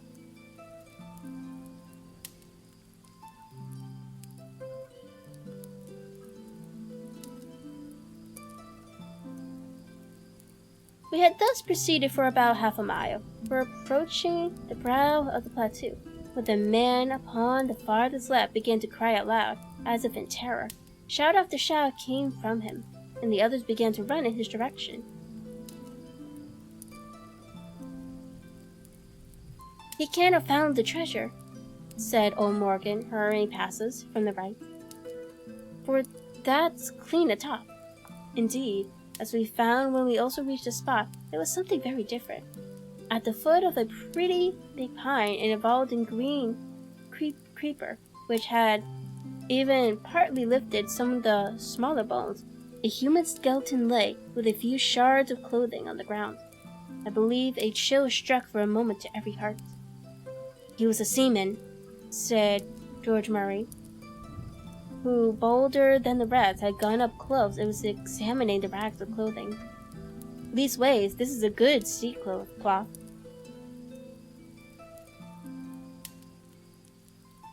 "Aye, aye," said Silver. "Like enough. You wouldn't look to find a bishop here, I reckon. But what sort of way is that for bones to lie? 'Tain't natural." Indeed, on a second glance, it seemed impossible to fancy that the body was in a natural position, but for some disarray, the work perhaps of the bird that had fed upon him, or of the slow-growing creeper that had gradually enveloped his remains. The body lay perfectly straight, his feet pointing in one direction, his hands raised above his head like a driver, pointing directly in the opposite direction. I've taken a notion into my old numbskull, observed Silver. Here's the compass. Here's the tip-top painted skeleton island sticking out like a tooth. Just take a bearing, will you, along the line of them bones. It was done. The body pointed straight in the direction of the island, and the compass read dully, east-southeast, and by east. I thought so, cried the cook. This here is the pointer. Right up there is our line for the whole star and the jolly dollars. But by thunder, if it don't make me cold inside to think of Flint. This is one of his jokes, and no mistake. Him and these 6 was alone here. He killed them, every man, and this one he holds here and laid down by compass, Silvermead timbers. They're long bones, and the hair's been yellow. Aye, that would be Allardyce. You mind Allardyce, Tom Morgan? Aye, aye, returned Morgan. I mind him. He owed me money, he did, and took my knife ashore with him.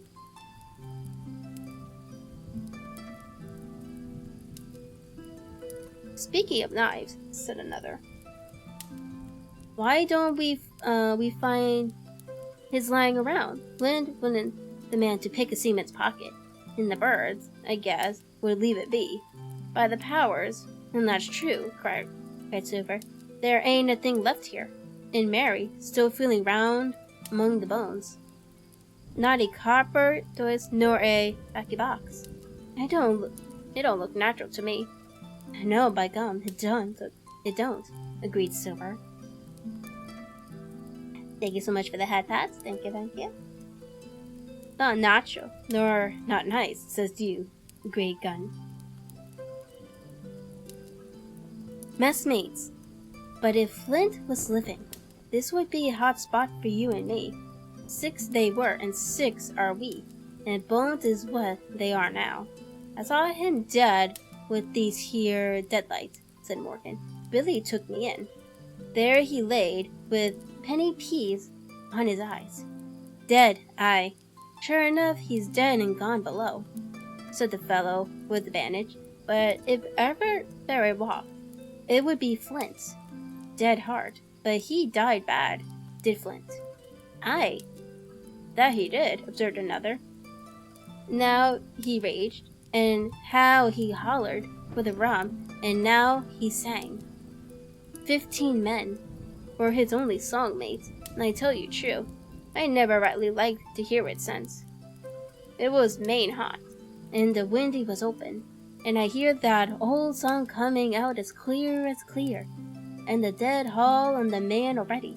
Come, said Silver. Stall this talk, he's dead, and he don't walk. That I know, leastways, we won't walk by day, and you may lay to that. Care killed the cat. Fetch ahead for the doubloons. We started certainly, but in spite of the hot sun and the starry daylight, pirates no longer ran separate and shouting through the wood, but kept side by side and stood with bated breath. The terror of the dead buccaneer had fallen on their spirits. Alright, and that was the end of that chapter.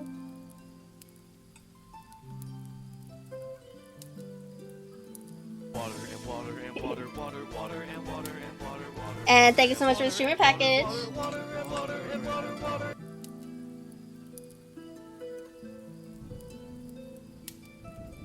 Yeah. And for the clones.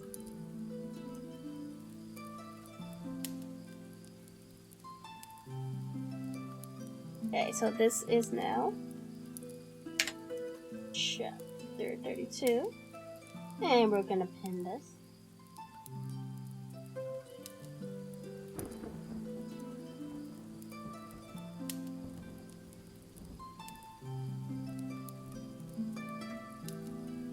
Oh, I'm glad you like it.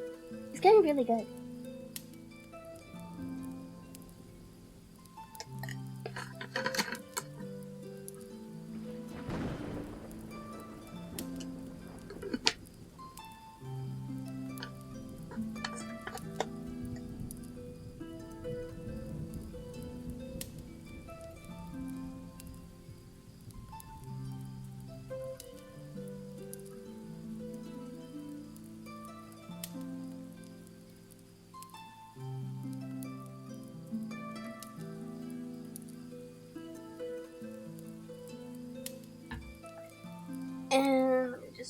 stretch real quick.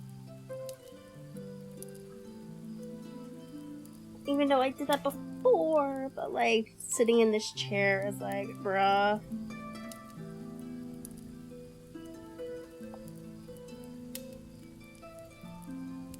I really need to replace this chair one of these days.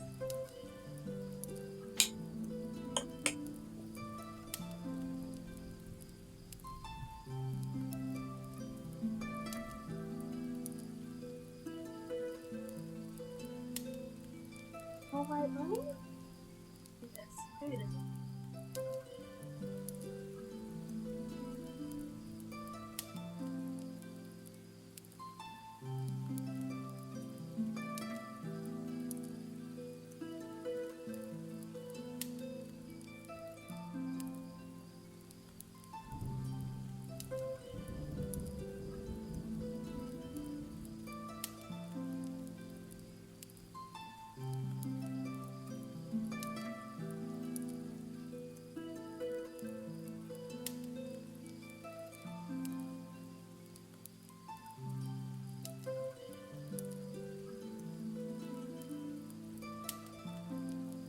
Alright.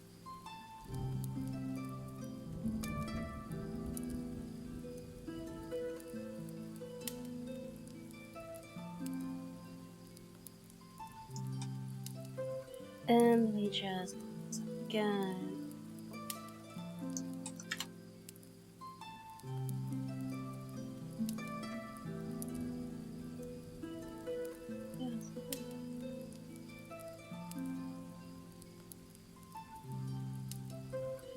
Chapter 32. The Treasure Hunt. The Voice Among the Trees. Partly from dumping influence of this alarm, partly to rest Silver and the sick folk, the whole party sat down as soon as they had gained the brow of the ascent. The plateau being somewhat tilted towards the west, this spot on which we had paused commanded a wide prospect on either hand. Before us, over the treetops, we beheld the cape of the wood fringe, the surf. Behind, we not only looked down upon Anchorage and Skeleton Island, but saw, clean across the split and the eastern lowlands, a great field of open sea upon the east. Sheer above us rose the spyglass, here dotted with single pines, there black with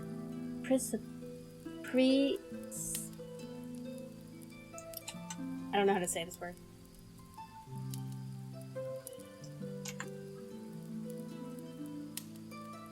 Precipice.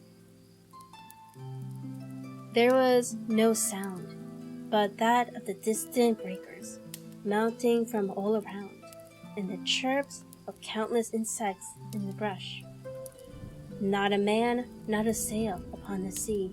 The very largeness of the view increased the sense of solitude. Silver, as he sat, took certain bearings with his compass. There are 3 tall trees, said he, about in the right lane from Skeleton Island. Spyglass shoulder, I take it, means that lower point there. It's a child's play to find the stuff now. I've half a mind to dine first. I don't feel sharp, growled Morgan. Thinking of Flint, I think it were has done me. Ah, well, my son, he praised your stars he's dead, said Silver. He were an ugly devil, cried a third pirate with a shudder. That blue in the face, too. That was how the rum took him, added Murray. Blue? Well, I reckon he was blue. Well, that's the true word.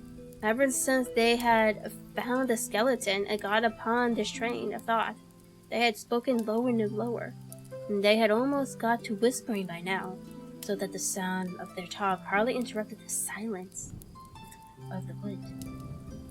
All of a sudden, out of the middle of the trees in front of us, a thin, high, trebly voice struck up the well-known air and words.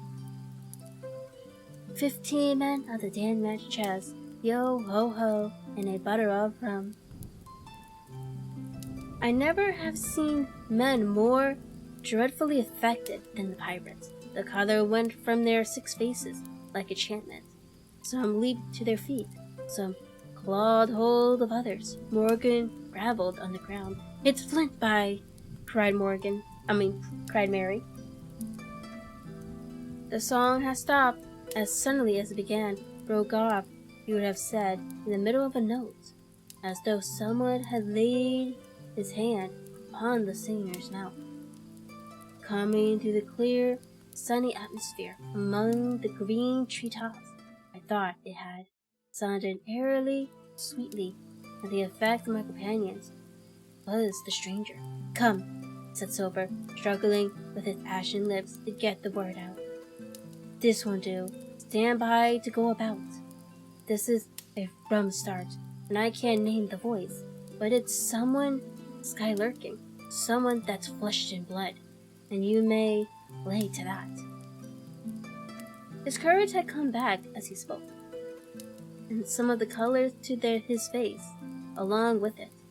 Already the others had begun to lend an ear to this encouragement, and were coming a little to themselves, when the same voice broke out again, not this time singing, but in a faint distant hail that echoed yet fainter among the cliffs of the spyglass.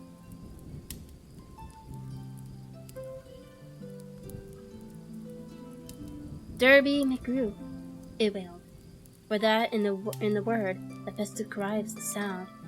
"Derby McGrew, Derby McGrew," again and again and again, and then rising a little higher, and with the oath that I let out.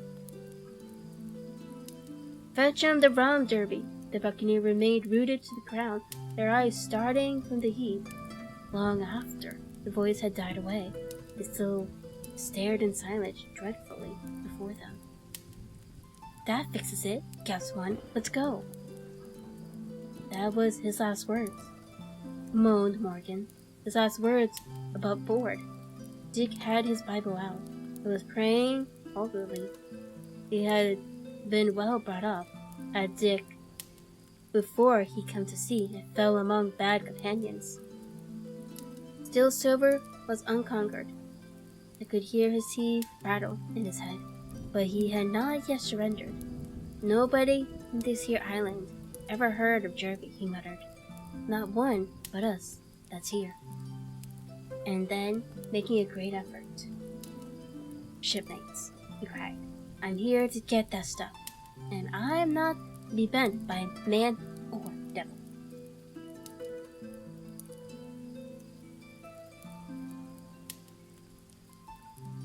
I never was feared of Flint in his life, and by the powers, I'll face him dead. There's 700,000 pounds, not a quarter of a mile from here.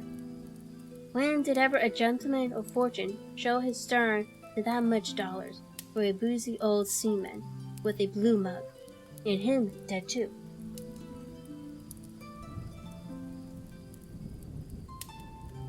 But there was no sign of reawakening courage in his followers, rather indeed of growing terror at the irrelevance of his words.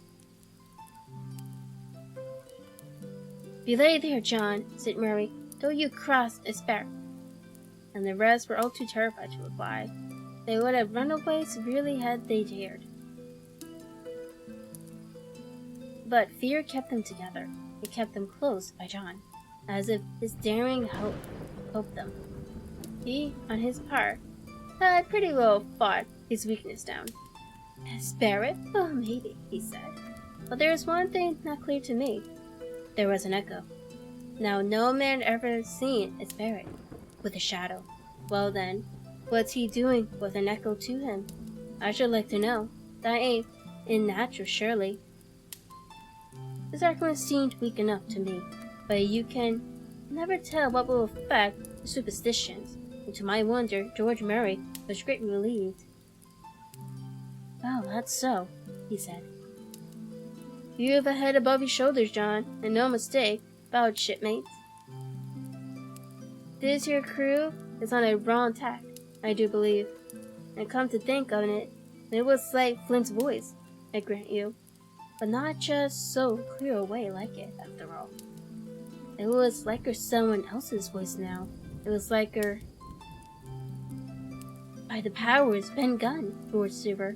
Aye, and so it were, cried Morgan, springing on his knees. Ben Gunn is here.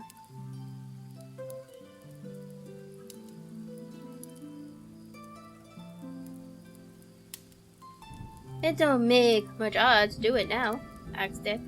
Ben Gunn's not here, in the body, more Flints. But the other hand greeted this remark with scorn. Why, nobody minds Ben Gunn, cried Mary. Dead or alive, nobody minds him. Which is extraordinarily how their spirits have returned, and how the natural color had relieved in their faces. Soon they were chatty again, for intervals of listening, and not long after, hearing no further sounds. They shouldered the tools and set forth again, Murray walking first with Silver's compass to keep them on the right lane, with Skeleton Island. He had said the truth, dead or alive, nobody minded Ben Gunn. Dick alone still held his Bible, and looked around him as he went, with fearful glances. But he found no sympathy. The Silver even choked him on his precautions. I told you, said he. I told you had spilled your Bible. If it ain't no good to swear by, what do you suppose the spirit would give for it? Not that, said he, snapped his big fingers, holding a moment on his crutch. But Dick was not to be comforted. Indeed, it was soon plain to me that the lad was falling sick, hastened by heat, exhaustion, and the shock of his alarm. The fever, predicted by Dr. Livesey, was evidently growing swiftly higher.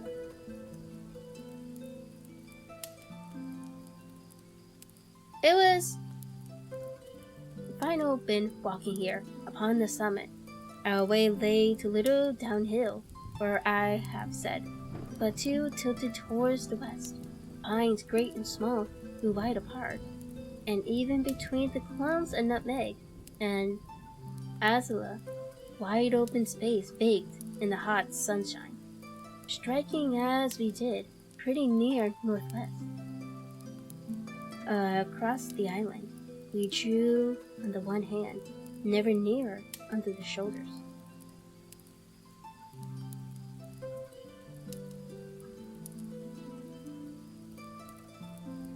Oh wait, hold on.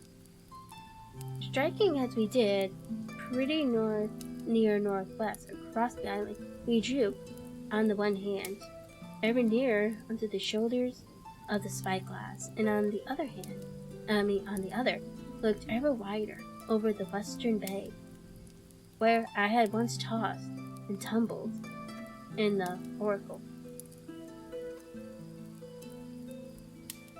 The first of the tall trees was reached, and by the bearing proved the wrong one. So with the second, the third rose nearly 200 feet into the air, above a clump of underwood, a giant of a vegetable, with red columns as big as a cottage, and a wide shadow around in which a company could have maneuvered. It was conspicuous far to see both on the west and east. It might have been entered as a sailing mark upon the chart. But it was not its size that now impressed my companion. It was the knowledge that 700,000 pounds in gold lay somewhere buried below its spreading shadow. The thought of the money, as they drew nearer, swallowed up their previous terror. Their eyes burned in their heads. Their feet grew speedier and lighter. Their whole soul was bound up in that fortune, that whole lifetime of extravagant pleasure that lay waiting there for each of them. Silver hobbled, grunting on his crutches. His nostrils stood out and quivered. He cursed like a madman when the fly settled on his hot and shining countenance. He plucked furiously at the line that held me to him, and from time to time turned his eyes upon me with a deadly look. Certainly, he took no pains to hide his thoughts, and certainly I read them like print. In the immediate nearness of the gold, all else had been forgotten. His promise and the doctor's warning were both things of the past, and I could not doubt that he hoped to seize upon the treasure, find and board the Hispaniola on the cover of night, cut every honest road about the island, and sail away as he had first intended, laden with crime and riches.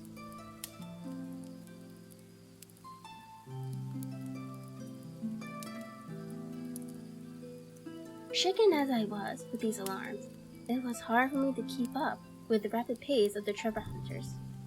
Now and again I stumbled, and it was then the silver plucked so roughly at the rope and launched at me his murderous glances. Dick, who had dropped behind us, and now brought up the rear, babbling to himself both prayers and curses as his fever kept rising.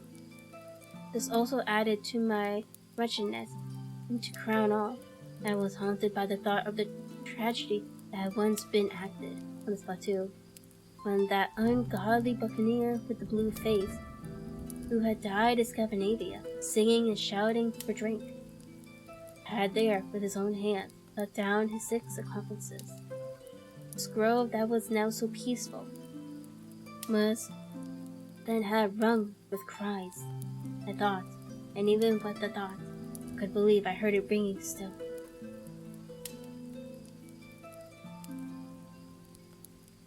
We were now at the margin of the thicket.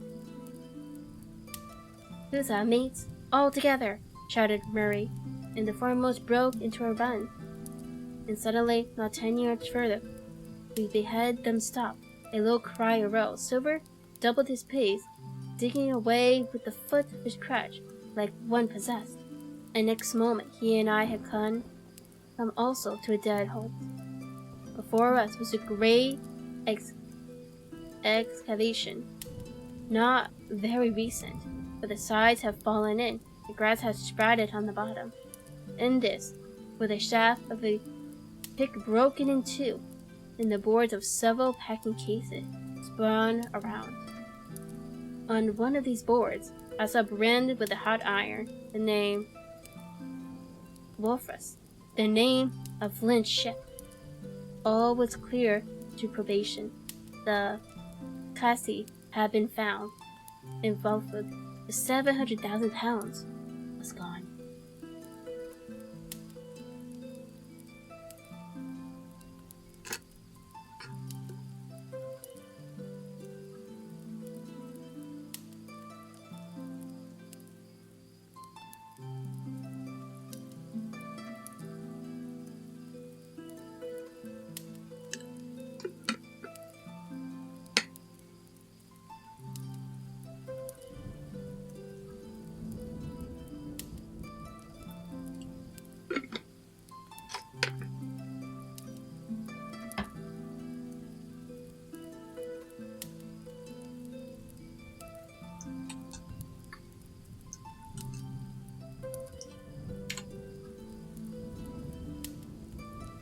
Okay, so this is the next chapter.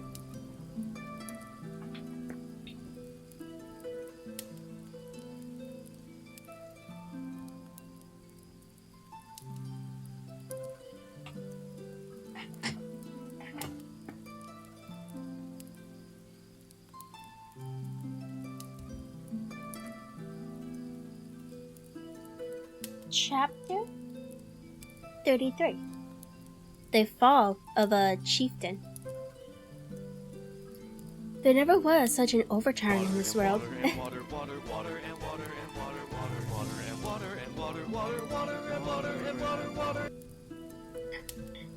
Wrong timing, Rose! Let me drink more water then.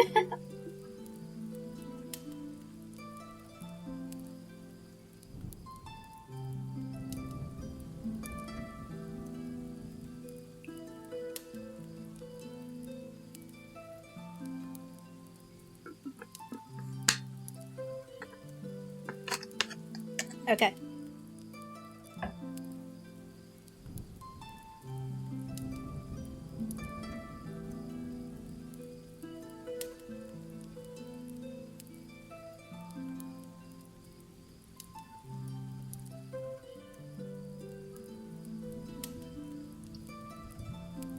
There never was such an overturn in this world. Each of these 6 men was as thorough as had been struck, but with Silver the blow passed almost instantly. Every thought of his soul had been set full stretch, like a racer, on that money. Well, he was brought up in a single second, dead, and he kept his head, found his temper, and changed his plans before the others had time to realize the disappointment.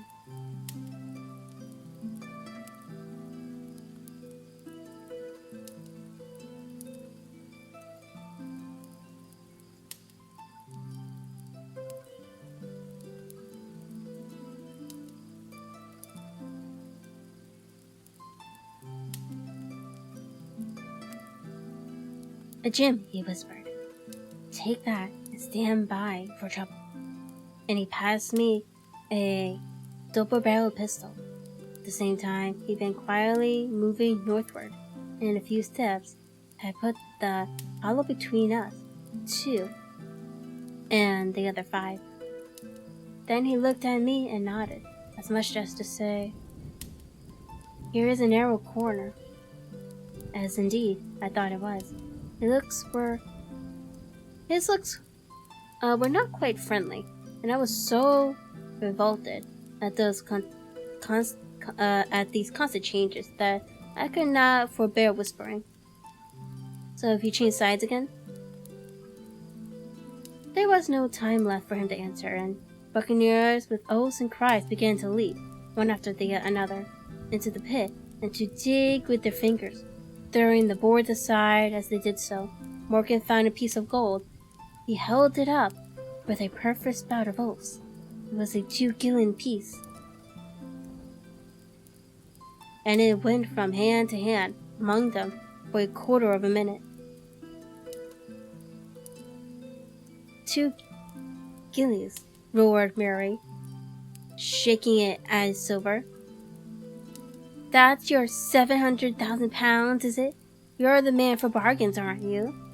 You're him that never bangled nothing. You wooden-headed lubber. Dig away, boys, said Silver with the coolest insolence. You'll find some pig nuts, and I shouldn't wonder. Pig nuts? Repeated Murray in a scream. Mate, do you hear that? I tell you now, that man there knew all along. Look in the face of him, and you'll see it wrote there.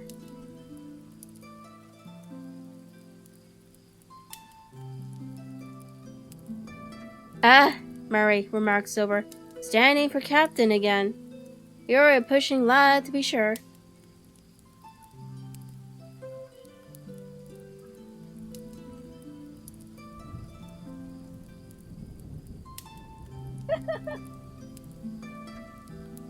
But this time, everyone was entirely in Murray's favor.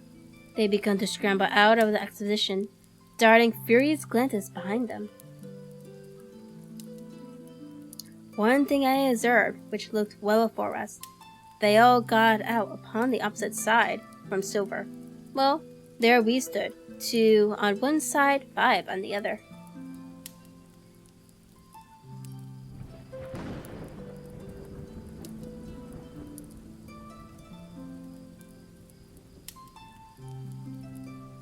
Let me see what he said. Hold on.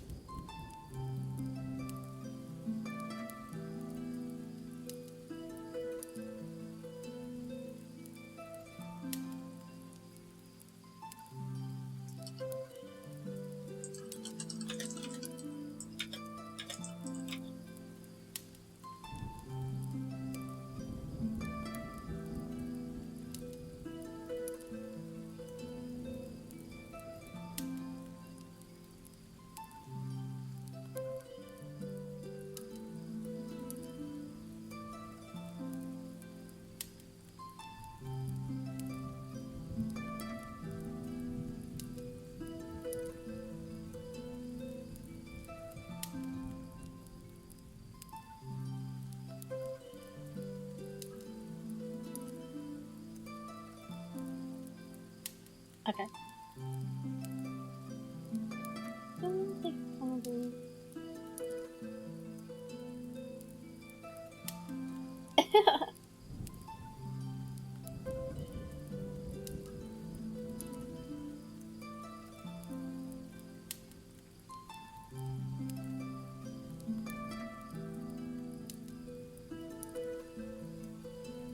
Where was I?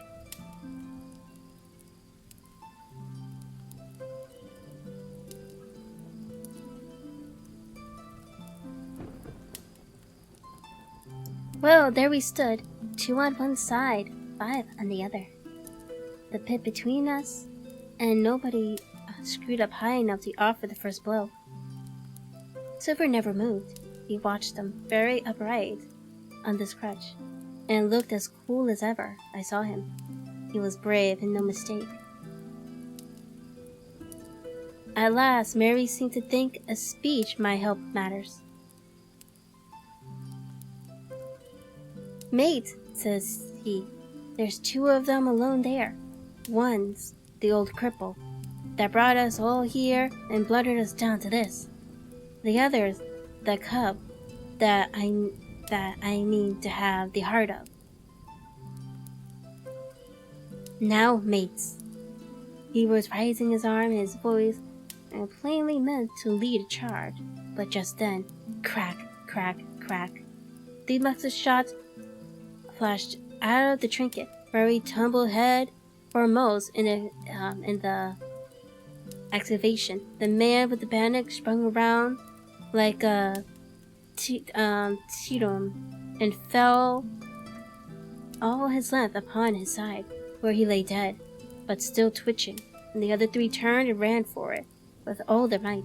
Before you could wink, Long John had fired 2 barrels of a pistol into the struggling Murray, and as the man rolled up his eyes at him in the last agony, "George," said he, "I reckon I settle you."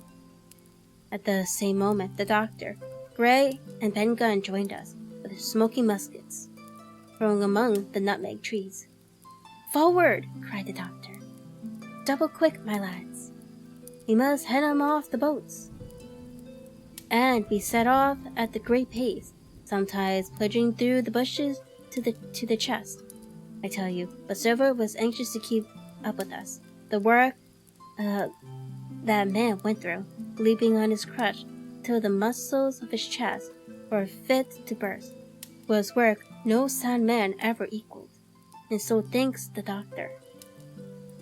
As it was, he was already 30 yards behind us, and on the verge of struggling, when we reached the brow of the slope. "Doctor," he hailed, "see there, no hurry."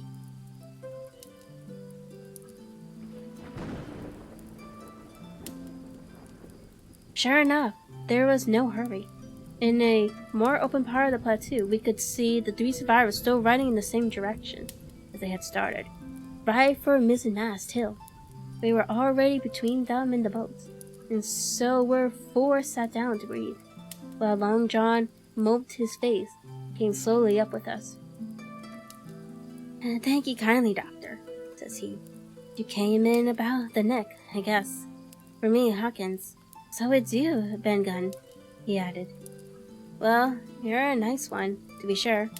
"I'm Ben Gunn, I am," replied the maroon, wriggling like an eel in his embarrassment, and he added, after a long pause, "How do Mr. Silver?" "Pretty well, I thank ye, says you." Ben, murmured Silver, "to think as you've done me."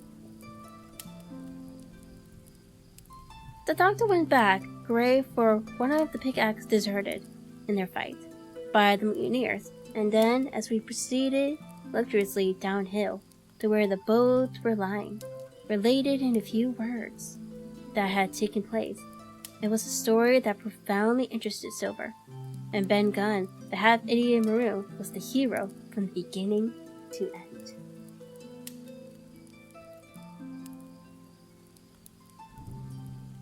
Ben, in his long, lonely wanderings about the island, had found the skeleton. It was he that had rifled it, and he had found the treasure. He had dug it up. It was the heft of his pickaxe that lay broken in excavation.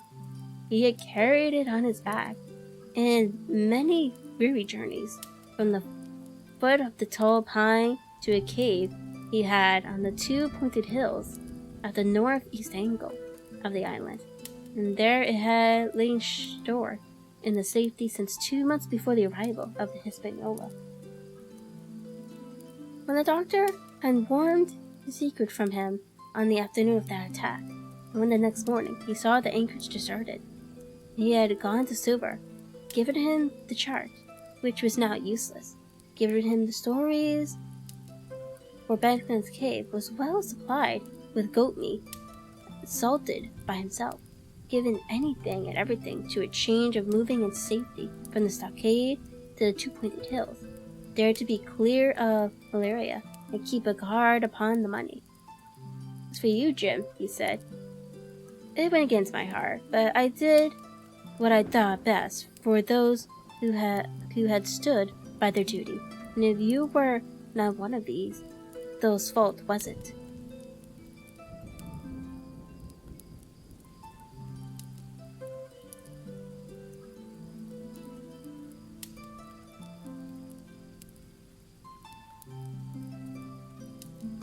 And Paddock Pardo, thank you so much for the follow. Welcome to the kingdom.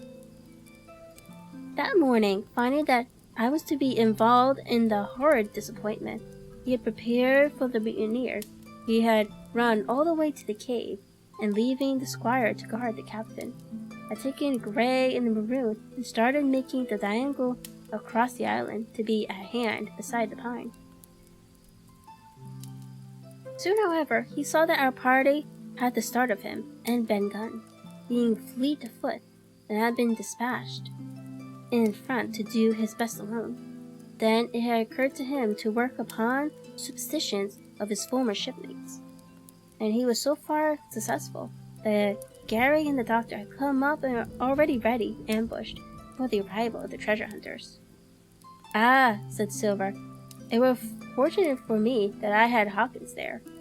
You would have let old John be cut to pieces. I never given it a thought, Doctor." "Not a thought," replied Dr. Livesey cheerily. And by this time we had reached the gigs. The doctor, with the pickaxe, demolished one of them, and then we all got aboard the other, and set out to go round by sea for North Inlet. This was a run of 8 or 9 miles, Silver. 9 miles. Silver, though he was almost killed already with fatigue, was set to an oar, like the rest of us, and we were soon skimming swiftly over a smooth sea. Soon we passed out of the straps and doubled the southeast corner of the island, round which 4 days ago we had towed the Hispaniola. As we passed the two-pointed hills, we could see the black mouth of Ben Gunn's cave and a figure standing by it, leaning on a musket.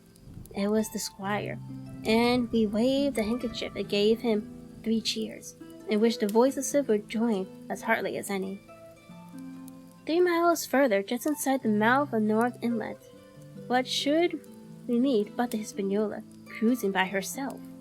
The last flood had lifted her, and had there been much wind or the strong tide current, as in the southern anchorage, we would never have found her more, found her stranded beyond help. As it was, there was little amiss beyond the wreck of the mainsail. Another anchor was got ready and dropped in a fathom and a half of water. We all pulled round again to Run Cove, the nearest point for Ben-Gunn treasure house, and then Gray, single-handed, returned with the gig to the Hispaniola, where he was to pass the night on guard. Treasure slope ran up from the beach to the entrance of the cave. At the top, the squire met us. To me, he was cordial and kind, saying nothing of my escaping earlier in the way of blame or praise. At Silver's polite salute, he somewhat flushed. "John Silver," he said, "you are a prodigious villain and impostor, a monstrous impostor, sir. I am not to prosecute you. Well then, I will not. But the dead men, sir, hang about your neck like millstones." "Thank you kindly, sir," replied Long John, again saluting. "And dare you to thank me?" Cried the squire. "It is a gross dereliction of my duty. Stand back." And thereupon we all entered the cave. It was a large, airy place, with a little spring and a pool of clear water, overhung with fern. The floor was stone. Before a big fire lay Captain Smollett, and in a far corner, only duskily flickered over by the blaze, I beheld great heaps of coin and cathedrals built of bars of gold. There was Flint's treasure that we had come so far to seek, and that had cost already the lives of 17 men from the Hispaniola.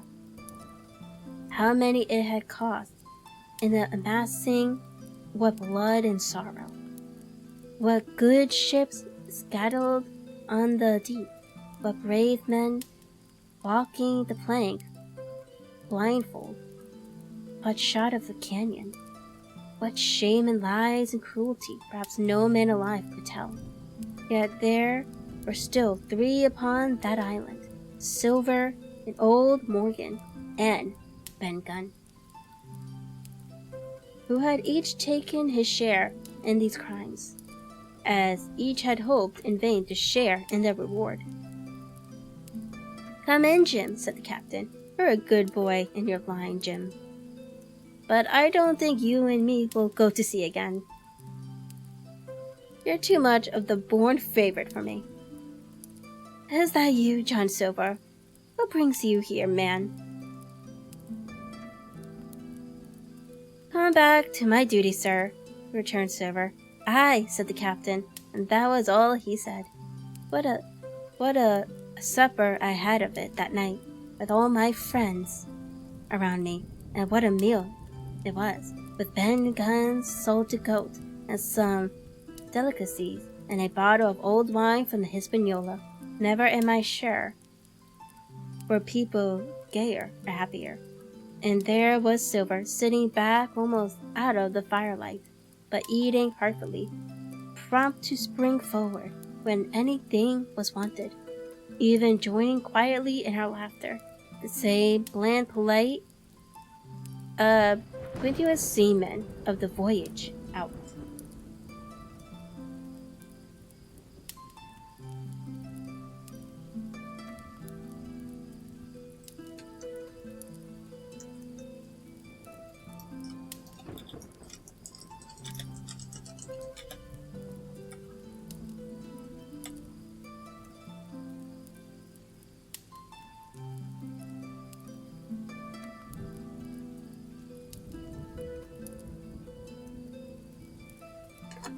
And we should drink more water before we start the chapter.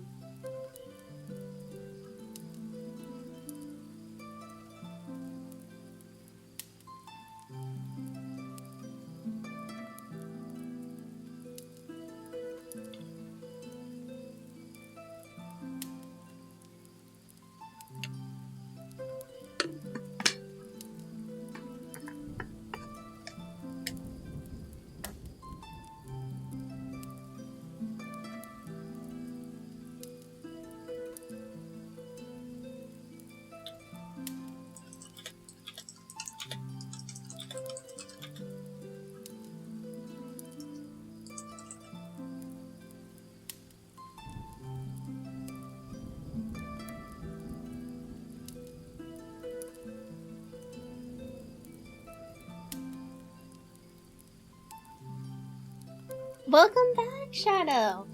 You're just in time for the last chapter.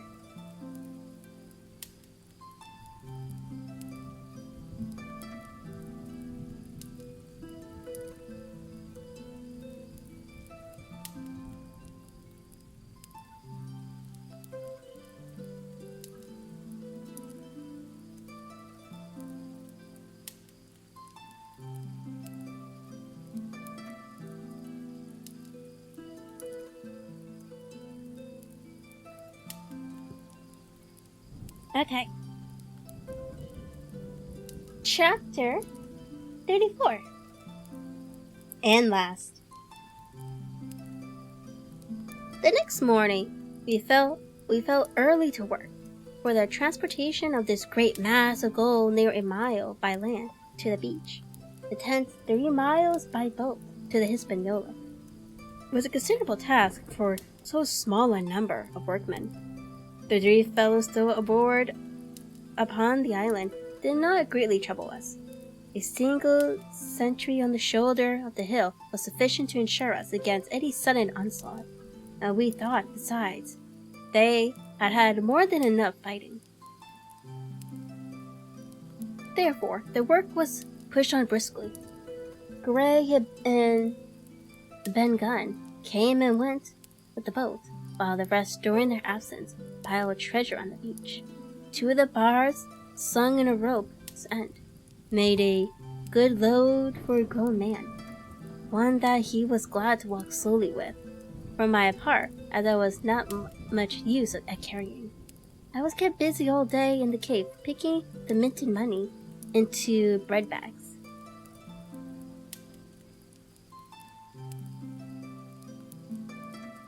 It was a strange collection like Biddy Bones' hoard for the diversity of coinage, but so much larger and so much more varied that I think I never had more pleasure than in sorting them.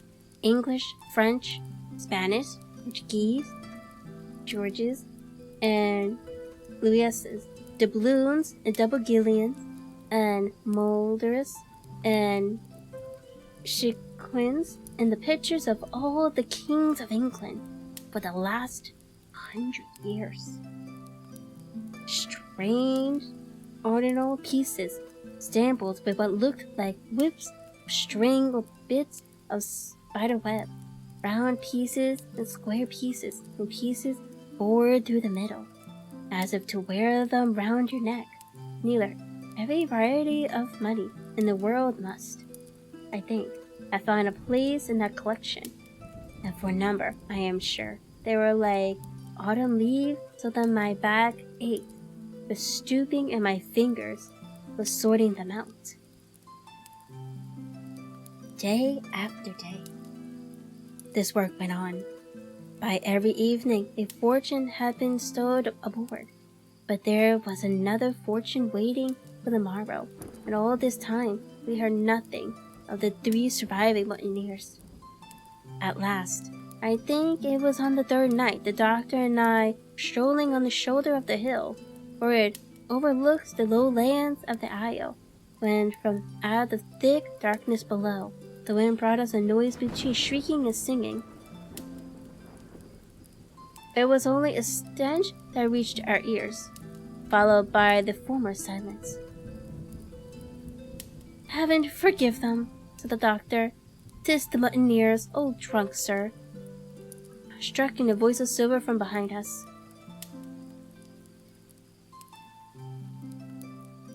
Silver, I should say, was allowed his entire library, and in spite of daily rebuffals, seemed to regard himself once more as quite a privileged and friendly dependent. Indeed, it was remarkable how well he bore these slights, and with that unwavering politeness, he kept on trying to ingratiate himself with all.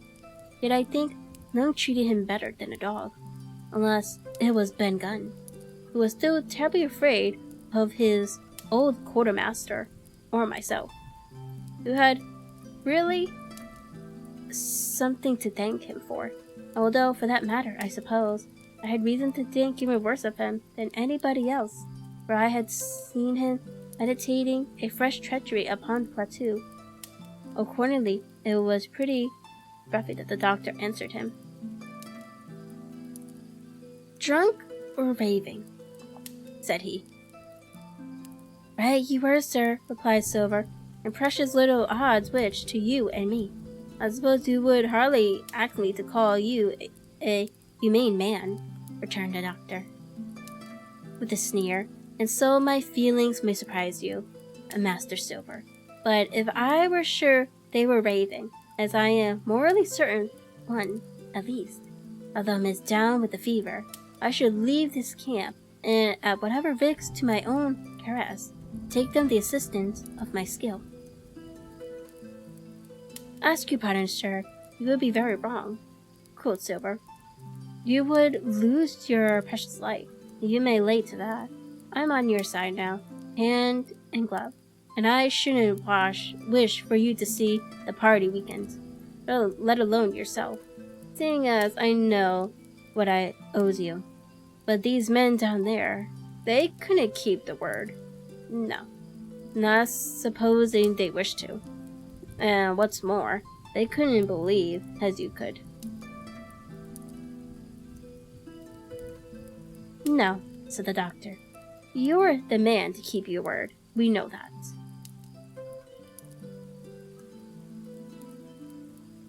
Well, that was about the last news we had of the 3 pirates. Only once we heard a gunshot a great way off and supposed them to be hunting. A council was held, and it was decided that we must desert them on the island. To the huge glee, I must say, of Ben Gunn, and with the strong approval of Gray, we left a good stock of powder and shot, the bulk of the salted gold, a few medicines, and some other necessities, tools, clothes, a spare sail, a phantom or 2 of rope, and by the particular desire of the doctor, a handsome present of tobacco.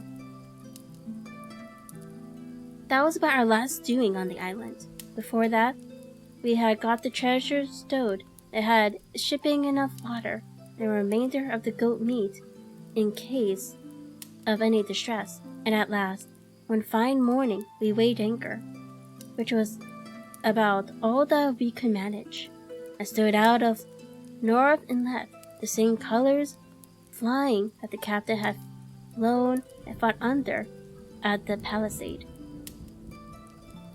The three fellows must have been watching us closer than we thought for, as we soon had proved, for coming through the Narrows, we had to lay very near the southern port, and there we saw all 3 of them kneeling together on a spit of sand, with their arms raised in supplication. It went to all our hearts, I think, to leave them in that wretched state, but we could not risk another mutiny, and to take them home for the gibbets would have been a cruel sort of kindness. The doctor hailed them and told them of the stores we had left, and where they were to find them, but they continued to call us by name and appeal to us for God's sake to be merciful and not leave them to die in such a place. At last, seeing the ship still bore on her course, and was now swiftly drawing out of earshot, one of them, I knew not which it was, leaped to his feet with a hoarse cry, whipped his musket to his shoulder, and sent a whistling over Silver's head, through the mainsail.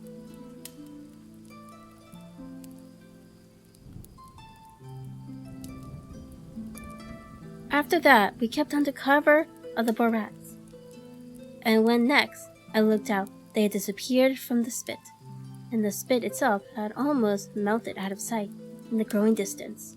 That was at least the end of that, and before noon, to my inexpressible joy, the highest rock of Treasure Island had sunk into the blue rounds of the sea. We were so short of men that everyone on board had to bear a hand, only the captain laying on a mattress in the stern and giving his orders. For though greatly recovered, he was still in want of quiet. We laid her for the nearest port in Spanish America, for we could not risk the voyage home without fresh hands.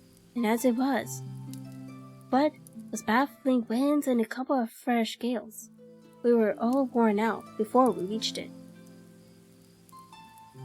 It was just at sundown when we cast anchor at a most beautiful and landlocked gulf. We were immediately surrounded by shore boats full of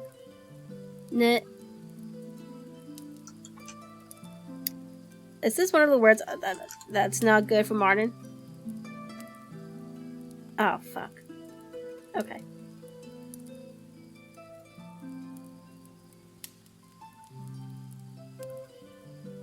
By shore boats full of Negroes and Mexican Indians and half-blooded selling fruits and vegetables and offering to die for bits of money.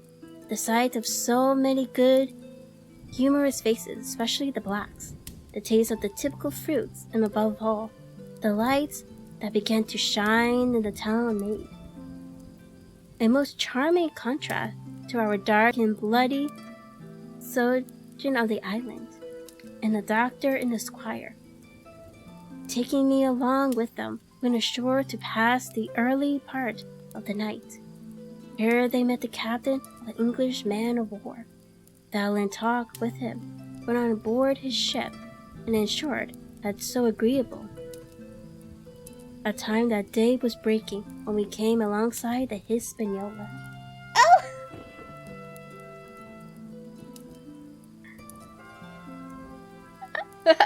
Hero! Hi!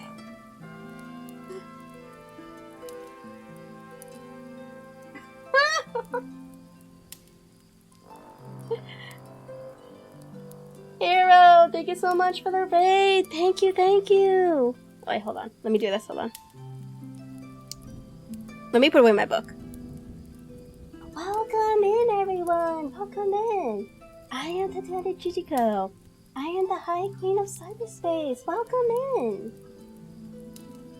Right now, we are finishing up Treasure Island. Blanket, welcome, welcome.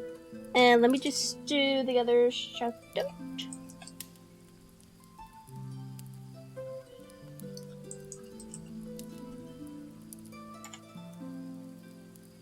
How was your stream, Hero? I guess I can stop lurking your stream now. It's going well.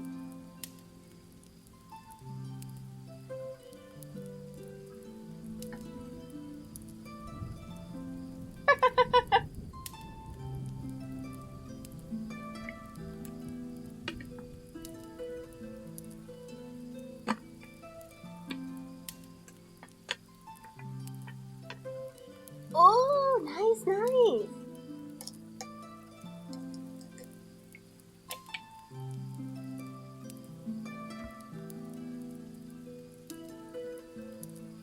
Let me just see here.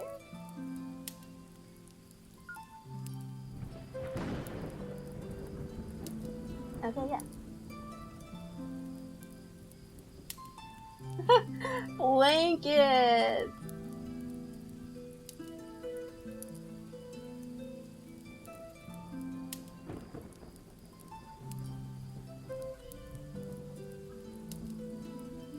Blanket, you would do anything to avoid my bot. How dare you?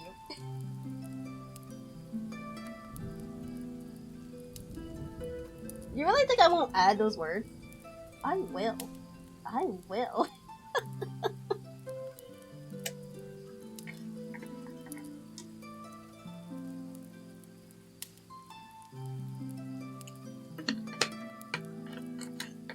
I am more than happy to enter my suit again, but let me put on my proper clothing.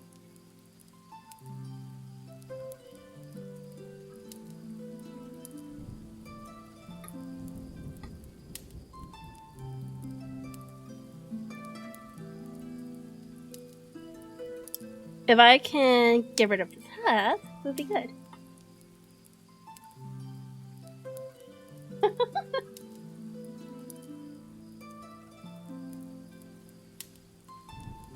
Welcome in, everyone, from Heroes Raid. I am Tatiana Digiko. I am the queen of cyberspace. We normally do ASMR reading, ASMR writing sprints, and we also do the occasional gaming as well. I hope you had a good time to hear a stream.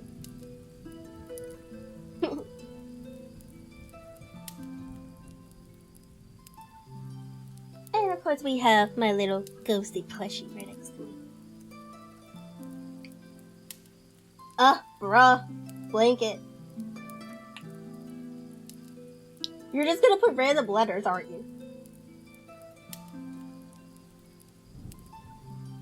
You mean earlier? I was eating cake earlier.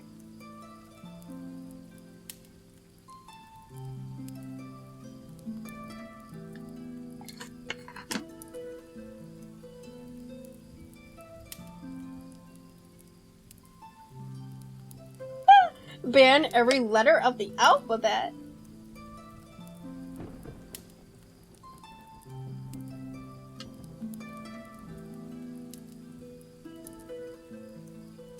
Oh no. You're probably hearing my water bottle. Cause I'm occasionally like opening and closing the water bottle to drink water. Or when I'm typing.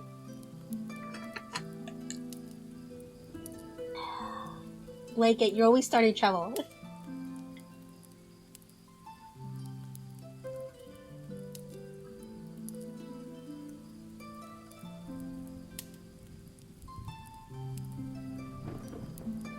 Bruh, why? Oh my god.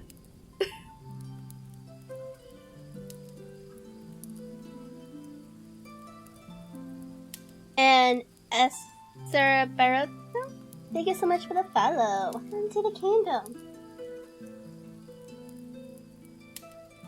It shouldn't be that long. I think I'm already on the next page or the last page.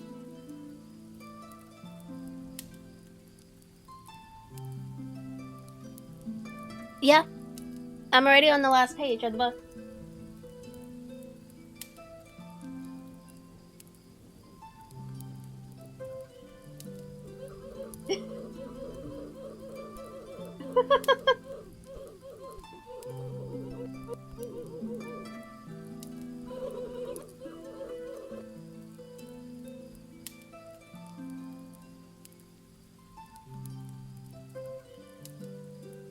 Okay, so good thing I already had highlighted where I was at.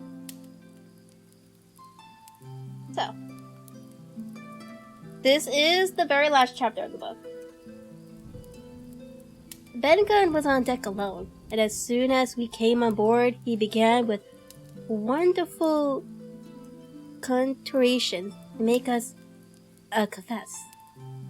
Silver was gone. The Maroon had conveyed his escape in a shore boat some hours ago, and he now assured us he had only done so to preserve our lives, which would certainly have been forfeited if that man with the one leg had stayed aboard. But this was not all. See, Cook had not gone empty-handed. He had cut through the bulkhead unobserved, and had removed one of the sacks of coins, worth perhaps 300 or 400 guineas, and helped him on his further wanderings.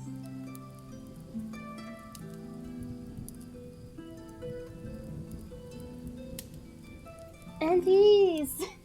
Thank you so much for the bits. Thank you. That's so sweet of you.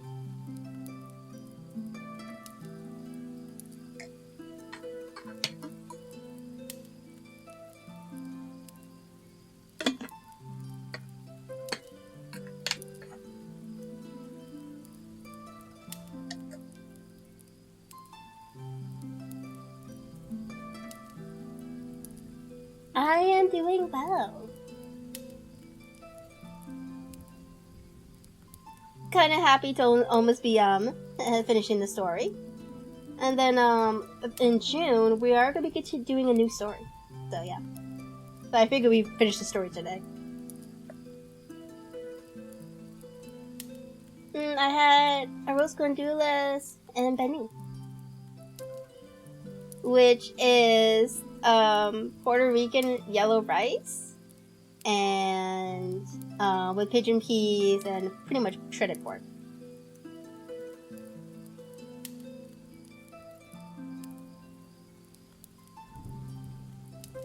And Capybara, thank you so much for the follow. Sigo No what? Thank you so much for the follow as well. Welcome to the kingdom.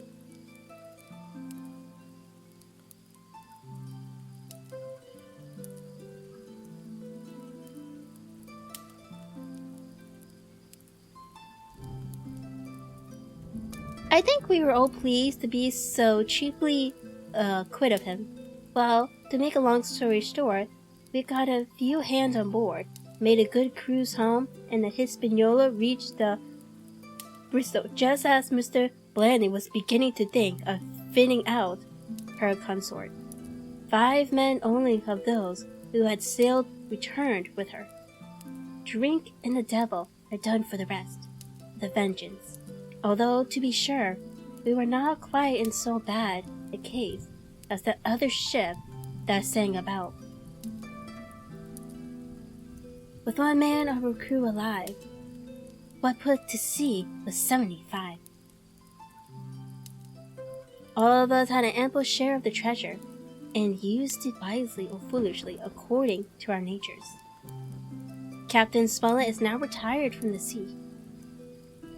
Gary not only saved his money, but being suddenly smit with the desire to rise, also studied his profession, and he is now mate and part owner of the fine full-rigged ship, married besides, and the father of a family. As for Ben Gunn, he got £1,000, which he spent or lost in 3 weeks, or to be more exact, in 19 days, for he was back begging on the 20th. Then he was given a lodge to keep, exactly as he had feared upon the island, and he still lives, a great favorite, to something of a butt, with the country boys, and a notable singer in church on Sundays and saints' days. Of Silver we have heard no more. That formidable seafaring man with 1 leg has at least gone clean out of my life. But I dare say he met his old negress, and perhaps still lives in comfort with her. And Captain Flint, it is to be hoped so, I suppose, for his chances of comfort in another world are very small. The bar, silver, and the arms still lie, for all that I knew, where Flint buried them, and certainly they shall lie there for me. Oxen and wine ropes will not bring me back again to that accursed island, and the worst dreams that ever I have are when I hear that surf booming about its coasts, or start upright in bed with the sharp voice of Captain Flint still ringing in my ears. Pieces of 8. Pieces of 8. The end. And that is the end of Treasure Island, everyone. All videos I will be uploading to YouTube. So if you ever missed an episode, I will be uploading them all. And as I said, in June, we will be continuing, actually we'll be either starting Gitana's story, which I will be restarting because I was in the middle of chapter 1, or we'll be starting another of Sherlock Holmes. Oh, that'll be fun.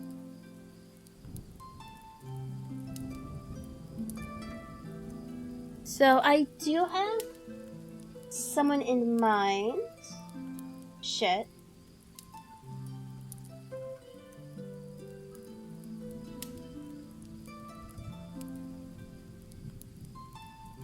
What blanket?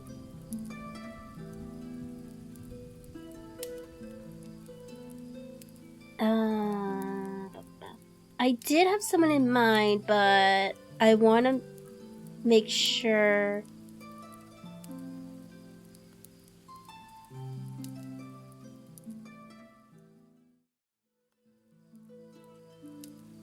Okay, I think she's still going.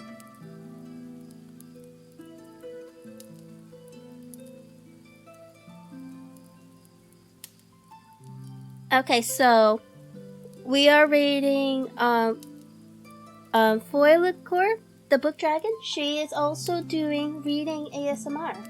So we will be going for more comfy reading tonight. So I will be live again next weekend. No, I lied. I will be live again on Thursday. Is it this Thursday? I think so. Hold on. Let me double check my own schedule.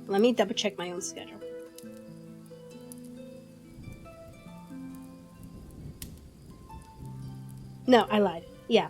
So, we will be live again this Saturday again. It will be for more writing. And same with Sunday. And then next week, on Thursday, will be the birthday / Among Us stream. So, that's something to look forward to. Not this Thursday blanket, I meant next Thursday, because that's my birthday and I have off. So, thank you everyone who came to the stream today. Thank you, Hero, for the raid. I appreciate you, homie, so much. And I'll see you all next weekend then. Bye-bye, everyone.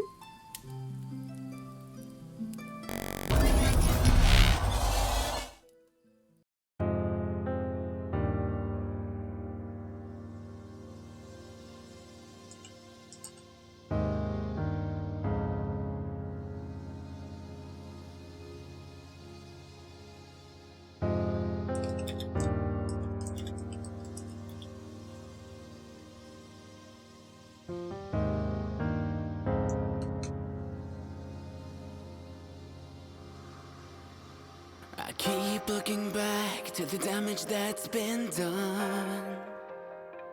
Was it all for nothing?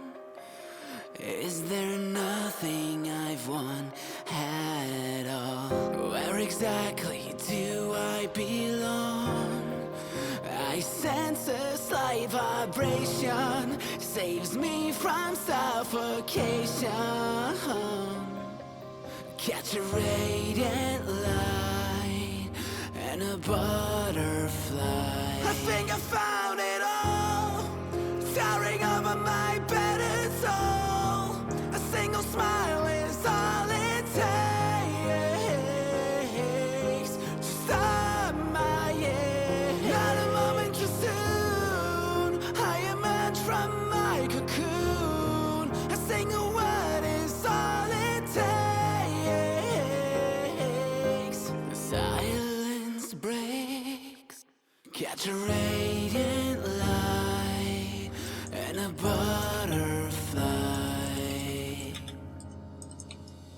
The darkness that's been covering our hearts, it's starting to fade, prevail in the face of adversity. No more suppression, no regression, no more fake aspirations. No need to make comments, no losing our consciousness. Haunting anxieties, lackluster memories. It stops now. I think I found it all, towering over my battered soul. A single smile is all it takes to stop my years. Not a moment too soon, I emerge from my cocoon. A single word is all it takes. The silence breaks, catch a radiant light and a butterfly.